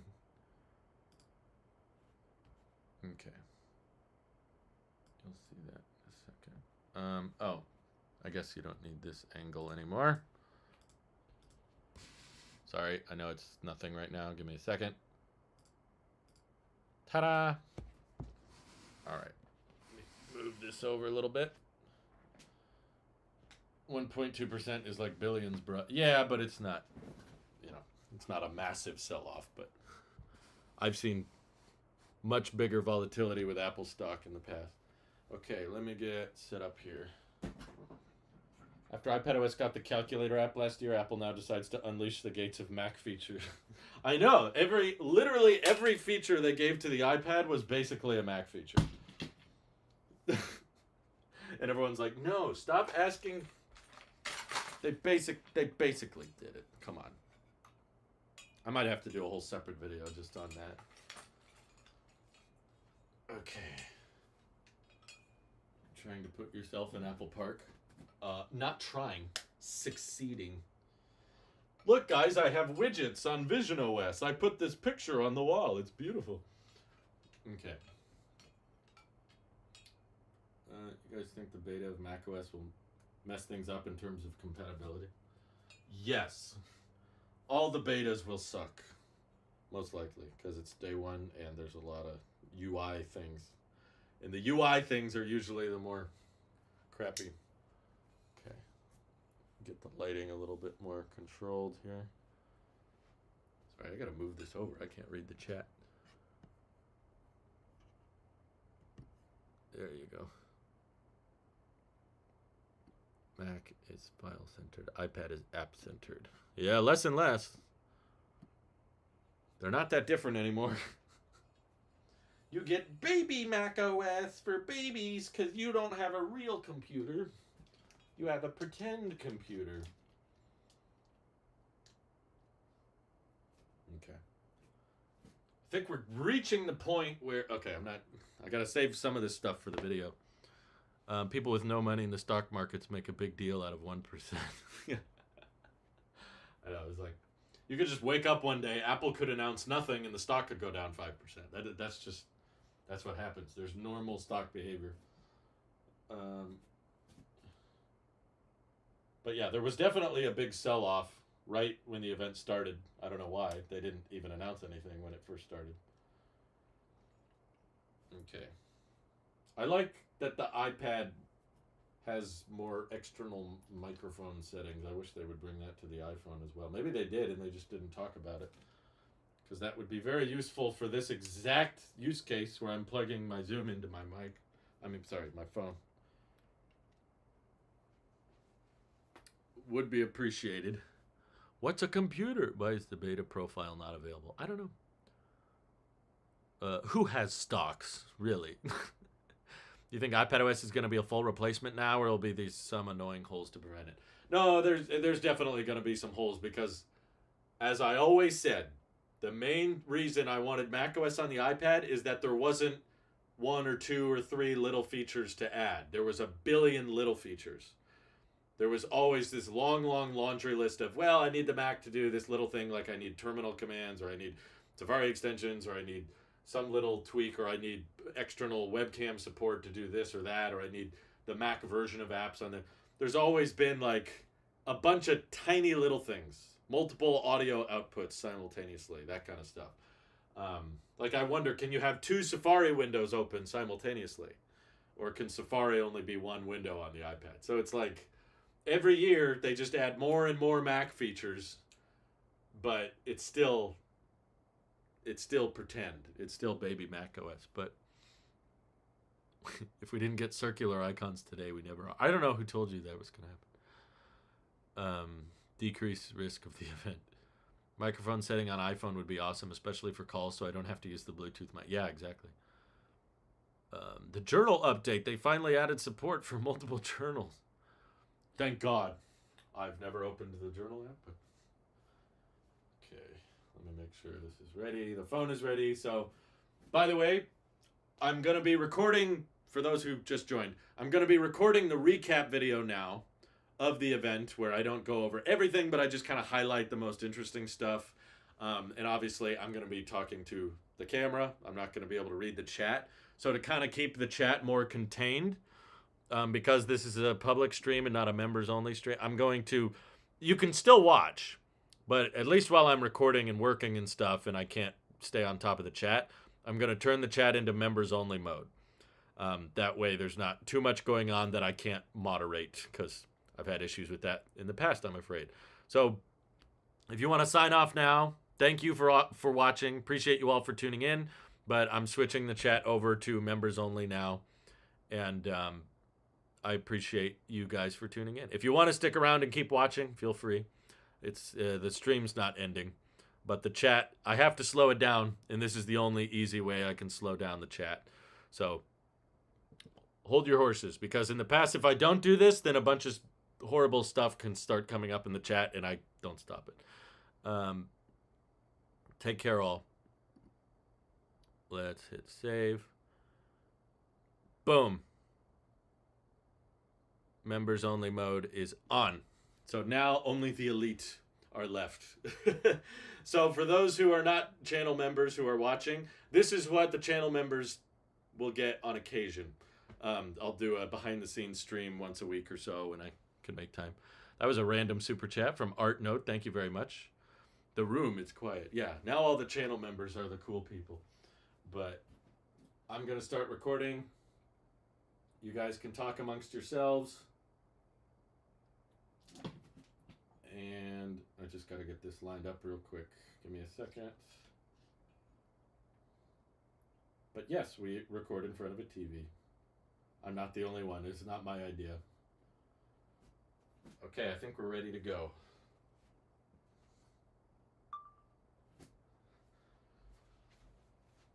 Tim Cook and Craig Federighi just spilled liquid glass all over every OS within Apple's ecosystem. They called it the biggest redesign since iOS 7, and I don't know if I would go that far. This feels more like a texture change than actual UI change. A lot of it looks pretty similar, but there were many cool and exciting updates. There were many cool and exciting updates announced today that I'll be going over and highlighting. Not every single thing, but what, in my opinion, were the most noteworthy and things you should know about.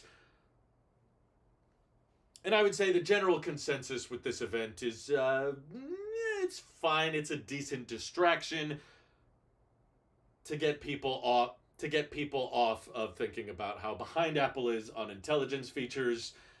And I also want to mention that Siri was basically not mentioned at all during this event. Maybe 2 times when they were recapping what they did last year, but after the little recap, there was no changes to Siri or really any of the voice-controlled aspects of Apple Intelligence at all. So that kind of shows you where Apple's attention went to on this event. But without further ado, let's begin.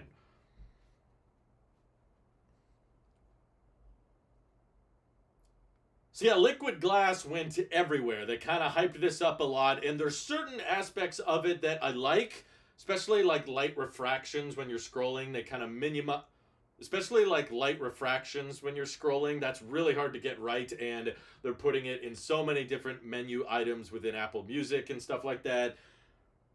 I will say, though, there are certain applications where I think it might need some work. It feels a little weird when you have like text messages and then you have menu bars that are way more translucent now, so you have kind of text on top of blurred text.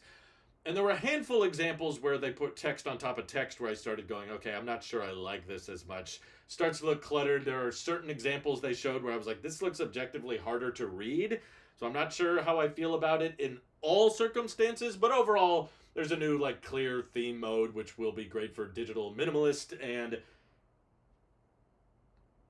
it kind of spices up the design without being too different, because I know a lot of people are probably already complaining. This wasn't really that big of a redesign. The apps are the same shapes. The logos on the icons are not that different from what we had before, which is true, but I think it's kind of a double-edged sword, because if they change the look of every single app on the home screen, that would probably tick off and frustrate all of the everyday consumers who don't really care about all of these updates. But there's literally like over 1 billion people using Apple devices now. And if we just changed the look of every single app to the point that it was unrecognizable, you would probably annoy everybody. So Apple tried to find a way to like add a bit more texture to the look of everything so that it feels a little bit different and instantly noticeable that, okay, you're on iOS 26. Yes, the naming rumors ended up being correct. Everything is now branded 26 except macOS.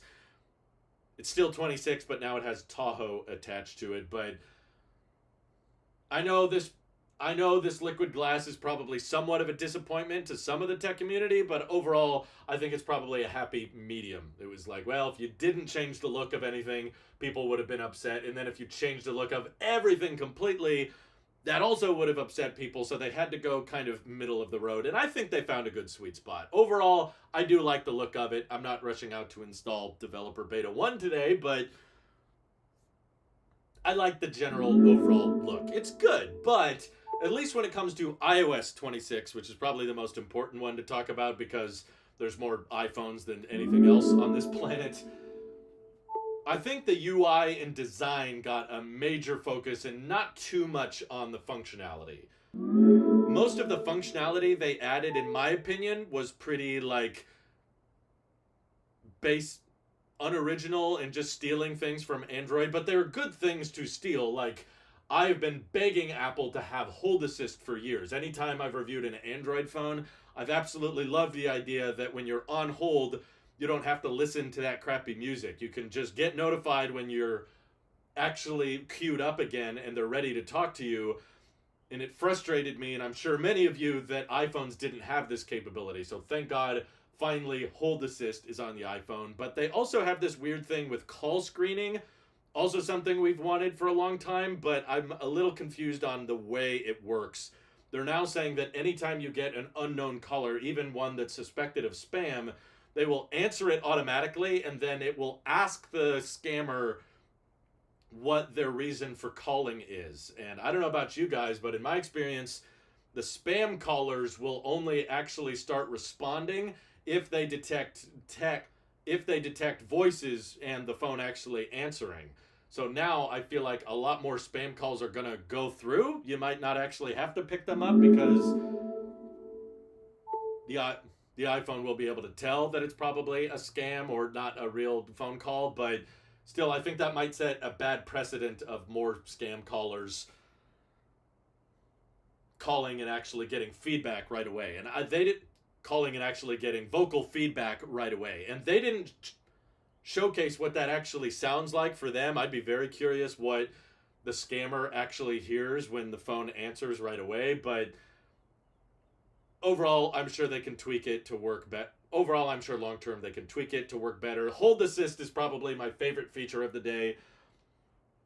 But they also are introducing polls to iMessage, which is another thing you'll be able to flex on all of your RCS friends now. It's like, cool, we can get emojis and read receipts on our Android phones now, but Apple just went ahead and found a way to make iMessage leave people out again in the group chats. I would probably use some polls occasionally, but a lot of my group chats have Android friends in them, so it's probably going to break quickly. They let you change the backgrounds on iMessages now, which look a little dorky in my opinion, but whatever, it's fine. I appreciate that Safari now lets the web page go completely to the top and bottom of the display. They've really cleaned up the URL bar and the search bar.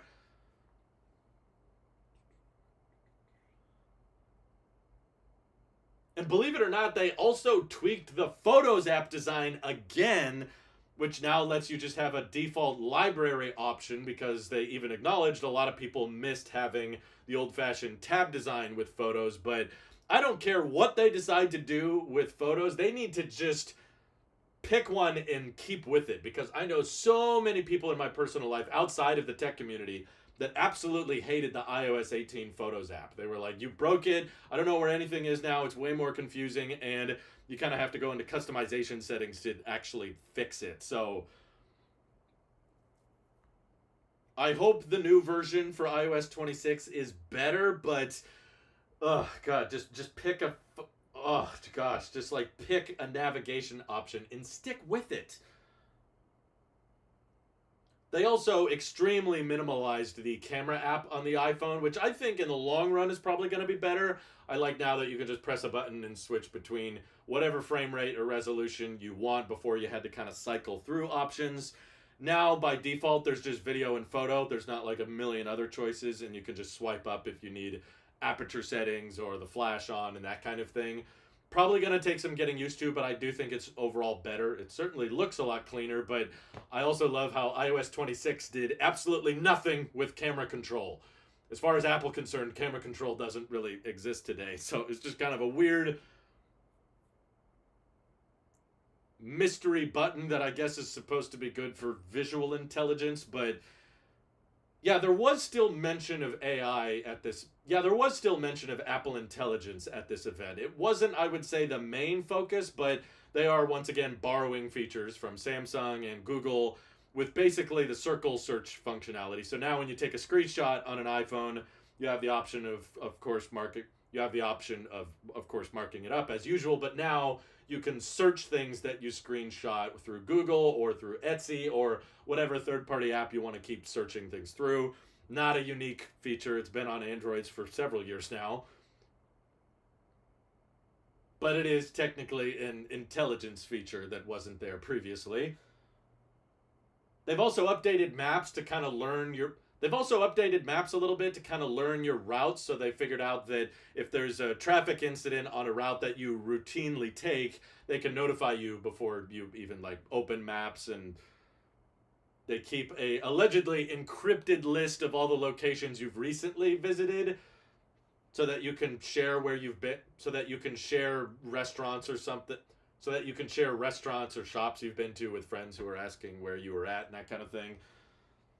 Overall, just some little quality of life updates. The hold assist one is probably going to be the biggest deal for me, but still probably not something we all deal with, hopefully, on a daily basis. Liquid glass is probably the primary focus, and even though a lot of people are probably going to be disappointed that it wasn't more drastic of a change, it was just kind of cool, in my opinion, to see Apple zooming in and doubling down on just like animations again. They were just like, look how when I swipe up, the corners of the notification center are more rounded than before. Not super functional, but it's cool to see software designers lean into visual beauty, which I feel like hasn't happened that much. We usually just like lists of feature changes. You know, we just lists of feature changes. We want bullet points, and we want what can this do that I couldn't do before. That wasn't, in my opinion, a big focus with iOS 26. A lot of it is just looking different and playing catch up a lot with a lot of Androids. What I will say was a very pleasant surprise, and honestly, I'm still trying to process how I feel about this, but feels like they basically put macOS on the iPad. I mean, they didn't actually say that, but almost every single feature they added to iPadOS 26, which is, by the way, pretty much available to all the same iPads as before. The compatibility is great. iOS 26 isn't coming to the XS or the XR, I'm afraid, but the 11 and later, including the iPhone SE2, which is great. But with iPadOS 26, they made it way more Mac-like than ever. They changed the cursor to be more like the mouse on the Mac. They've added infinitely resizable window sizing, so you can have multiple apps all low. In my opinion, it almost looks like they've completely They've introduced infinitely resizable windows, so you can now have multiple apps all running at the same time. They introduced some cool gestures. If you want to flick them all away, you can, and you can have them overlapping each other. You can drag them off screen, unlike what you could do before with just Stage Manager. And if that wasn't enough, they also introduced a menu bar. So now when you put your pointer all the way to the top, you get File, you get Edit, you get Window. It's so Mac-like that I was almost wondering, like, okay, this might as well just be macOS at this point. They even let you put downloads and folders directly into the dock now, and the animation is identical to what it is on the Mac.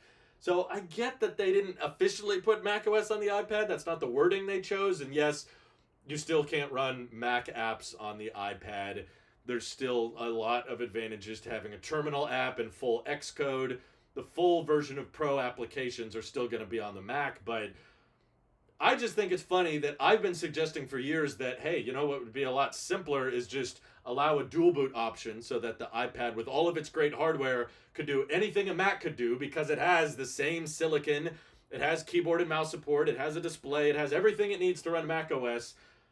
And people were like, no, Drew, stop asking for the iPad to be a Mac. An iPad is different. It's supposed to be separate. It's not supposed to be like the Mac.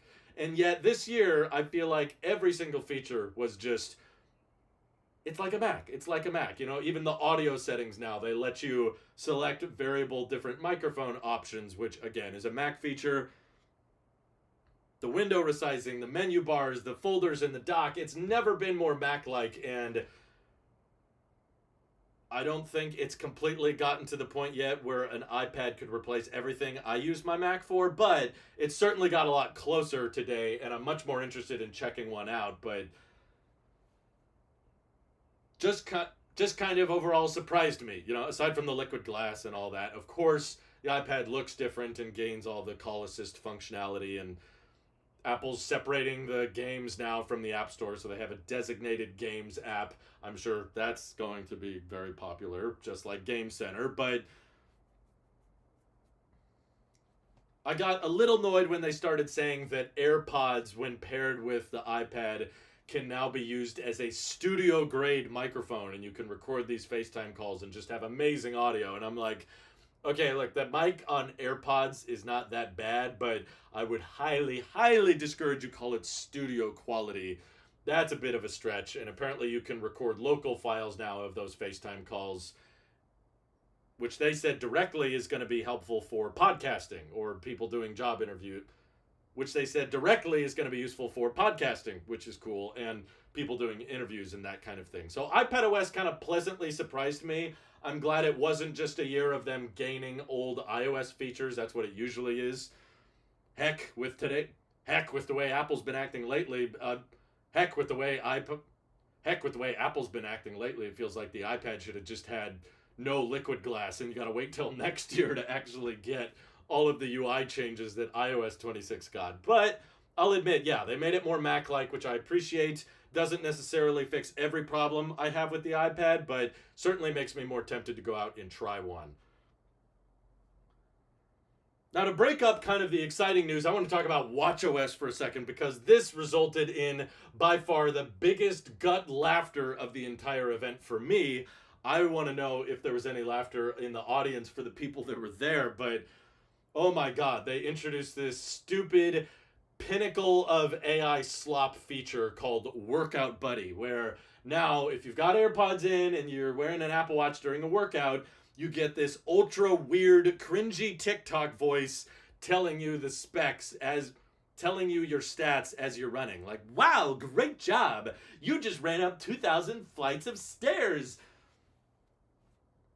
It sounds so cringy it sounds so cringy to the point that I couldn't stop laughing. I thought it was hilarious. The voice did not sound natural at all, even though they said it was based on Fitness Plus trainers. It's just not something I think anybody would want to hear while listening to music and working out. And I think that was probably the biggest flop, the biggest joke of the event, in my opinion. Maybe some people are excited for it, but I just picture it way too easy to be memed. You know, like, hey, you haven't stood up in 8 hours. Get off your fat butt, you moron. I want to hear the voice, like, roast me. That would actually be more entertaining than just giving me good news all the time. I know it's Apple giving me good news all the time. I know it's Apple, and they're a $3 trillion company. They're not going to do anything that edgy, but can't there be, like, a personality setting where I can choose to make it, like, more cringy, more embarrassing, or just roast me constantly, never say anything positive? Maybe some people that would help them. And if it's bad for people's mental health, well, good news. The Journal app is now on the Mac and on the iPad. I have still never opened it, but it is on other places.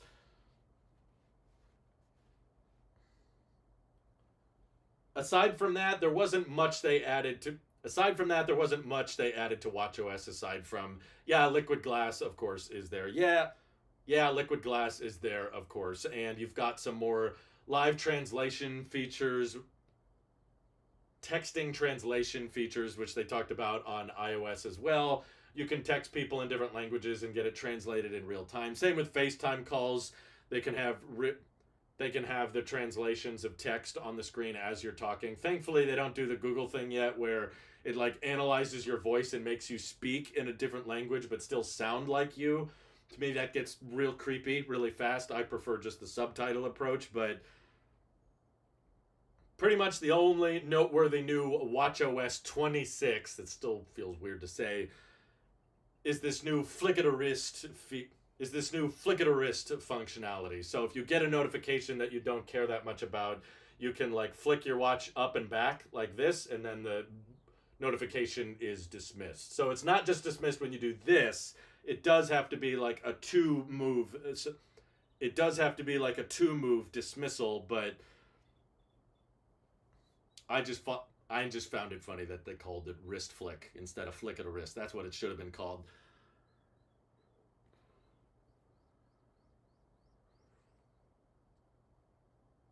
And apparently using intelligence, they're able to dictate that you're in a quiet room and the notification sound will automatically be lowered, versus if you're in a loud environment, then the notification sound will go up, which sounds a little smart. But overall, yes, there's not much they had for watchOS 26. Nor was there much for visionOS 26, which feels extra weird because we were only 2 generations in before the renaming. But I will say one feature that I requested very, very heavily when I checked out Apple Vision Pro that I'm so glad they added for visionOS 26 is you can now have widgets on the walls around you. Of course, this will be way, way cooler when we actually have augmented reality glasses. It's not that helpful or useful when all we have is a $3,500 Vision Pro headset. But I love the idea that you could throw a clock or a calendar on any wall, and now it's just like virtually there. The Vision Pro remembers where it is. And you can even put up different sized photos up on the wall. So I don't know, if you want to act like you live in a hotel, you can check into your hotel, put clocks and calendars on the wall for your events. And the panorama one looked really cool. Like you could put a panorama that sinks into the wall and it like changes as you move around it, which I bet would be really mesmerizing in person. But no, you shouldn't go out and buy a $3,500 headset for that. Simultaneously, another feature that's not exactly what I want, but getting closer, is you can have shared experiences for TV shows and movies. So if you're one of the richest people on planet Earth, you can have 2 Apple Vision Pro headsets watching the same movie. That's only like a $7,000 experience compared to just buying a $500 TV that would be about the same size. I still want a way for one person to be watching the movie on the headset and everybody else to be watching it on the TV. That's a lot more common of an example. I feel like most of the time there's only one Vision Pro per household. But they've also updated personas. I don't think personas will give you as many nightmares as they used to. It still looks weird. In my opinion, it still doesn't look natural, but undeniably, yes, it does look much better than the old ones. The old ones were like barely usable. This one looks usable, but still kind of don't show it to your 6-year-old because they're going to start freaking out when they see it. I don't know, something about the way the head is moving or the nose is moving. There's like no, I don't know, life to it. It just kind of looks dead in the eyes, but certainly more photoreal than before. So I'm glad that they're addressing some of my big complaints with Vision OS, but I think most of us would agree the bigger problem is going to be with the hardware, making it more affordable, making it more comfortable and lightweight. But I do think Vision OS is kind of paving the way to make the launch of Apple's inevitable AR glasses way more exciting. If that thing is able to launch and you can already put clocks and widgets and photos up on the wall and have shared experiences with other glasses wearers, that's going to be sick. So, yeah, good number of updates in my opinion. Nothing mind-blowing or game-changing, but very useful, very appreciative. And of course, Vision OS kind of had liquid glass already, so not a big change there. What I would say is more of the small, what I would say was probably the smallest, kind of less interesting part of the event was probably macOS 26. They are bringing some handy things from Spotlight, but I do think they are, let's just say, inspired heavily by a lot of third-party Mac applications. So now you can have clipboard history, see everything you copied recently. You can filter out what you're searching through Spotlight. They also basically got rid of the menu bar at the top, so I guess it looks a lot cleaner. They actually use the words, it makes your screen feel bigger. Okay, Apple, but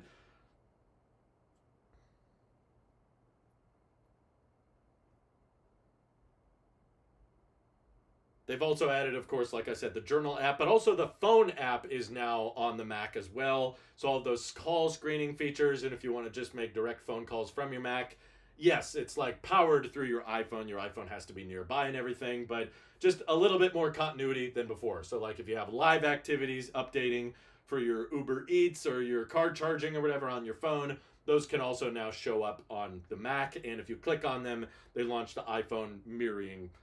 They launched the iPhone mirroring. They launched the iPhone mirroring window, which still is kind of clunky to me because you have to unlock the phone to get it to work on your Mac, which is like if I'm touching my phone, why do I need to cast to my Mac anyway? But that pretty much sums it up. I mean, tvOS 26 was very, very brief. Most of it was just talking about upcoming Apple TV Plus episodes. They are introducing profiles now, which I know a lot of people have been asking for a while, so it's kind of about time sort of update.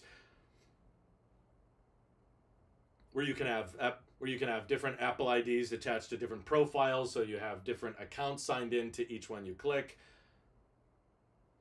That's been long overdue and very smart, I think, to kind of rely more on the iPhone. Like side tangent, a feature that they really, really should have had at launch with Vision OS that they are now adding in Vision OS 26 is you can save your Vision Pro eye calibration to someone's phone. So now when you're passing the Vision Pro off when you're passing Vision Pro off for someone else to use in guest mode, they can save their settings to their phone and just select that preset so they don't have to go through the complicated 27 points of tapping and looking process every single time someone else puts the headset on. So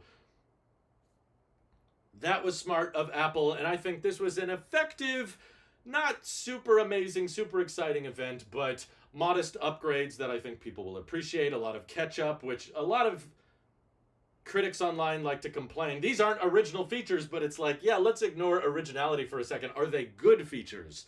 Because if our iPhones and our iPads and our Macs are getting better, I think that's what everybody cares about at the end of the day. Because there's many, many reasons people are stuck within the ecosystem, or they can't switch away from an iPhone, or they just don't feel like going out and buying an Android phone because that's extra money, that's extra time, going through the whole ecosystem switching process and all that.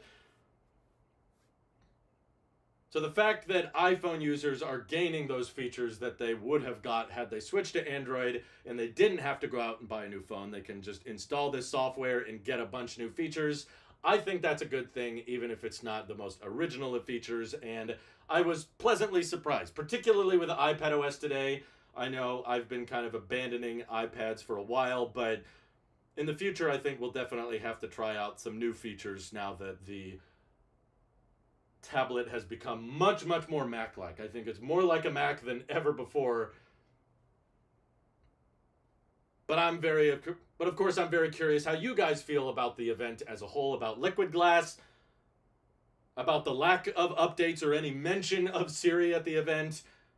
What are your favorite changes? What are your favorite changes? What do you wish you would have seen? All that stuff, let me know your thoughts down in the comments below. And thank you to everybody supporting this channel directly. Seriously, helps us out a ton, as does just watching these videos. So thanks again. This is your Apple Sleep here, and I will see you all in the next one. Whew, 27 minutes. That's going to be a fun edit, but at least it's not 2 hours, right? But I've only done macOS and WatchOS. It sucked. Okay, I got to catch up in the chat, but give me a second. Because I've learned from experience the airdrop doesn't go as quickly when I'm casting to my TV for some reason. So I'm going to turn the TV off. Then we can start casting. And then I'll catch up on the chat. Saw a bunch of members joining. Guys trying to distract me. Thank you, Julia. Love your videos. Much love. Oh, wow. Thank you, Julia. That's very kind of you. Tell me how they updated the music app. Oh, that's something I forgot. They like auto fade. What's it called? Auto mix. Not update because the airline Wi-Fi app might not be compatible. I would go slow. God of Conquest joined Tailosive Tech Plus. Thank you. As did Noah Horn. Thank you for joining. And Dougie S. and Mr. Twister. Everybody who joined, thank you. Can't get my Mac to stop constantly lagging. Doing a backup for the Mac, so doing this encouraged me to pull out on an old hard drive and back my Mac up, so thanks. Biggest iOS beta download I've ever had. How big is it? I back up my iPhone when I use backup. Oh, people are just doing tech support. 12-minute download, 12 minutes. 15 seconds. So you get 16 gigs. Wow. Doesn't smell that bad. Liquid what? I want a clip of Craig saying, wow. Can I find that? The airdrop is going right now. Oh, I don't think I mentioned the Final Cut exporting in the background thing. That was cool. Sorry, if you guys don't mind, this isn't going to be great for audio, but I'm just very hot in here. So I might turn on a fan. Sir Humphrey says, thank you, Drew. Wow. Appreciate the super chat. Music crossfade was forever locked to the Mac. Yeah, I don't have Apple Music, so I'm not going to be able to test that. I question if it works that well, but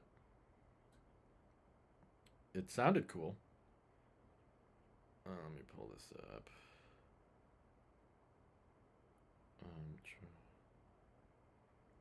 Show transcript. Can I not search on my iPhone? Dang it. Okay, I'll do it myself. Sorry, you guys want to see this probably. Been watching since 2017. Hope you're doing well. Thank you, Duck. That's very kind of you. Appreciate all the many years of watching. Okay, presenter overlay. There I am. Ta-da! Something else I noticed, the outro music from today's Dub. I like the song, so I checked it on Shazam, and they used a song that's not even in Apple Music. That's funny. Let me pull up the event. We're going to do shows transcript. Find wow. Okay, 1:21:30 is what I'm looking for. What the heck? This is all messed up.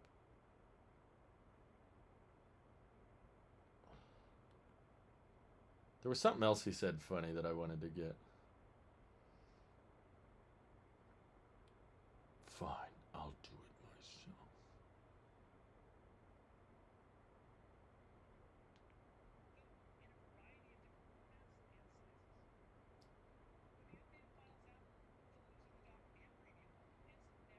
Oh yeah, the preview app.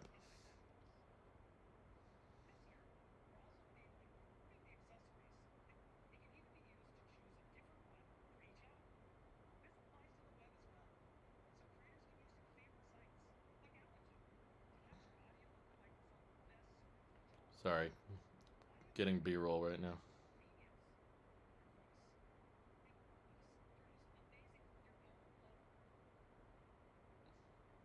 So many visual tiles.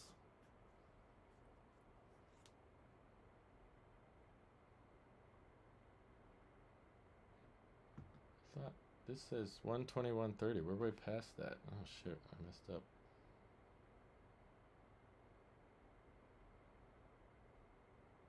I'm recording and airdropping at the same time. My iPhone is really slowing down. Are these not?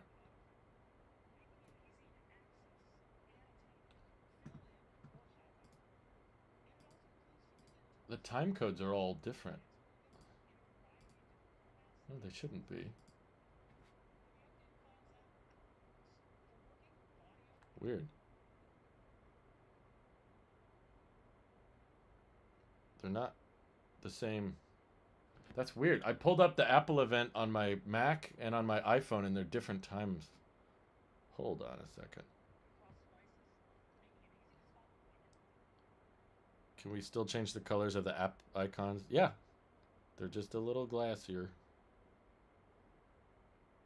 I need to find the part first.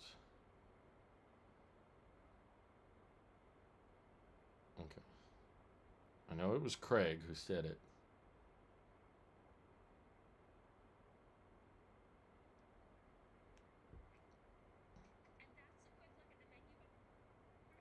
That's a quick look at the menu bar.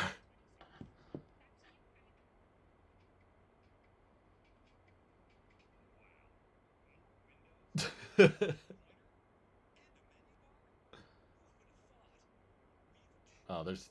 I gotta record more than that.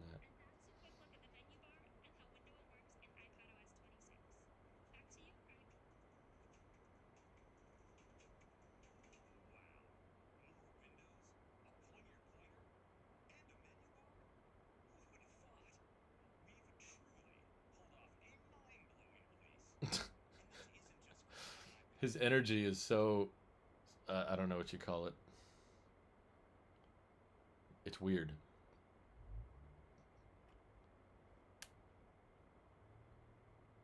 Crop. My iPhone does not like to airdrop and screen record at the same time. Sorry, fans coming on. I apologize for the audio. How many people stuck around? Oh my god. 350 people are still here? Live only video. Weird.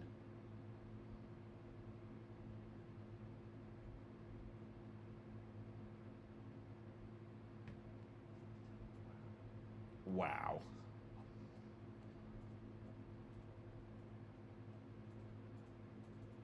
For some reason, my WoW of Tim Cook is not playing in preview. I hope it still plays when I pull it up here. Yeah, it just loads forever. But if I drop it in here, it's like... Wow.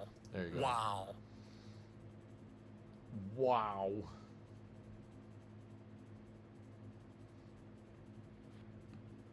What did he say? That it's probably in the transition zone. Did they crop it already? And how windowing works.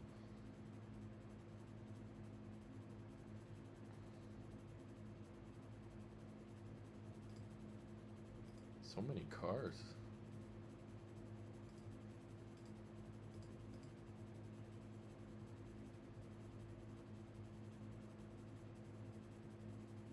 What iPhone are you maining right now? 16 Pro Max. The best of the best, right? And it sucks. We got the Apple Liquid Glass texture pack by default now. Oh boy. Recording and airdropping at the same time is making your powerful A18 chip slow down. Maybe you should upgrade your iPhone. Oh boy. I liked the touch bar too. I just knew it was going away. So my airdrop is almost done, but it's 27 minutes, so I knew it would take a while. Boom, boom, boom. Close that. Is there another part I wanted to...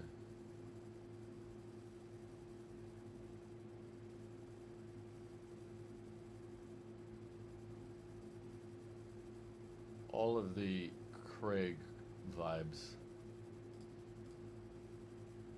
My brain itches having iOS 26 and then macOS Tahoe. Technically, they're still both 26, but... When you're out and about. And now, we're extending visual...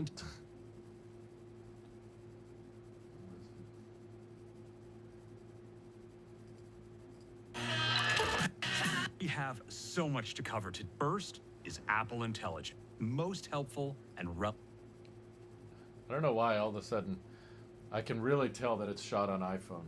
I couldn't tell before. Now it's obvious. Yeah, never get watchOS betas. That's a good idea. Good advice. Come on, AirDrop, you can do it.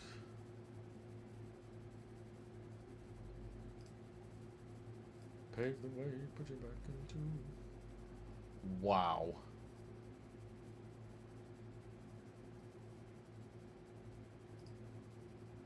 Can someone re-edit the entire event so that they say liquid ass every time? That sounds beautiful. Leave it up. Oh, we're rebooting.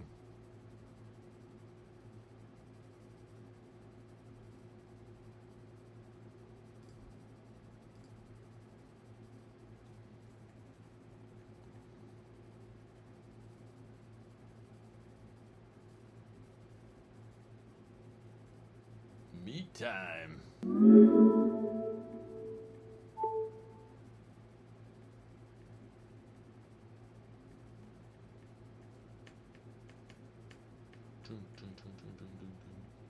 Yeah, we looked through all this.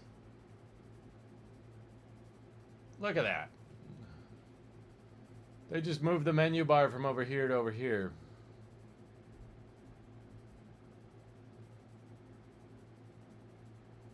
Not having 4 Thunderbolt 4 ports would suck. I would have totally been fine having a 13-inch M1 Touch Bar MacBook Pro if it had 120 hertz. Yeah. I need a lot of ports, honestly. Come on, is this still moving or did it freeze? You're so close.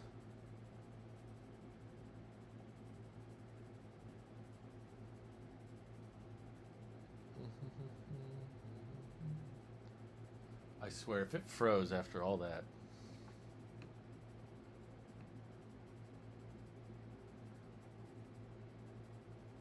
Ugh. Don't make me do it again.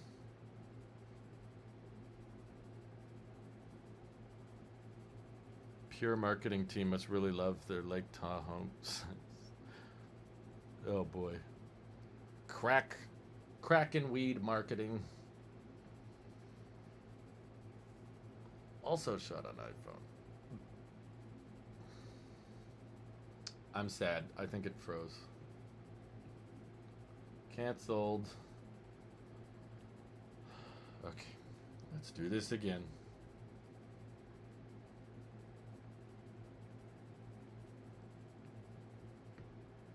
There, drop. Please work. It's moving. Let you do your thing. Ow! I didn't even know it was Craig at first.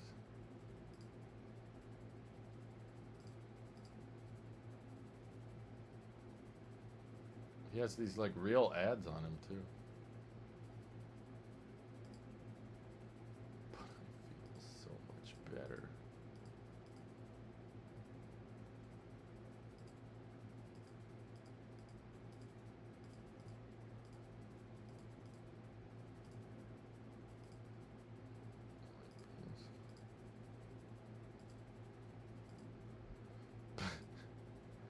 F1, baby. Maybe we should get that recorded. Well, no. Maybe I shouldn't touch anything. I don't want it to crash again.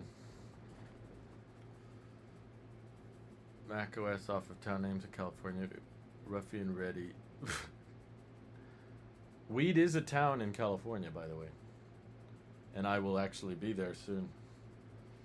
I'm going to Weed. Chevy Tahoes to Lake Tahoe to talk about Mac OS Tahoe. Well, it's a pretty place. I've never been.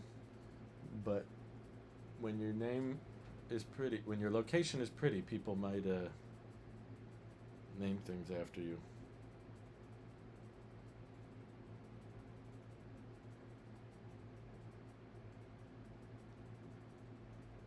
Oh my God, so many group chats.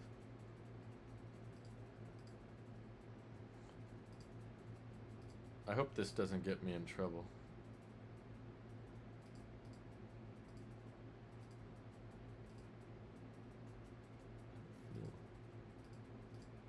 Where is Tim? Maybe I'll mute it. That might help.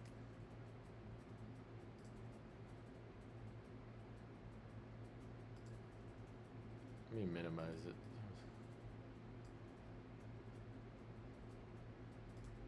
Rise up, gamers.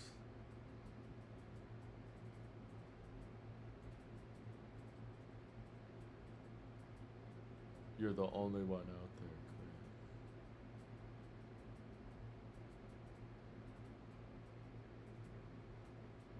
there. Beautiful acting by Tim. Apple Watch loud noises.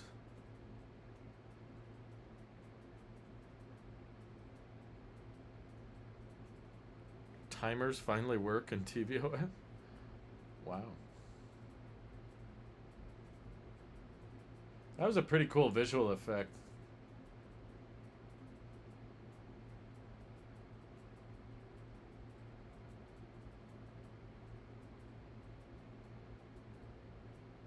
Okay, 1 minute, 17 seconds. Oh, the airdrop's almost done. Tim looks very confused and afraid. He's confused by the market. He's confused by the tariffs, probably. Okay, now we can start chopping. Wow. Wow. Tim Cook and Craig Federighi just spilled liquid glass. I forgot I said that. It was so long ago.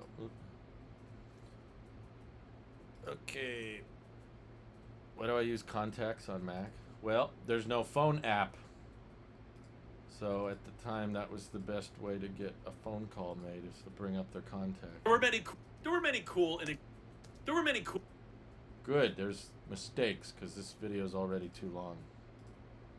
I hope to get it under 20 minutes. That's the goal. 26 minutes? To get people off. And I also want.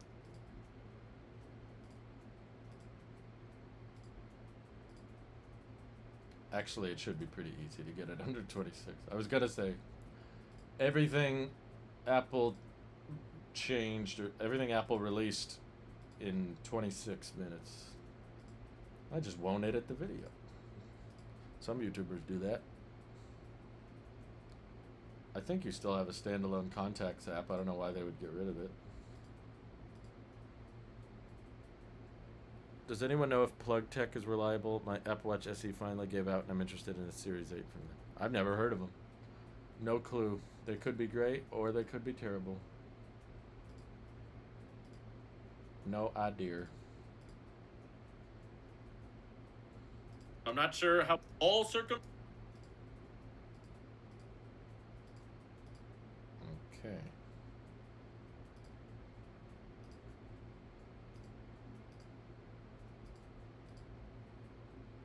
When was it? SC2. Oh, the plastic watch? Pretty boring. They name things. If you ever watched Big Bang Theory, let me need something special directly from Alvin. I was in Tahoe when iPhone 6 released. That was the highlight of the trip. The logo. Oh no. The iPhone 6 was more exciting than a lake? Come on.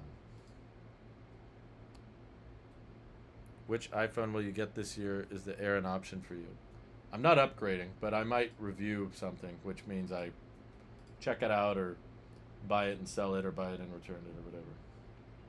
Oh my god, everyone wants to call me today. Of all days.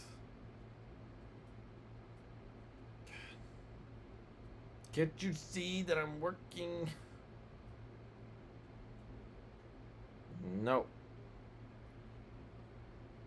I'm busy. So that it feels different. Bring back the Apple Watch Edition 18 karat gold. Are you gonna buy it? Are you? For real?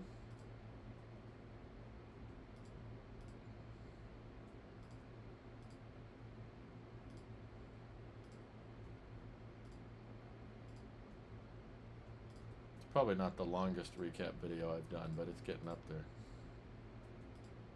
I also don't feel super sweaty. Usually after I do these events, I'm just completely caked in sweat. This one I was a little. I've been begging Apple to have Hold Assist for years. Anytime I've reviewed an Android phone, I've absolutely loved the idea that when you're on. The home bar now disappears after a short while using the app. Oh, interesting. I've wanted that for a while.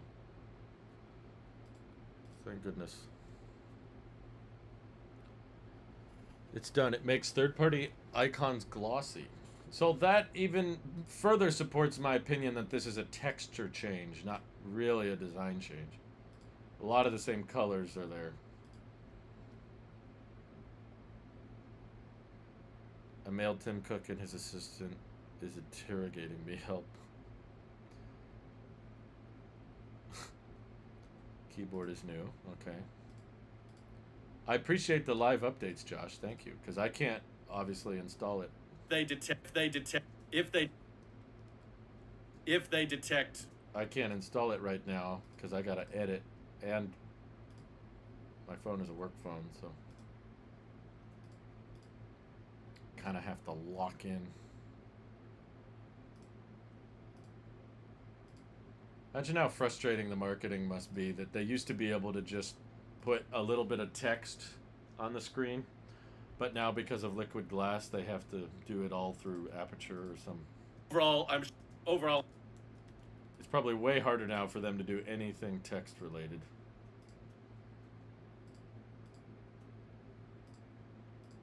They used to be able to just add it in Final Cut. iMessage.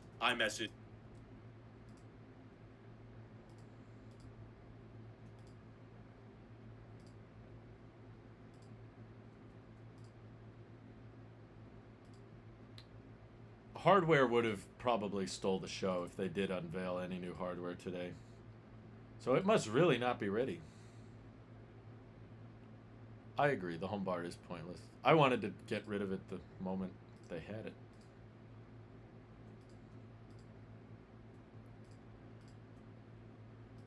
My wife always got really upset whenever I would make all my apps the same color. I did that a few times where I just made it all monochrome and basic. She was like, I can't tell where anything is. Can you please change it?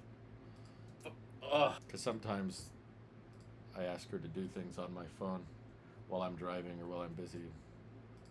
She'll grab it and be like, I can't stand your home screen. So I went back to having colors on all the apps and stuff. There's an option when you open phone to change back to the old layout, and the other button is keep existing. Well, they're probably getting data on that, trying to figure out who actually, what features are actually appreciated. DB says these glass UI elements are so jarring it hurts. Uh-oh. That would be funny. Everyone asked for a redesign all these years, and then they did it, and then everyone hated it. Sorry. Glass. Maybe that's another meme. I should find the parrot.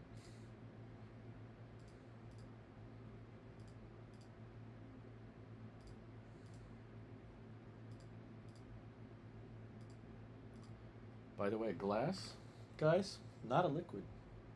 I don't know what Apple's talking about.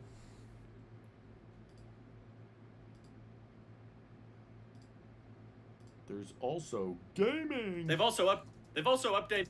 I don't know why it's funny. Every time Apple, this like big $1 trillion brand with all this marketing power and all this money, anytime they talk about gamers, it just feels wrong. So that you can in the most funny way possible. So that you can ship. Ooh, several retakes.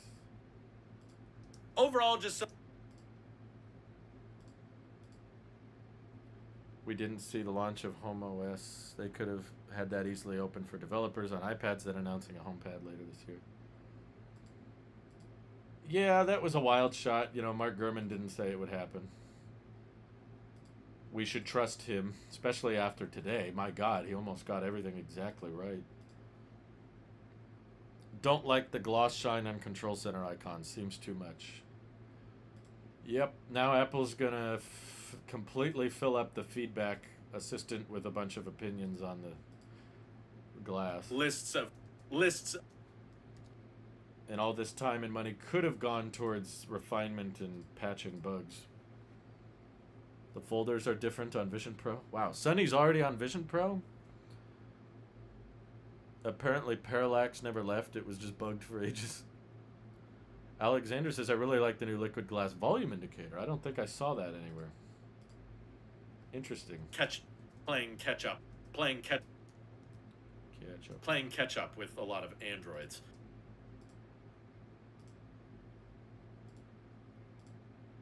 Under 20 minutes is the goal today. Feels like they almost every single feature they. You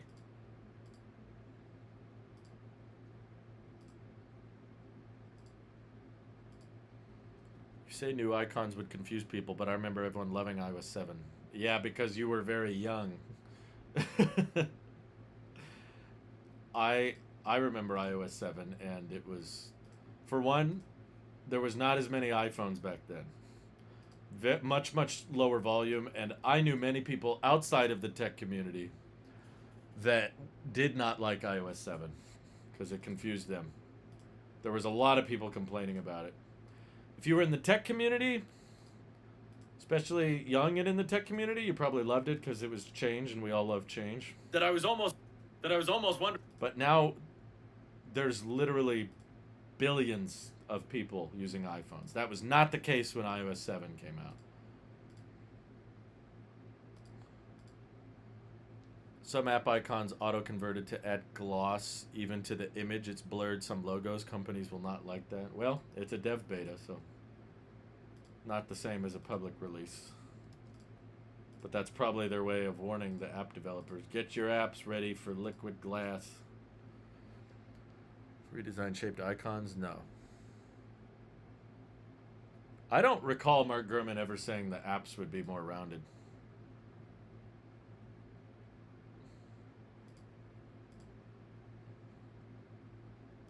But I hope everybody's happy because they're not going to do this again for a while. There's a button to share play windows next to the home bar and opposite the X button below Vision Pro apps. Oh. Interesting. The new animations are really nice and smooth. They look amazing. Not sure I like the camera app icon, though. That's the risk. Every time you redesign something, you risk. Some people might like it more. Some people might not like it. Josh says the camera app is a huge improvement. Cool. Just kind of. I use it a lot, so I have a lot of opinions on it, but I'm not going to test it today. Maybe I'll put it on my wife's phone. That might be a good compromise. She might not be happy if it's really buggy. She hates change for the sake of change. I can tell already she's going to hate liquid glass. She's going to be like, no, this isn't for me. I don't know. Maybe I can talk to one of my family members. Like, hey, can we put this on your phone? Just rebooted my phone into iOS 26. I was just remarking how good the 16 Pro Max battery was yesterday. I think I can say goodbye to it now. Bye. Tank the health. Heck with the way app. No lick. They fixed the screenshot interface. You don't have to do that chasing it around to open up crap. Oh, good. Yeah, I don't think anyone was using that. I think most people who took a screenshot would edit it right away. That's nice.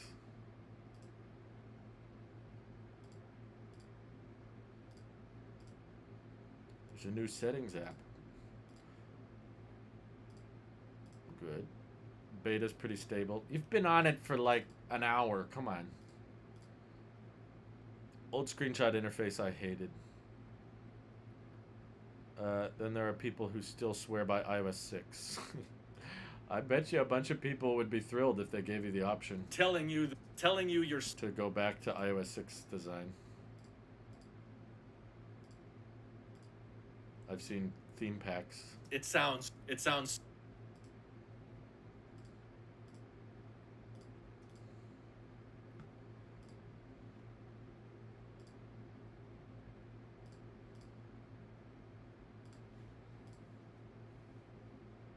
I'm not used to calling everything 26 yet. It feels weird. Spatial view on Safari that copies the background of the web page and makes it 180-degree full screen. Whoa! BRB, about to go out and buy Vision Pro just to experience that. What are those used, by the way? They've been out for a while now. I don't know if there's any amount I would pay for one, but Lots of bugs for Apple to fix. The glass bubble glitchy and wrong sizes, at least in the new Games app. Oh no. No longer just take a screenshot and swipe it away in the corner. I guess so, but who was doing that?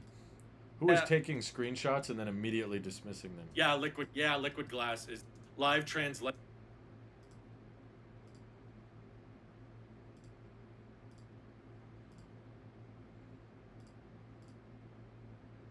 They can have the translate.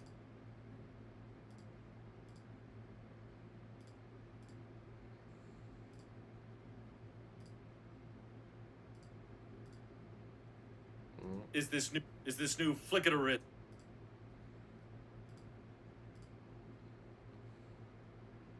Oh, it's an option. It's just not a default. Okay. You wouldn't pay $1?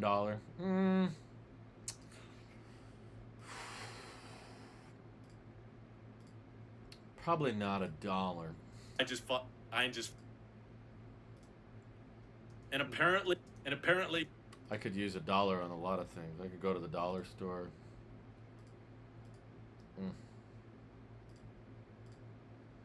Could buy some chips. Apple learned from the Photos fiasco and allowed choice.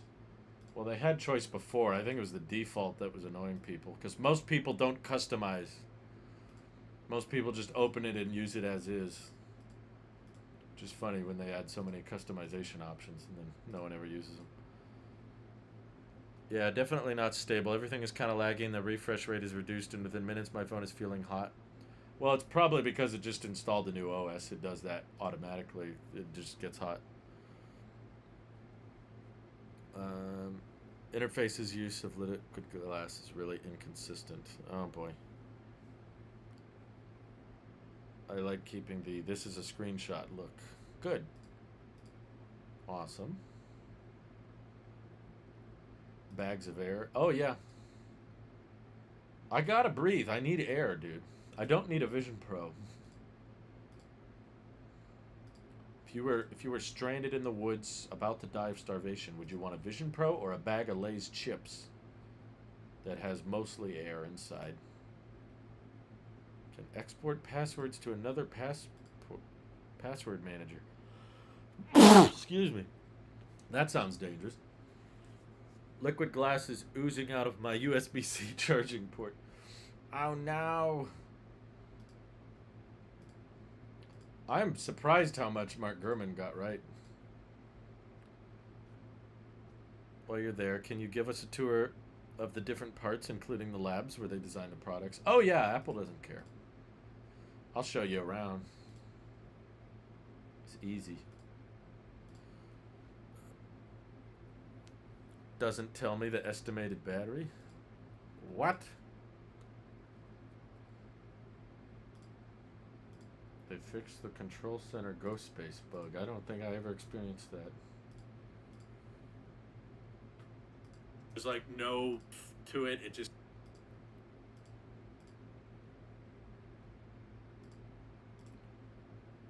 What time is it? It's 1 o'clock. Boy, I'm hungry. We've been live streaming for over 5 hours now. Whew. Of Apple's. Apple TV app somehow looks even cleaner. How did they do it?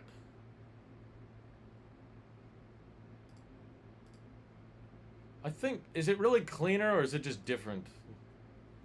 Yeah, good. Yeah, good.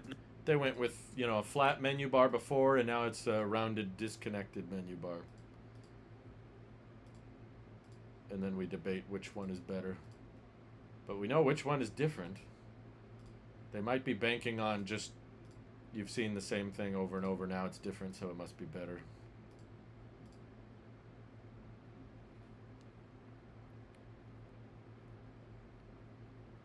Thought we were getting the estimated time. I didn't see that anywhere. Also, that'd be like the most inaccurate thing in the world. Adaptive power mode. Okay. It uses AI.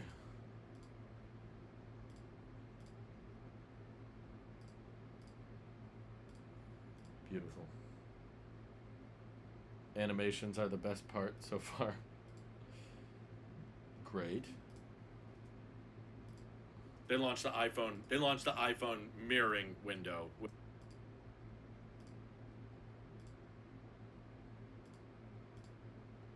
When your battery usage is higher than usual, iPhone can make small performance adjustments to extend your battery life.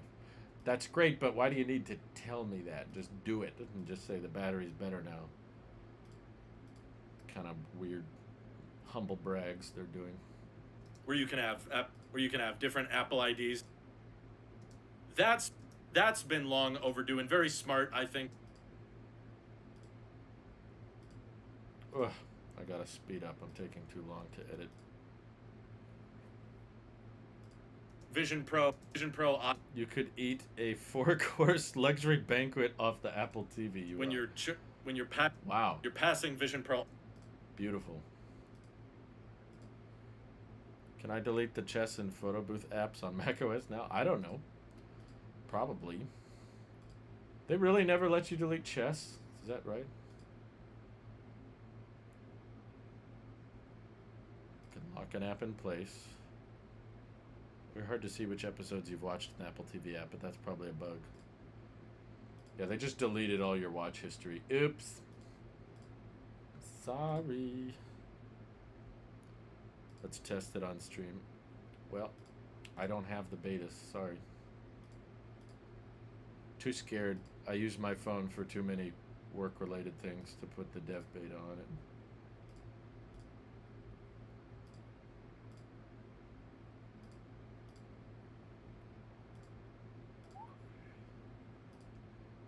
I was pleasantly surprised. They had ChatGPT-based styles for the useless image playground, but yet they even mentioned possible Gemini integration. Siri, no update on that. I know, they said they were going to do that last year, didn't they? Well, it's no wonder they don't want to be interviewed. But of course I'm very curious how you guys feel. Oh boy. Almost done with stage 1. What are your favorite all that stuff? I'm still using the keyboard and mouse from my iMac Pro, by the way. Okay. Let's see how short we can get this video.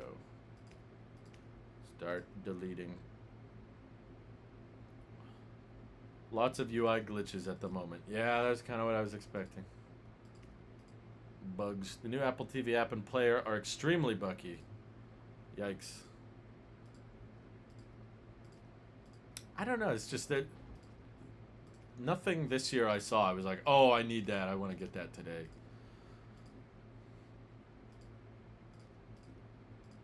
Be more out of curiosity than anything. I think if it's free, I'm just going to talk to my sister or someone and be like, can you put on iOS 26? Just for me. Oops.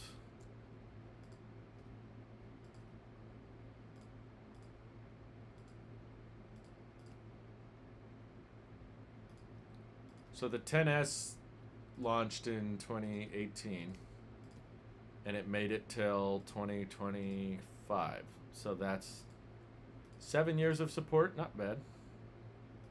Not record leading, but 7 years is pretty good.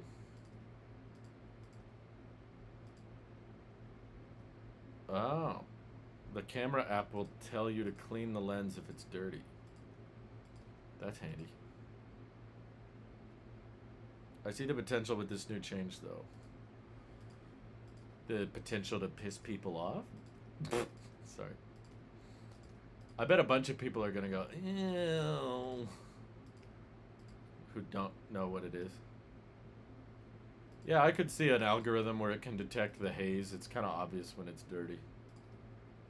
You have the option for glass or solid appearance for lock screen text. Oh, that's good. Yeah, I was gonna say, transparent lock screen texts don't look great, in my opinion.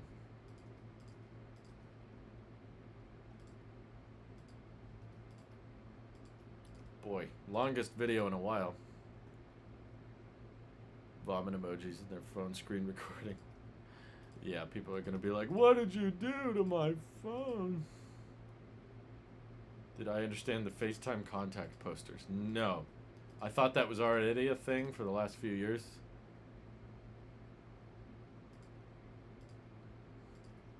So I was like, wait, what am I looking at? I can't tell. And then they were like, they can send short video clips on FaceTime. I was like, what? I did not really understand it.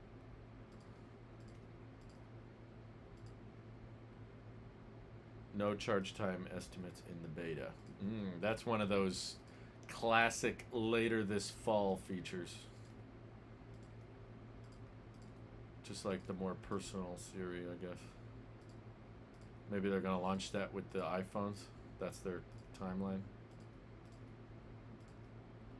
Oh, they'll probably find a way to say, oh, this only works on the new iPhones, by the way. Even though we talked about this feature in 2024, it only works on the iPhone 17 for some reason.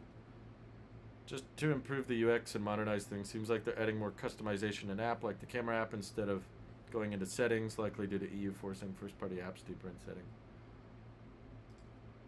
Yeah. I mean, you could change the frame rate and resolution. You just had to cycle through them. You couldn't pick whichever one. Oops. But yeah, I've gotten really used to the camera app icon on my phone, so it's going to be a little weird to get used to a circle one. Of course they wanted to sound like they added more than they did. Hopefully it doesn't brick anything. I hope Apple's learned their lesson that they can say it's a developer beta as much as they want and people will still put it on their main without backing it up. If I didn't have my job at Tello, yeah, I would definitely be putting it on my main. Faux show.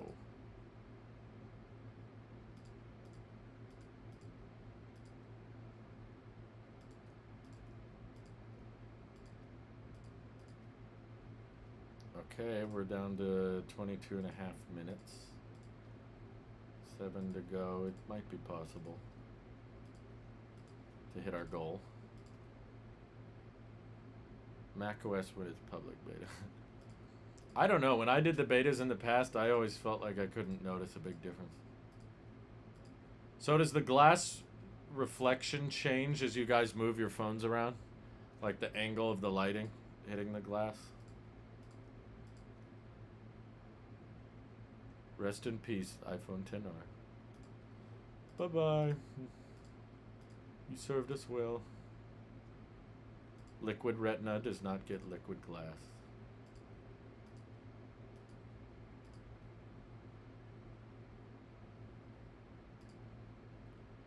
It's burned 6% in the last 5 minutes. Jeez. The backgrounds move in iMessage? That sounds kind of distracting. Definitely going to use more battery.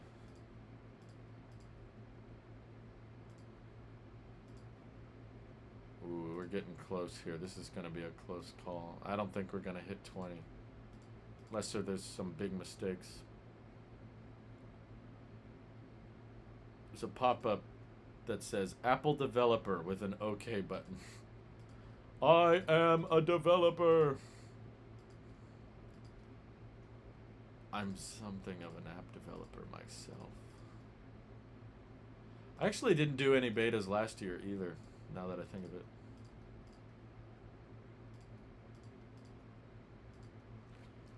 Oh, did I delete one? Yeah, that was a mistake. There were many cool. Okay, then never mind.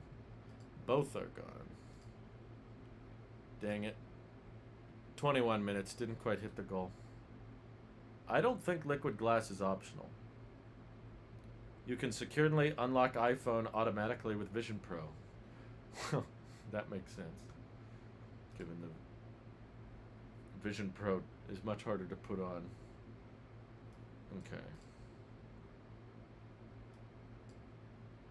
You can now see when your battery will finish charging in the battery section of settings. Why would they put it in there? Just put it on the screen when you plug it in. No, I didn't make it to 26 minutes. I'm sorry. Tim Cook and Craig Federighi. Okay, I need the clip of him saying F1 baby. I'm sorry. It's too good. I need it for research purposes. Come on, iPhone. You can do it.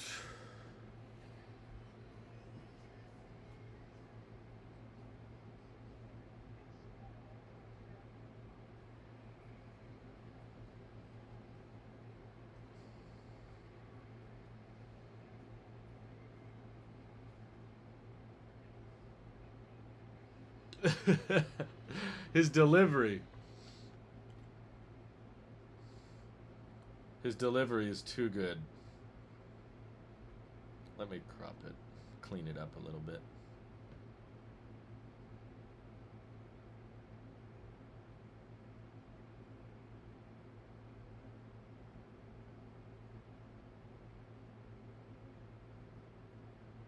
I can just tell, you know, he's not an actor.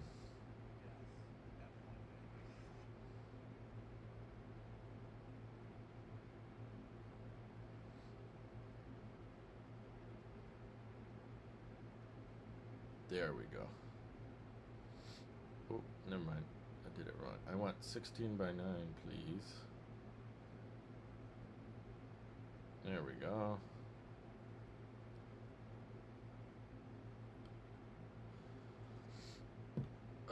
Liquid glass effects are reduced but not off while in low power mode. Interesting.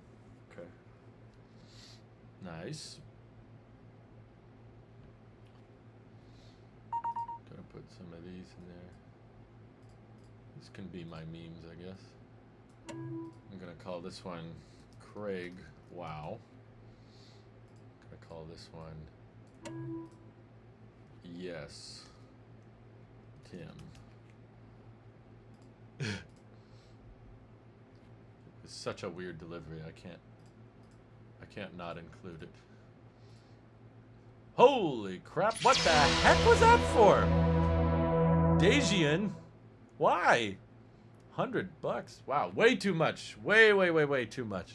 Today's Apple stream is brought to you by all the Drew fans out there. Congrats on reading your first live sponsored message. What? It's not my first. Nicely done on the new set and continued improvements. I've been watching you for years and hope you'll be there for many more. Oh, wow. Far too kind of you. Wow. That was way too much, dude. Okay, what's his name? Dajian. You are the record holder for today. Definitely by far the biggest super chat. Thank you. Way too kind. Completely unnecessary. Don't make me turn off super chats. You're going to make me feel bad. Tim Cook and Craig Federighi just spilled... Is it not zooming? Tim Cook and Craig Federighi just spilled liquid glass all over every OS within Apple's ecosystem. I'm going to do more random cutaways. Ecosystem. Yes. They The little turn. glass all over every... Is there like a big effect?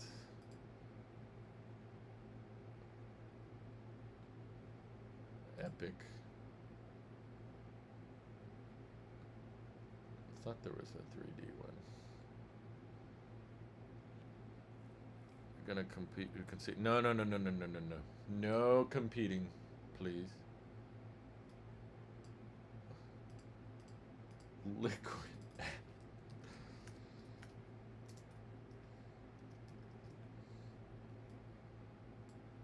Can I lower the opacity on just the G and the L? Don't ask me why. Oh, here you go. They don't have glass in here.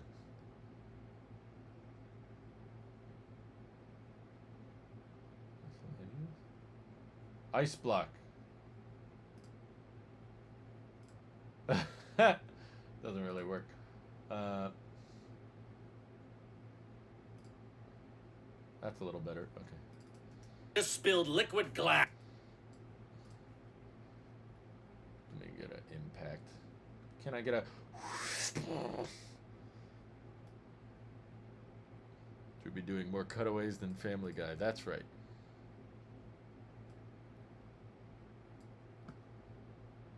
Tim Cook and Craig Federighi just spilled liquid glass all over every OS within Apple's ecosystem. Yes. They called it the biggest redesign since iOS 7, and I don't know if I would go that far. This feels more like a texture change than actual UI change. A lot of it looks pretty similar, but there were many cool and exciting updates announced. Where'd it go? I had it up. Oh, not that one. This one.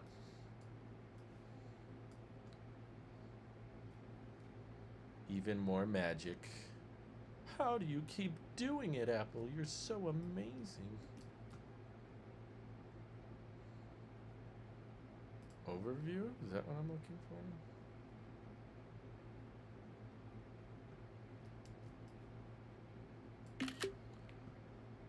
You can use the menu bar without a mouse. I thought it would only be visible when using a mouse. Amazing.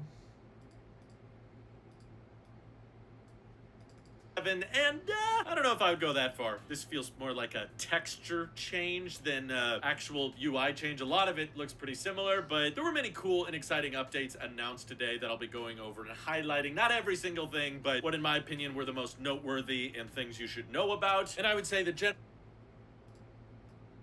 general consensus with this event is it's fine. It's a decent distraction to get people off of thinking about how behind Apple is on intelligence features. And I also want to mention that Siri was basically not meant. iOS 26 slide. I need the special everything announced slide. Where'd it go? It's all still rumors. Whatever.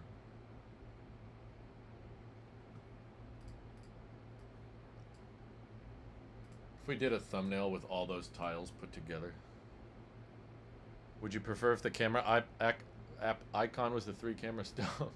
No, just leave it alone. Behind Apple is on intelligence features. And I also want to mention that Siri was basically not mentioned at all during this event. Maybe 2 times when they were recapping what they did last year, but after the little recap, there was no changes to Siri or really any of the voice-controlled aspect. The icon wouldn't work for the it'd have to be a different icon for every other phone, because not all the phones have the 3 lenses.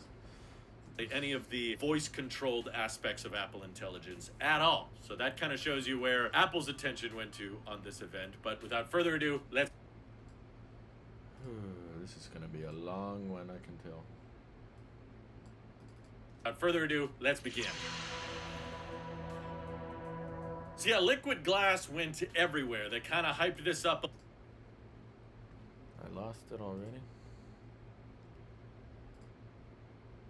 Oh, I saw something. This is actually a pretty bad example of how liquid glass looks.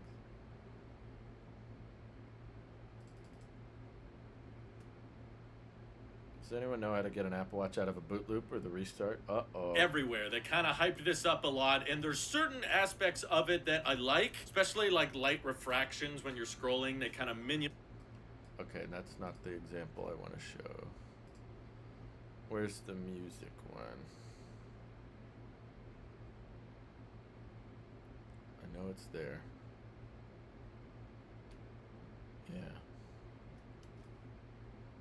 Yeah. Who's texting so much today?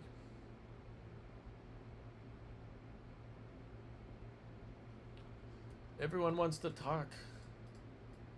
I'm working. Hyped this up a lot, and there's certain aspects of it that I like, especially like light refractions when you're scrolling. They kind of minimize, especially like light refractions when you're scrolling. That's really hard to get right, and they're putting it in so many different menu items within Apple Music and stuff like that. I will say though, there are certain applications where I think it might need some work. It feels a little weird when you have like text messages and then you have menu bars that are way more translucent now, so you have kind of text on top of blurred text, and there were a handful of... I don't know if they had that displayed here. They probably wisely didn't show that because they don't feel confident about it. I think I actually saw it on watchOS.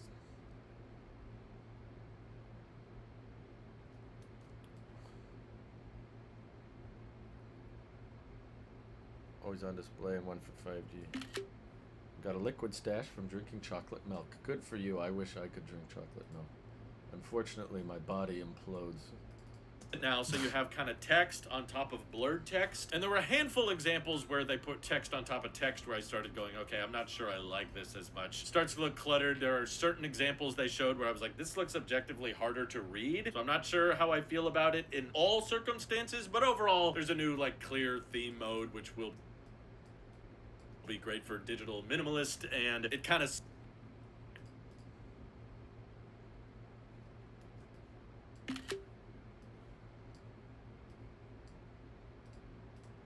lot of cutaway shots.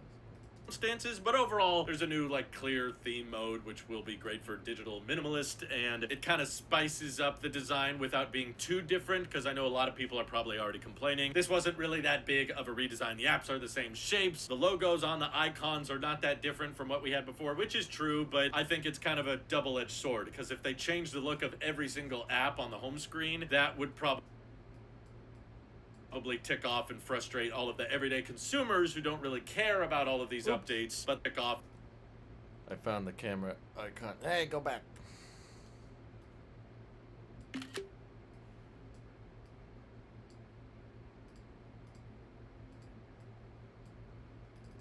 Single app on the home screen, that would probably tick off and frustrate all of the everyday consumers who don't really care about all of these updates, but there's literally like over 1 billion people using Apple devices now, and if we just changed the look of every single app to the point that it was unrecognizable, you would probably annoy everybody. So Apple tried to find a way to like add a bit more texture to the look of everything so that it feels different and instantly noticeable that, okay, you're on iOS 26. Yes, the naming rumors ended up being correct. Everything is now branded 26. They had a screenshot, I thought.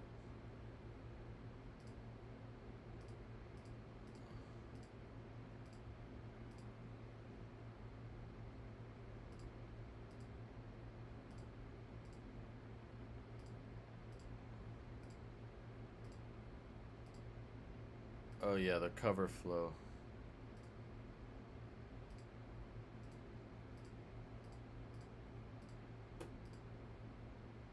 Where did that go?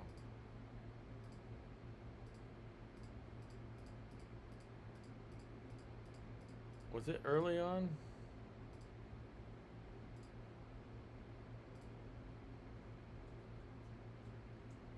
Let me skip around a bit.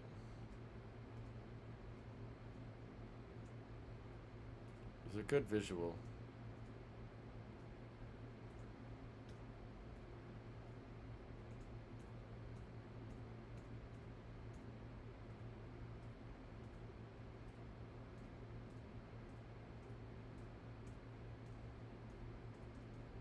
Hey, don't you ever feel gaslit when you're like, I know this happened? There it is. I found it. I found it. Turn off the subtitles. Oh, shoot.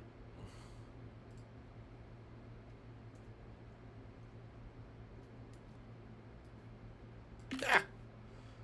Have to be quick. That's the one. Banking apps just didn't work on the betas. Yeah, that's a problem. I kind of need those.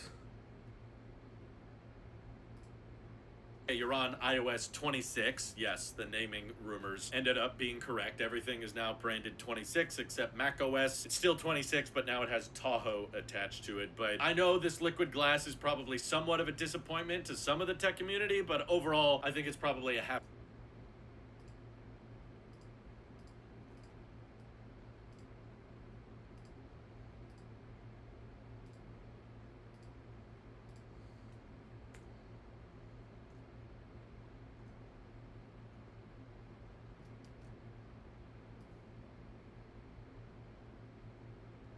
Oh, come on. Show me liquid.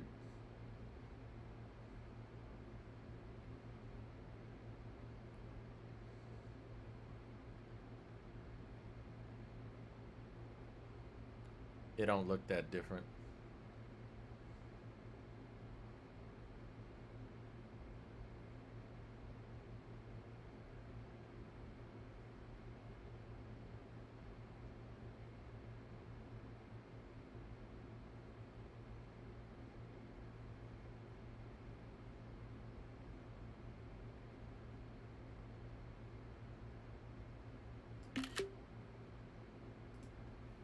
Well, this is like the first time ever that the invite image actually did reveal the UI aesthetic. Of a disappointment to some of the tech community, but overall, I think it's probably a happy medium. It was like, well, if you didn't change the look of anything, people would have been upset, and then if you changed the look of everything completely, that also would have upset people.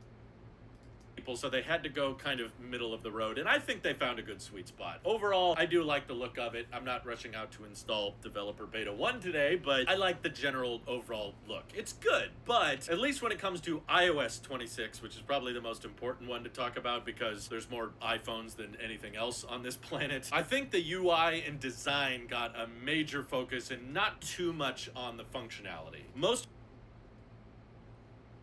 Let's see.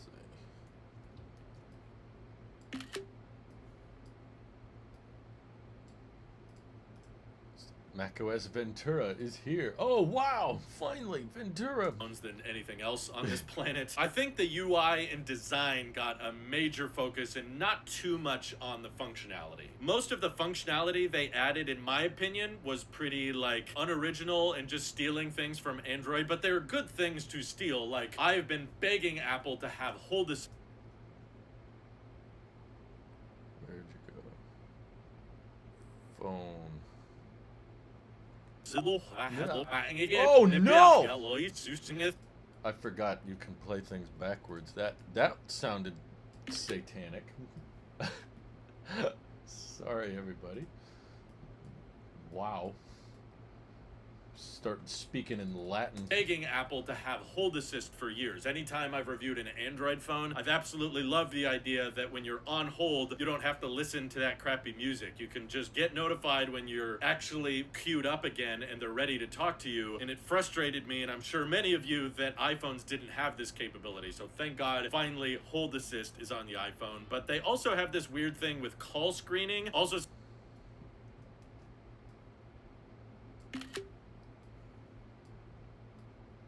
how to deal with scammers. That's most of the updates on the iPhone, but they also have this weird thing with call screening, also something we've wanted for a long time, but I'm a little confused on the way it works. They're now saying that anytime you get an unknown caller, even one that's suspected of spam, they will answer it automatically, and then it will ask the scammer what their reason for calling is. And I don't know about you guys, but in my experience, the spam callers will only actually start responding if they detect voices and the phone actually answering. So now I feel like a lot more spam calls are going to go through. You might not actually have to pick them up because the iPhone will be able to tell that it's probably a scam or not a real phone call, but still, I think this could get messed up easily. I think that might set a bad precedent of more scam callers calling and actually getting feedback right away. And they did calling and actually...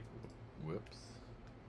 But still, I think that might set a bad precedent of more scam callers calling and actually getting vocal feedback right away. And they didn't showcase what that actually sounds like for them. I'd be very curious what the scammer actually... iPhone is asking the caller for their name.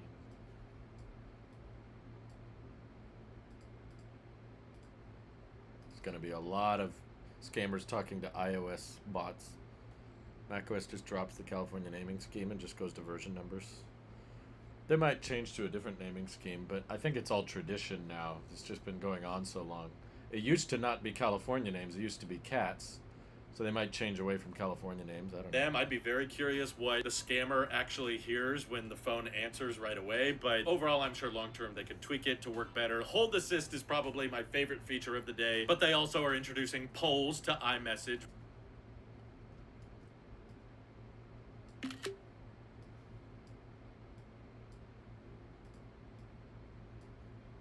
They also are introducing polls to iMessage, which is another thing you'll be able to flex on all of your RCS friends now. It's like, cool, we can get emojis and read receipts on our Android phones now, but Apple just went ahead and found a way to make iMessage leave people out again in the group chats. I would probably use some polls occasionally, but a lot of my group chats have Android friends in them, so it's probably going to break quickly. They let you...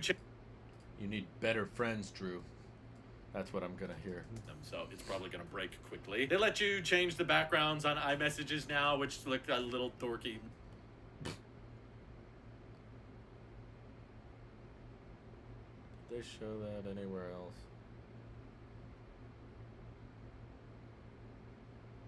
Not really.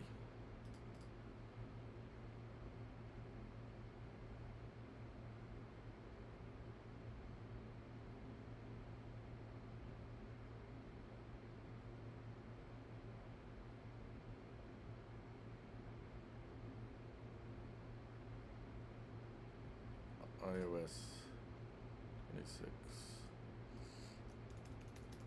messages background.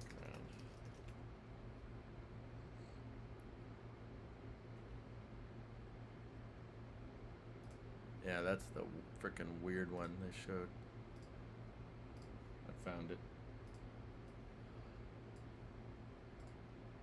AI generated backgrounds for text messages. Yeah, that's what we needed. Change the backgrounds on iMessages now, which look a little dorky in my opinion, but whatever, it's fine. I appreciate that Safari now lets the web page go completely to the top and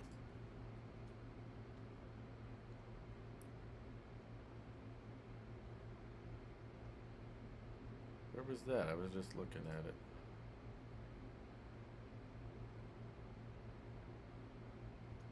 Oh, yeah. I already have it here.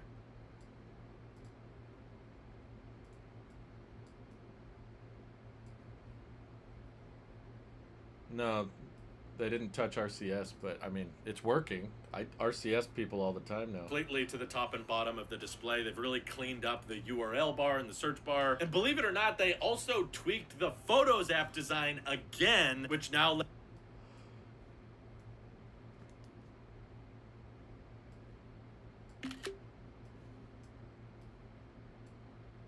That's the thing, though. Liquid Glass isn't going to apply to all your third-party apps, which is going to make it kind of confusing, I think.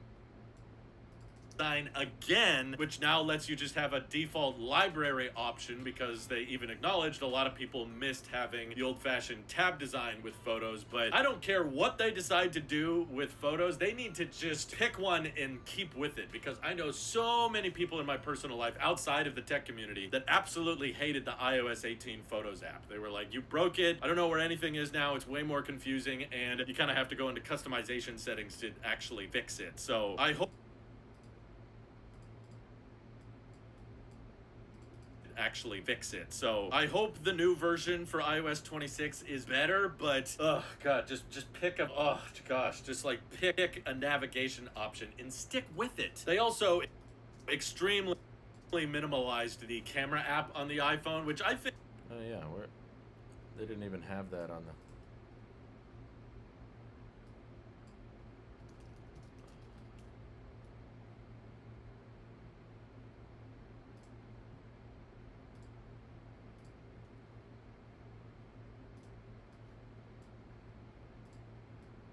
Here's a button. They fixed the Photos app. Well, we'll see how people react. it's like pick a navigation option and stick with it. They also extremely minimalized the camera app on the iPhone, which I think in the long run is probably going to be better. I like now that you can just press a button and switch between whatever frame rate or resolution you want. Oh. Don't make me go and find it.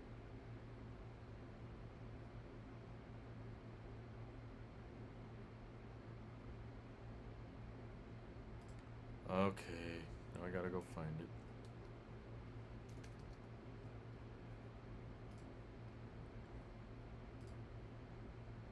So, it's in iOS. There's the calls. CarPlay crap. Oh no, don't gaslight me again. Oh, I saw it.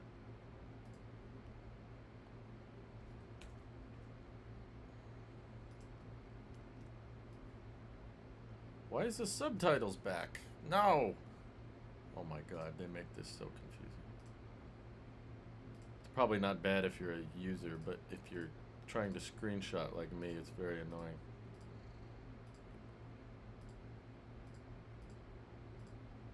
Where was it? There you are.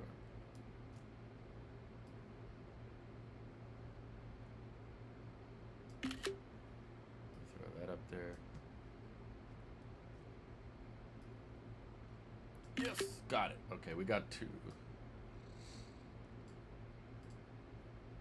I like now that you can just press a button and switch between whatever frame rate or resolution you want. Before you had to kind of cycle through options. Now, by default, there's just video and photo. There's not like a million other choices, and you can just swipe up if you need aperture settings or the flash on.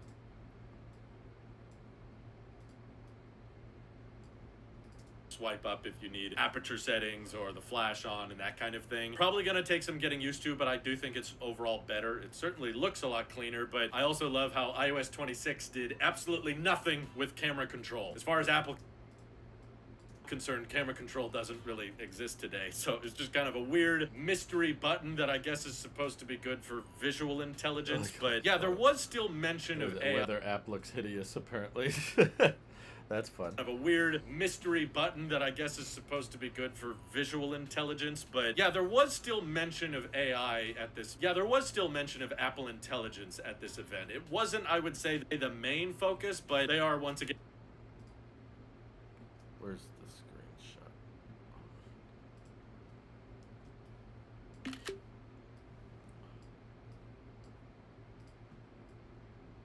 Give me a stork in the style of ChatGPT. What does that even mean? Still mention of Apple Intelligence at this event. It wasn't, I would say, the main focus, but they are once again borrowing features from Samsung and Google with basically the circle search functionality. So now when you take a screenshot on an iPhone, you have the option of course, marking. You have the option of course, marking it up as usual, but now you can search things that you screenshot through Google or through Etsy, or you can search things that you screenshot through Google or through Etsy or whatever third-party app you want to keep searching things through. Not a unique YouTube Studio crashes quite a bit. That's a no-go for me.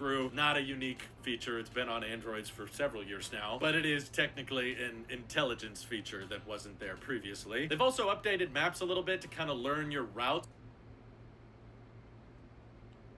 Didn't they show that?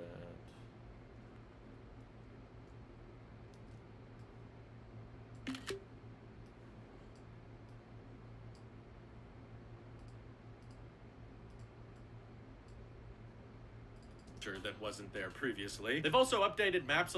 tvOS app icons in the settings menu look unfinished. Uh-oh. I still think Dex is less complicated with this new iPadOS system of windowing. Yeah, that looked messy. Previously. They've also updated maps a little bit to kind of learn your routes, so they figured out that if there's a traffic incident on a route that you routinely take, they can notify you before you even like open maps, and they keep a allegedly encrypted list of all the locations you've recently visited so that you can share restaurants or shops you've been to with friends who are asking where you were at and that kind of thing. Overall, just some little quality of life updates.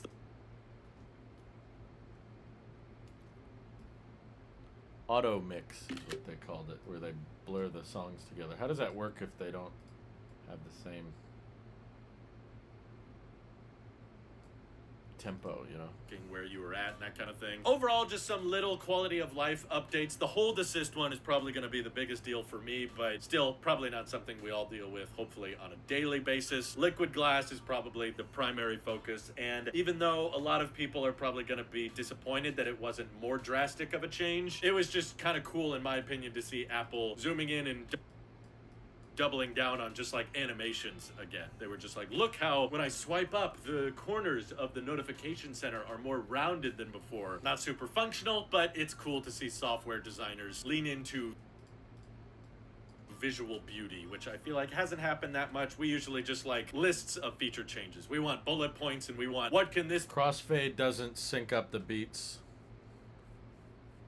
or do time stretching. Crossfade just faded out one song and faded in the next, I think. Just like lists of feature changes. We want bullet points and we want what can this do that I couldn't do before. That wasn't, in my opinion, a big focus with iOS 26. A lot of it is just looking different and playing catch up with a lot of Androids. What I will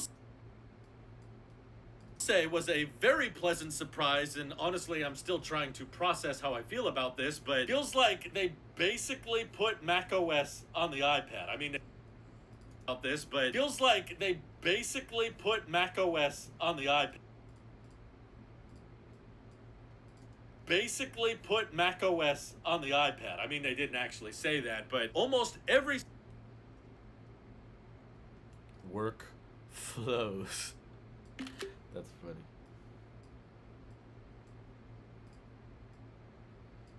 How do they come up with these taglines? The whole app except the navigation tab is the old design. Then they throw glass over it. Glass. on the iPad. I mean, they didn't actually say that, but almost every single feature they added to iPadOS 26, which is, by the way, pretty much available to all the same iPads as before. The compatibility is great. iOS 26 isn't coming to the 10s or the 10R. I'm getting sloppy with my arrangements.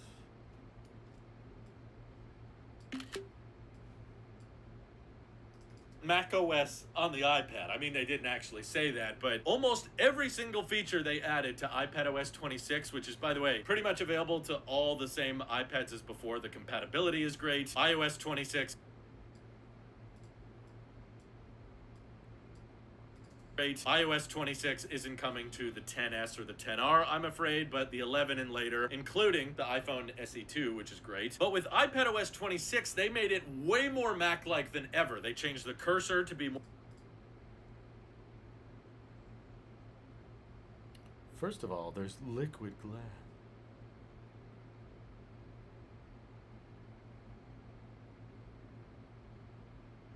They're really doubling down on that on the website.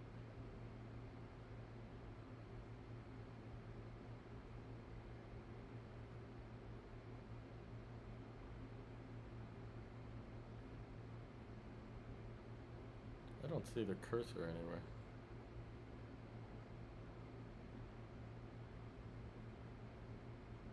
Huh.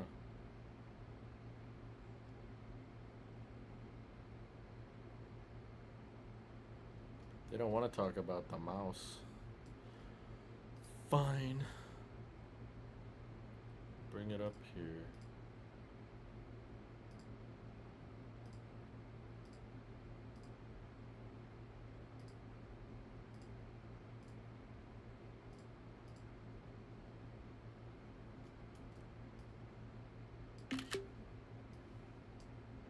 A pointier pointer. Wasn't even on Apple Music, but they actually parodied a song using direct lines and quotes from App Store reviews. Wow. Way more Mac-like than ever. They changed the cursor to be more like the mouse on the Mac. They've added infinitely resizable window sizing, so you can have multiple apps all low.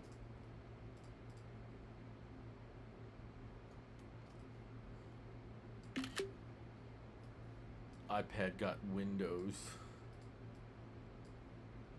Multiple apps all low. In my opinion, it almost looks like they've added infinitely resizable window sizing, so you can have multiple apps all low.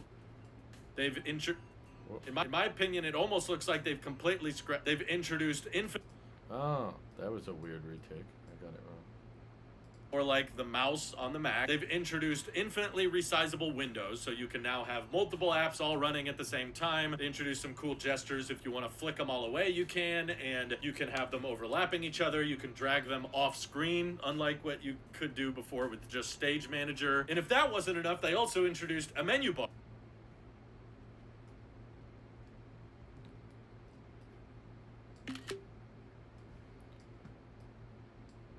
Yes.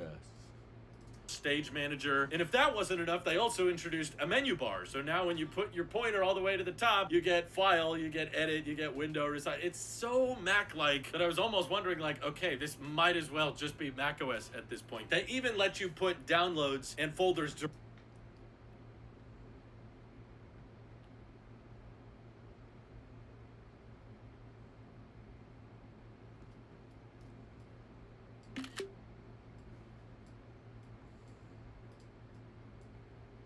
at this point. They even let you put downloads and folders directly into the dock now, and the animation is identical to what it is on the Mac. So I get that they didn't officially put macOS on the iPad. That's not the wording they chose, and yes, you still can't run Mac apps on the iPad. There's still a lot of advantages to having a terminal app and full Xcode. The full version of Pro applications are still going to be on the Mac, but I just think it's funny that I've been suggesting for years that, hey, you know what would be a lot simpler is just allow a dual boot option so that the iPad, with all of its great hardware, could do anything a Mac could do because it has the same silicon.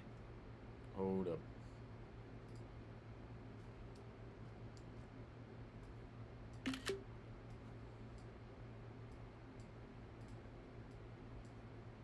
allow a dual boot option so that the iPad with all of its great hardware could do anything a Mac could do because it has the same silicon, it has keyboard and mouse support, it has a display, it has everything it needs to run Mac OS. And people were like, no, Drew, stop asking for the iPad to be a Mac. An iPad is different. It's supposed to be separate. It's not supposed to be like the Mac. And yet this year, I feel like every single feature was just, it's like a Mac. It's like... Let me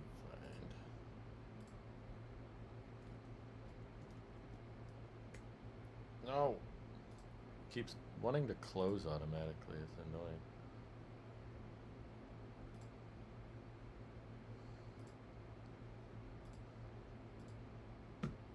Uh-oh. My mouse isn't working. No.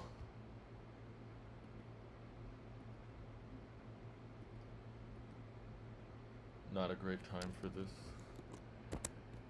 Oh my god.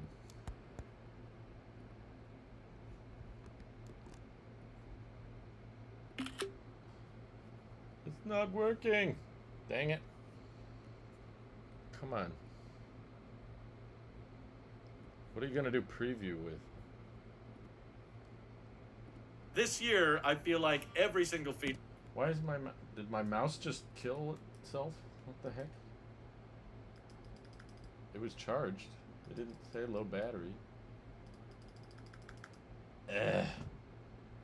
Okay.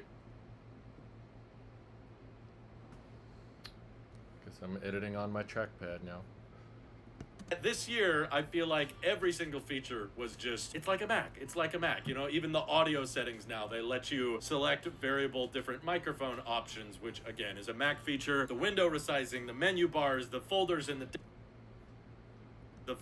dock. It's never been more Mac-like, and I don't think it's completely gotten to the point yet where an iPad could replace everything I use my Mac for, but it certainly got a lot closer today, and I'm much more interested in checking one out. But just kind of overall surprised me, you know, aside from the liquid glass and all that. Of course, the iPad looks different and gains all the call assist functionality, and Apple's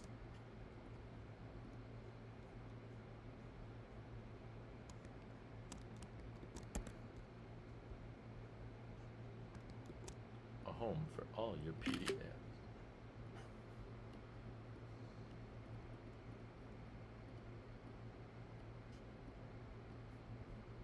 closer today. I don't think it's completely gotten to the point yet where an iPad could replace everything I use my Mac for, but it certainly got a lot closer today, and I'm much more interested in checking one out. But just kind of overall surprised me, you know, aside from the liquid glass and all that. Of course, the iPad looks different and gains all the call assist functionality, and Apple's separating the games now from the App Store, so they have a designated games app. Amazing. Gaming. They have a screenshot of that. Barely. Guess they didn't feel like mentioning it.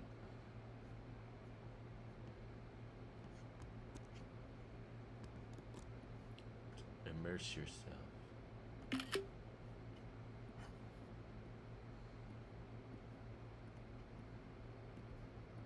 Apple's separating the games now from the App Store, so they have a designated games app. I'm sure that's going to be very popular, just like Game Center. But I got a little annoyed when they started saying that AirPods, when paired with the iPad, can now be used as a studio-grade microphone, and you can record these FaceTime calls and just have amazing audio. And I'm like, okay, look, the mic on AirPods is not that bad, but I would highly discourage you call it studio quality. That's a bit of a stretch. And apparently you can record local files now of those FaceTime calls, which they said directly is going to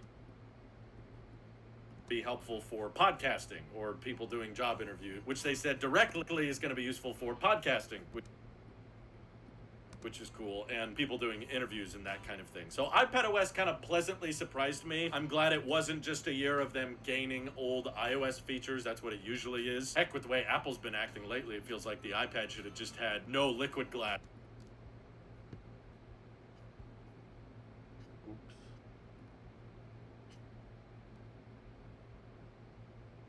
Oh, I see. There's a different.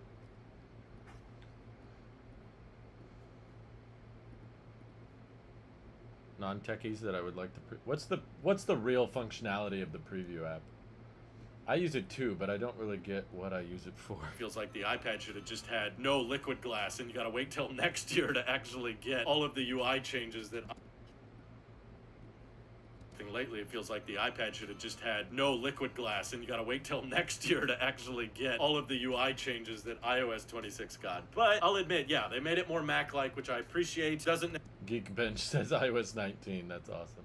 Mac-like, which I appreciate. Doesn't necessarily fix every problem I have with the iPad, but certainly makes me more tempted to go out and try one. Now, to break up kind of the... I think I said I'll admit, yeah, they made it more Mac-like, which I appreciate. Now, to break up kind of the exciting news, I want to talk about watchOS for a second, because this gets you so you can get after it. What? What the heck does that even mean?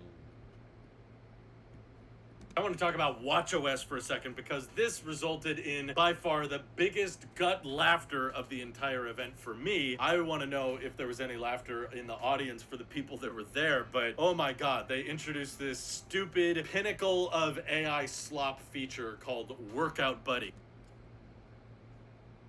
That was like the headlining feature too.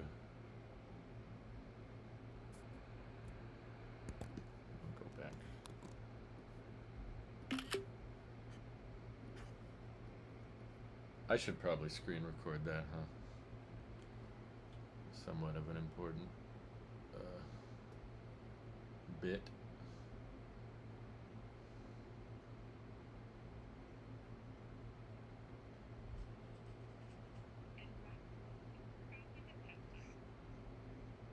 I'm gonna record it now.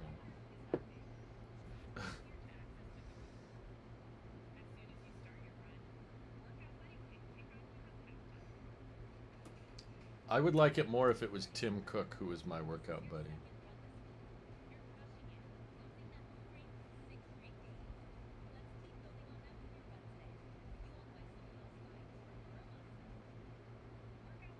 Wow. Welcome to AutoMix. It's been automatically enabled. Why? Turn it off. Actually, I would try it. It sounds kind of cool. They just AI'd all DJs. Now you just turn on Apple Music and you don't need a DJ anymore. Format, resolution, frame rate are easier to adjust in camera. Oh yeah, I saw that. Oh, my freaking mouse doesn't work. I keep forgetting. I need to plug it in. With lightning. Ugh. Gross. Okay, let's have a look. They introduced this stupid pinnacle of AI slop feature called Workout Buddy, where now called Workout Buddy, where now if you've got AirPods in and you're wearing an Apple Watch during the workout, you get this ultra weird, cringy TikTok voice. As soon as you start, Workout Buddy can kick. Great job starting your run. Get this ultra weird, cringy TikTok voice. Great job starting your run. Great job starting your run. This is your second run this week. Yeah, we have to put them back to back. That makes it funny. This is your second run this week. You're crushing it. Closing that move ring for We start overlapping. 6 straight days. Let's keep.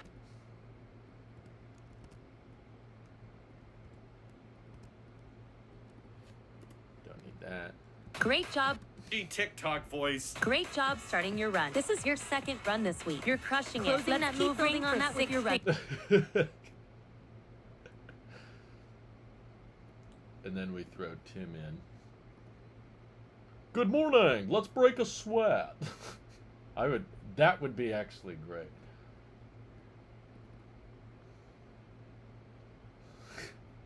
You get this ultra weird, cringy TikTok voice. Great job starting your run. This is your second run this week. You're crushing it. Closing Let's that keep move building ring on for that with 6 your run straight today. days. House vibes from Muramasa. F1, baby.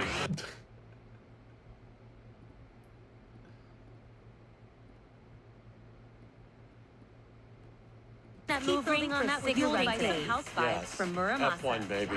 Telling you your stats as you're running. Like, wow, great job. You just ran up 2,000 flights of stairs. It sounds so... I'll just cut those out. F1, baby.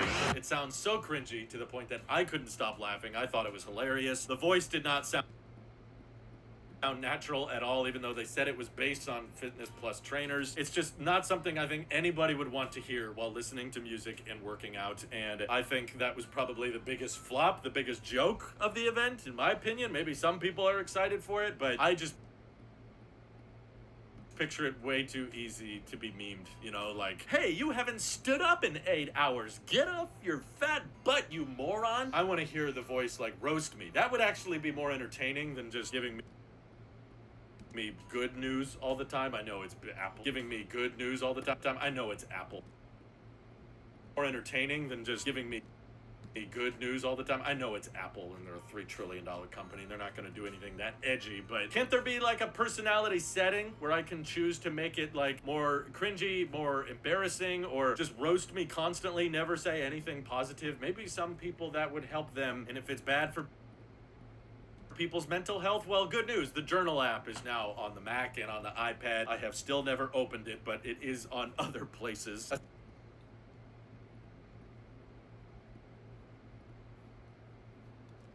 Is it on the...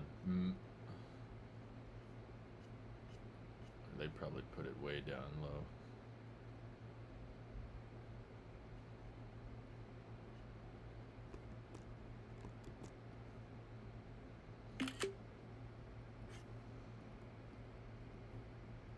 Journal about the cyberbullying your workout buddy does to you. Still sad she ran more times than I did this week. The Journal app is now on the Mac. The Journal app is now on the Mac and on the iPad. I have still never opened it, but it is on other places. Wow. It is on other places. Wow. Aside from that, there wasn't much they added to. Aside from that, there wasn't much they added to WatchOS. Aside from, yeah, Liquid Glass is there, of course, and you've got.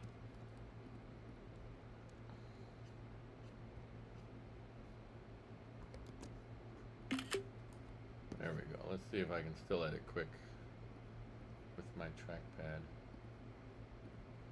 Aside from, yeah, Liquid Glass is there, of course, and you've got some more live translation features, texting translation features, which they talked about on iOS as well. You can text people in different languages and get it translated in real time. Same with FaceTime calls. They can have the translations of text on the screen. I'll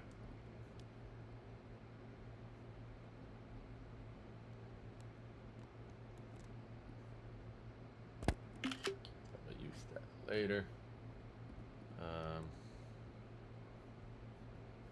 Let's scroll down here.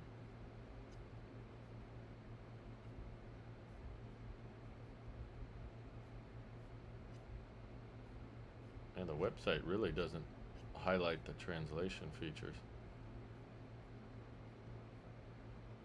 I don't know. Just 26. Translation. You can't have translations. I mean, you can't have widgets when you have the tall clock. It's kind of lame. I agree.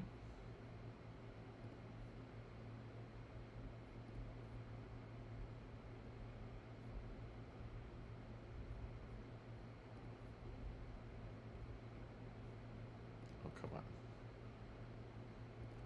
Just open it. Thank you.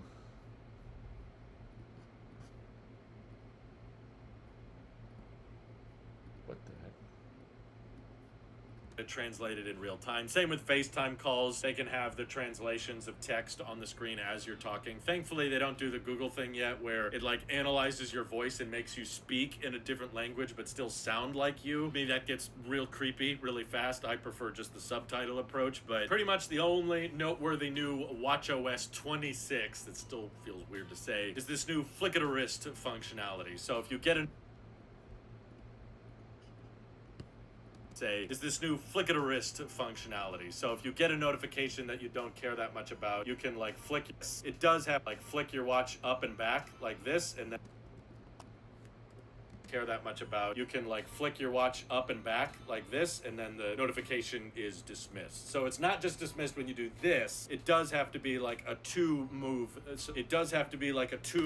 dismissal, but I just found it funny that they called it wrist flick instead of flick of the wrist. That's what it should have been called. And apparently using intelligence, they're able to dictate that you're in a quiet room and the notification sound will automatically be lowered, versus if you're in a loud environment, then the notification sound will go up, which sounds a little smart. But overall, yes, there's not much they had for watchOS.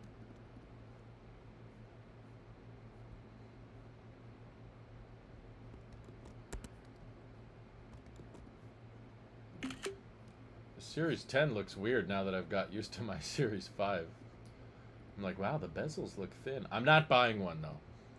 Relax. Overall, yes, there's not much they had for watchOS 26, nor was there much for visionOS 26, which feels extra weird. Will go up, which sounds a little smart, but overall, yes, there's not much they had for watchOS 26, nor was there much for visionOS 26, which feels extra weird because we were only 2 generations in before the renaming. But I will say one feature that I requested very, very heavily when I checked out Apple Vision Pro that I'm so glad they added for visionOS 26 is you can now have widgets in before the renaming. But I will say one feature that I requested very, very heavily when I checked out Apple Vision Pro that I'm so glad they added for visionOS 26 is you can now have widgets on the walls around you. Of course, this will be way, way cooler when we actually have augmented reality glasses. It's not that helpful or useful when all we have is a $3,500 Vision Pro headset, but I love the idea that you could throw a clock And you use your Vision Pro in his pool goggles this summer. It's liquid, right? It's not that helpful or useful when all we have is a $3,500 Vision Pro headset, but I love the idea that you could throw a clock or a calendar on any wall, and now it's just like virtually there. The Vision Pro remembers where it is, and you can even put up different sized photos up on the... Oh god, they're watching the Minecraft movie. Beautiful.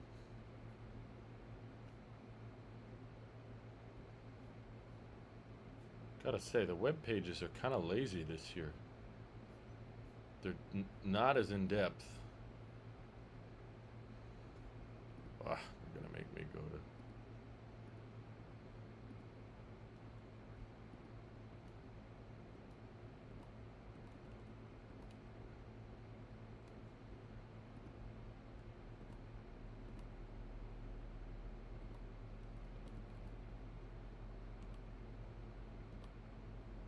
There we go. That's the one. Looks like there's a straight up hole in the wall. Uh-oh. What the heck happened there?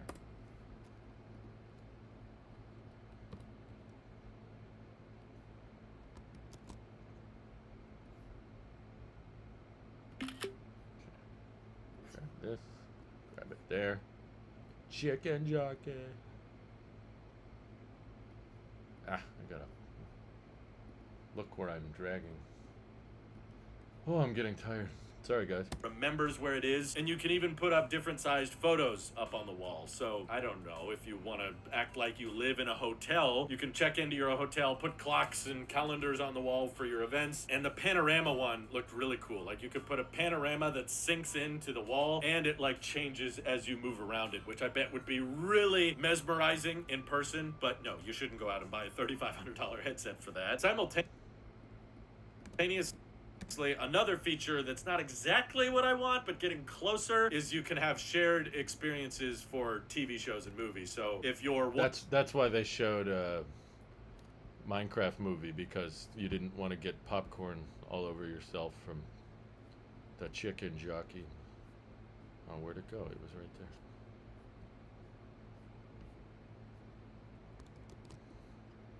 there. Watch Minecraft at home where it's safe. You don't need to go out.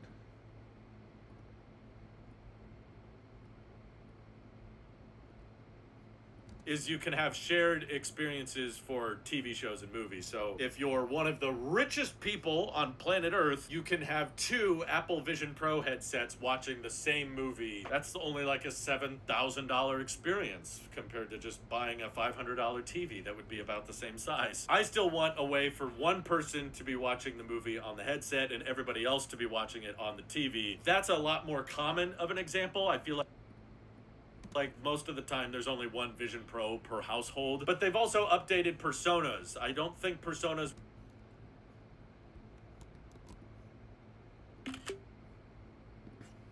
that's probably a bad example. Why don't I get you're downloading on the iPhone 2G. Nice. I want a before and after. I'm kind of surprised they were willing to show the before and after with personas, because it does make the old one look really bad.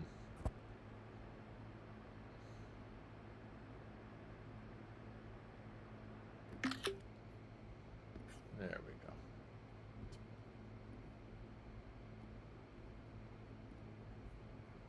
Vision Pro per household, but they've also updated personas. I don't think personas will give you as many nightmares as they used to. It still looks weird. In my opinion, it still doesn't look natural, but undeniably, yes, it does look much better than the old ones. The old ones were like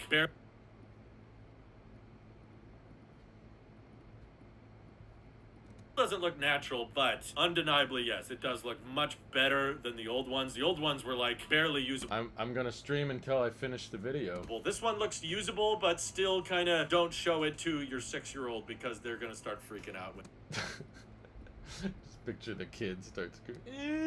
What is that? Still kind of don't show it to your 6-year-old because they're gonna start freaking out when they see it. I don't know, something about the way the head is moving. Or oh, great! It's gonna make me screen record it. Old Drew is a jerk. Where was it? Oh my God. YouTube is wigging out.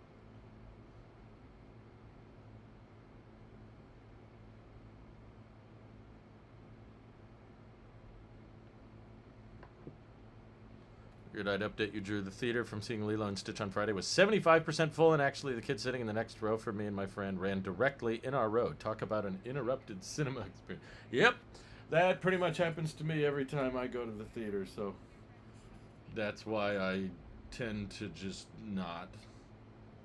More expensive, more time. Oh, great, now I lost it. I didn't get that. Could you try again? No, I'm not going to try again. Why is YouTube acting so weird? Okay, there it is. Still recording? Good. Now play, silly. You probably will need to scan your face again, yes.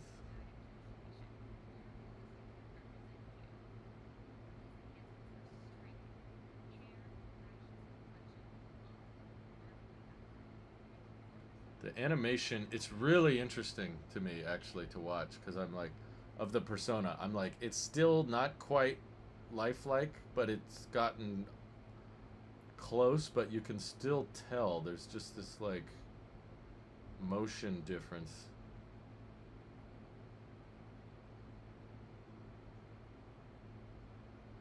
Where you're like, no, it's just a little unnatural. It is very impressive what they've done, though. You owe me ticket money. Officially, you're in debt because of us saying I had such a poor cinema experience. No, not that. Keyboard. Empty aside from me. That's good. I wish my theater was empty. your 6-year-old because they're gonna start freaking out when they see it. I don't know, something about the way the head is moving or the nose is moving. There's like no, I don't know, life to it. It just kind of looks dead in the eyes, but certainly more photoreal than before. So I'm glad that they're addressing some of my big complaints with Vision OS, but I think most of us would agree It's like the motions are too fast or something. Vision OS, but I think most of us would agree the bigger problem is going to be with the hardware, making it more affordable, making it more comfortable and lightweight. But I do think Vision OS is kind of paving the way to make the launch of Apple's inevitable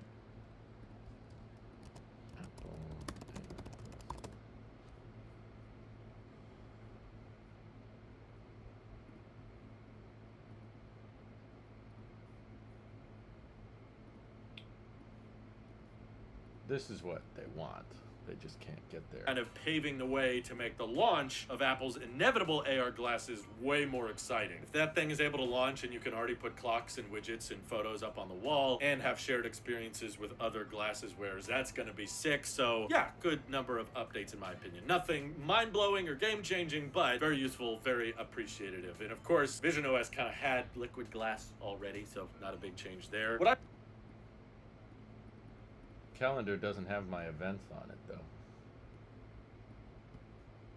And of course, Vision OS kind of had liquid glass already, so not a big change there. What I would say is more of the small, not very, what I would say was probably the smallest, kind of less interesting part of the event was probably Mac OS 26. They are bringing some handy things from Spotlight, but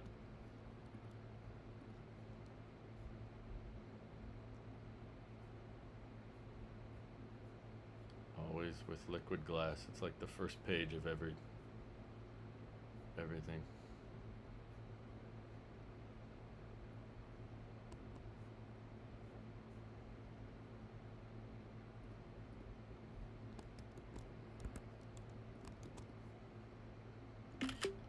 There we go. We're almost there, guys. It's been over 6 hours. they are bringing some handy things from Spotlight, but I do think they are, let's just say, inspired heavily by a lot of third-party Mac. I think they are inspired heavily by a lot of third-party Mac applications. So now you can have clipboard history, see everything you copied recently. You can filter out what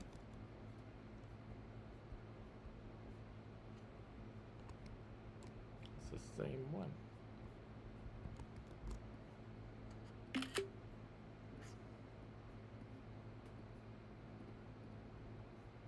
see everything you copied recently. You can filter out what you're searching through Spotlight. They also basically got rid of the menu bar at the top, so I guess it looks a lot cleaner. They actually use the words, it makes your screen feel bigger. Okay, Apple. It feels huge.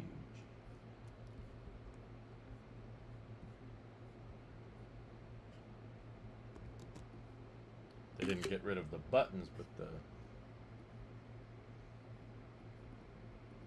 bar.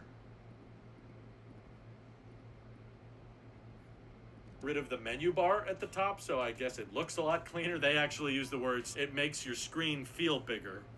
Okay, Apple. But they've also added, of course, like I said, the Journal app, but also the Phone app is now on the Mac as well. So all of those calls.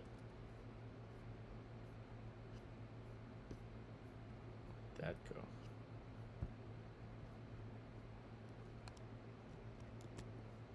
There we go. Yeah, it's Windows Vista all over again. I want to scan my dog for Persona. Would it just start talking like a Disney character? The Phone app is now on the Mac as well. So all of those call screening features, and if you want to just make direct phone calls from your Mac, yes, it's like powered through your iPhone. Your iPhone has to be nearby and everything, but just a little bit more continuity than before. So like if you have live activities updating for your Uber Eats or your car charging or whatever on your phone, or your car charging or whatever on your phone, those can also now show up on the Mac, and if you click on them, they launch the iPhone mirroring window, which still is kind of clunky to me because you have to unlock the phone to get it to work on your Mac, which is like, if I'm touching my phone, why do I need to cast to my Mac anyway? But that pretty much sums it up. I mean, tvOS 26 was very, very brief. Most of it was just talking about upcoming They don't even have Apple one. TV Plus episodes. That tvOS section on the website. That's funny. It's just part of overview. Brief. Most of it was just talking about upcoming Apple TV Plus episodes. They are introducing profiles now, which I know a lot of people have been asking for a while, so it's kind of about time sort of update where you can have different app tvOS profile.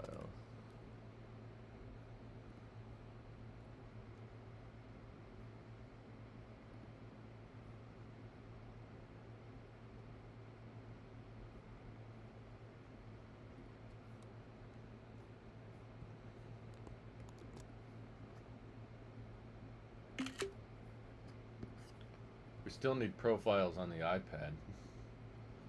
Once again, something that could have been added through macOS. About time sort of episodes. They are introducing profiles now, which I know a lot of people have been asking for a while, so it's kind of about time sort of update where you can have different Apple IDs attached to different profiles, so you have different accounts signed in to each one you click. That's been long overdue and very smart, I think, to kind of rely more on the iPhone. Like, side tangent, a feature that they really should have had at launch with Vision OS. I gotta find that one frame.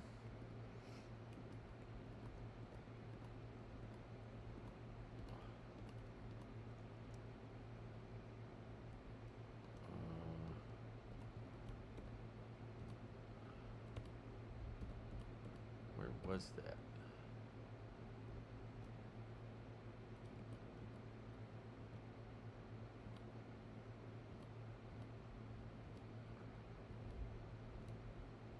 Oh yeah, I didn't talk about the pencil. There it is, I found it.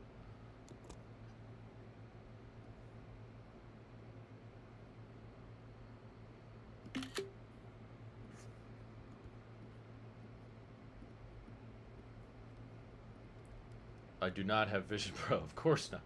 Like, you don't know side me very tangent, well. a feature that they really should have had at launch with Vision OS that they are now adding in Vision OS 26 is you can save your Vision Pro eye calibration to someone's phone. So now when you're passing Vision Pro off for someone else to use in guest mode, they can save their settings to their phone and just select that preset so they don't have to go through the complicated 27 points of tapping and looking process every single time someone else puts the headset on. So that was smart of Apple, and I think this was an effective, not super amazing, super exciting event, but modest upgrades that I think people will appreciate. A lot of catch up, which a lot of critics online like to complain. These aren't original features.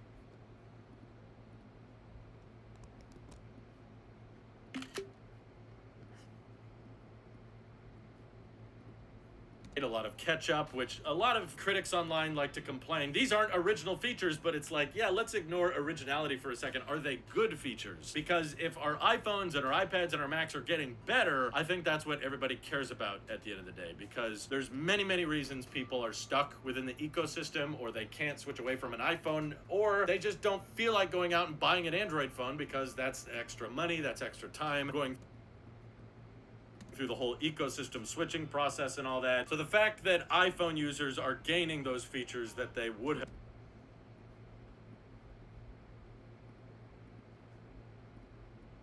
The keyboard definitely looks brighter. phone users are gaining those features that they would have got had they switched to Android, and they didn't have to go out and buy a new phone. They can just install this software and get a bunch of new features. I think that's a good thing, even if it's not the most original of features, and I was pleasantly surprised, particularly with the iPad OS today. I know I've been kind of abandoning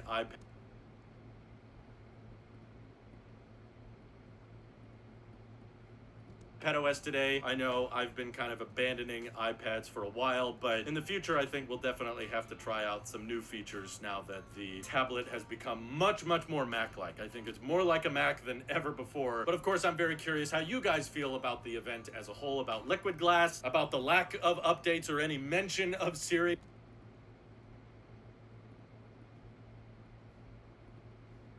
You guys feel about the event as a whole, about Liquid Glass, about the lack of updates or any mention of Siri at the event. What are your favorite changes? What do you wish you would have seen? All that stuff. Let me know your thoughts down in the comments below. And thank Okay. Viewer activity. Okay, they're all plus members, I think.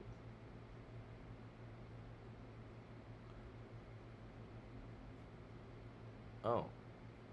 Haru signed up for Tailosive Tech Pro, I think. Is he on the credits list? I don't see Haru. Okay. I'm gonna add Haru. Please, no one sign up while I'm making this, because it's gonna be dated very quickly. If you do.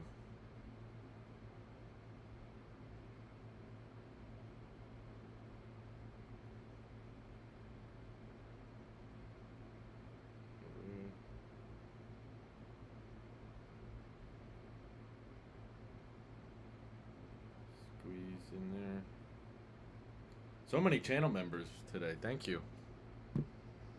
These Mac-like features for iPad, are most of these M1 and later, I assume as it should be? Doesn't look like it. Feels like most of what they added were for everybody. I don't know about how many windows. There might be limitations, but I can't tell.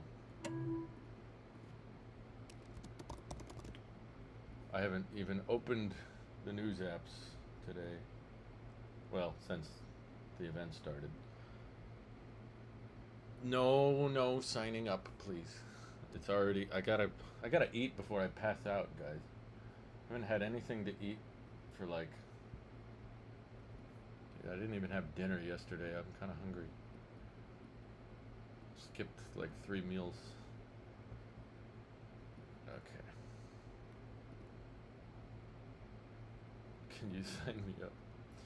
No, because I'm too lazy too. I'm about to die here. I gotta finish this stuff. Let me know your thoughts down in the comments below. And thank you to everybody supporting this channel directly. Seriously, helps us out a ton, as does just watching these videos. Okay. So that's in there. Good. So thanks again. This is your Apple Superior, and I will see you all in the next one. Okay, it was over 20 minutes, but there was a lot to dive into. I'll say 29 recap. Hold on. Doesn't need to be 4K. No one's gonna notice, right? Okay, recap done. I gotta eat and I gotta start uploading. So I appreciate you guys. The 100. Wow, why are there still 150 people? I thought it was like gonna be like 40 or 20 by the end of this. Thank you all for sticking with me all this time. I can flip this around, I think. It was a very interesting event with a little bit of twists and turns. I would say iPadOS was kind of the bigger surprise. Mark Gurman, hats off to him. He got pretty much everything right. And I'm excited to try these features later, but I don't need to be a day one beta user personally. So I'm just going to hold off on the in-person reviews, at least for now. Maybe I'll try the public betas based on what people say, but I appreciate all your guys' extreme generosity. So kind of you. So many of you super chatted, and you definitely shouldn't have. And so many of you have been watching for, oh my God, since the beginning. Some of you, it's been over 6 hours we've been live. So we can wrap it up now.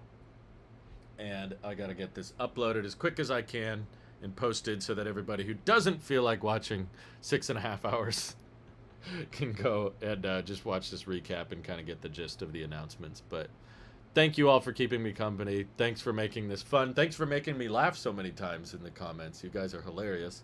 And I hope you have an excellent rest of your day. Bye, y'all.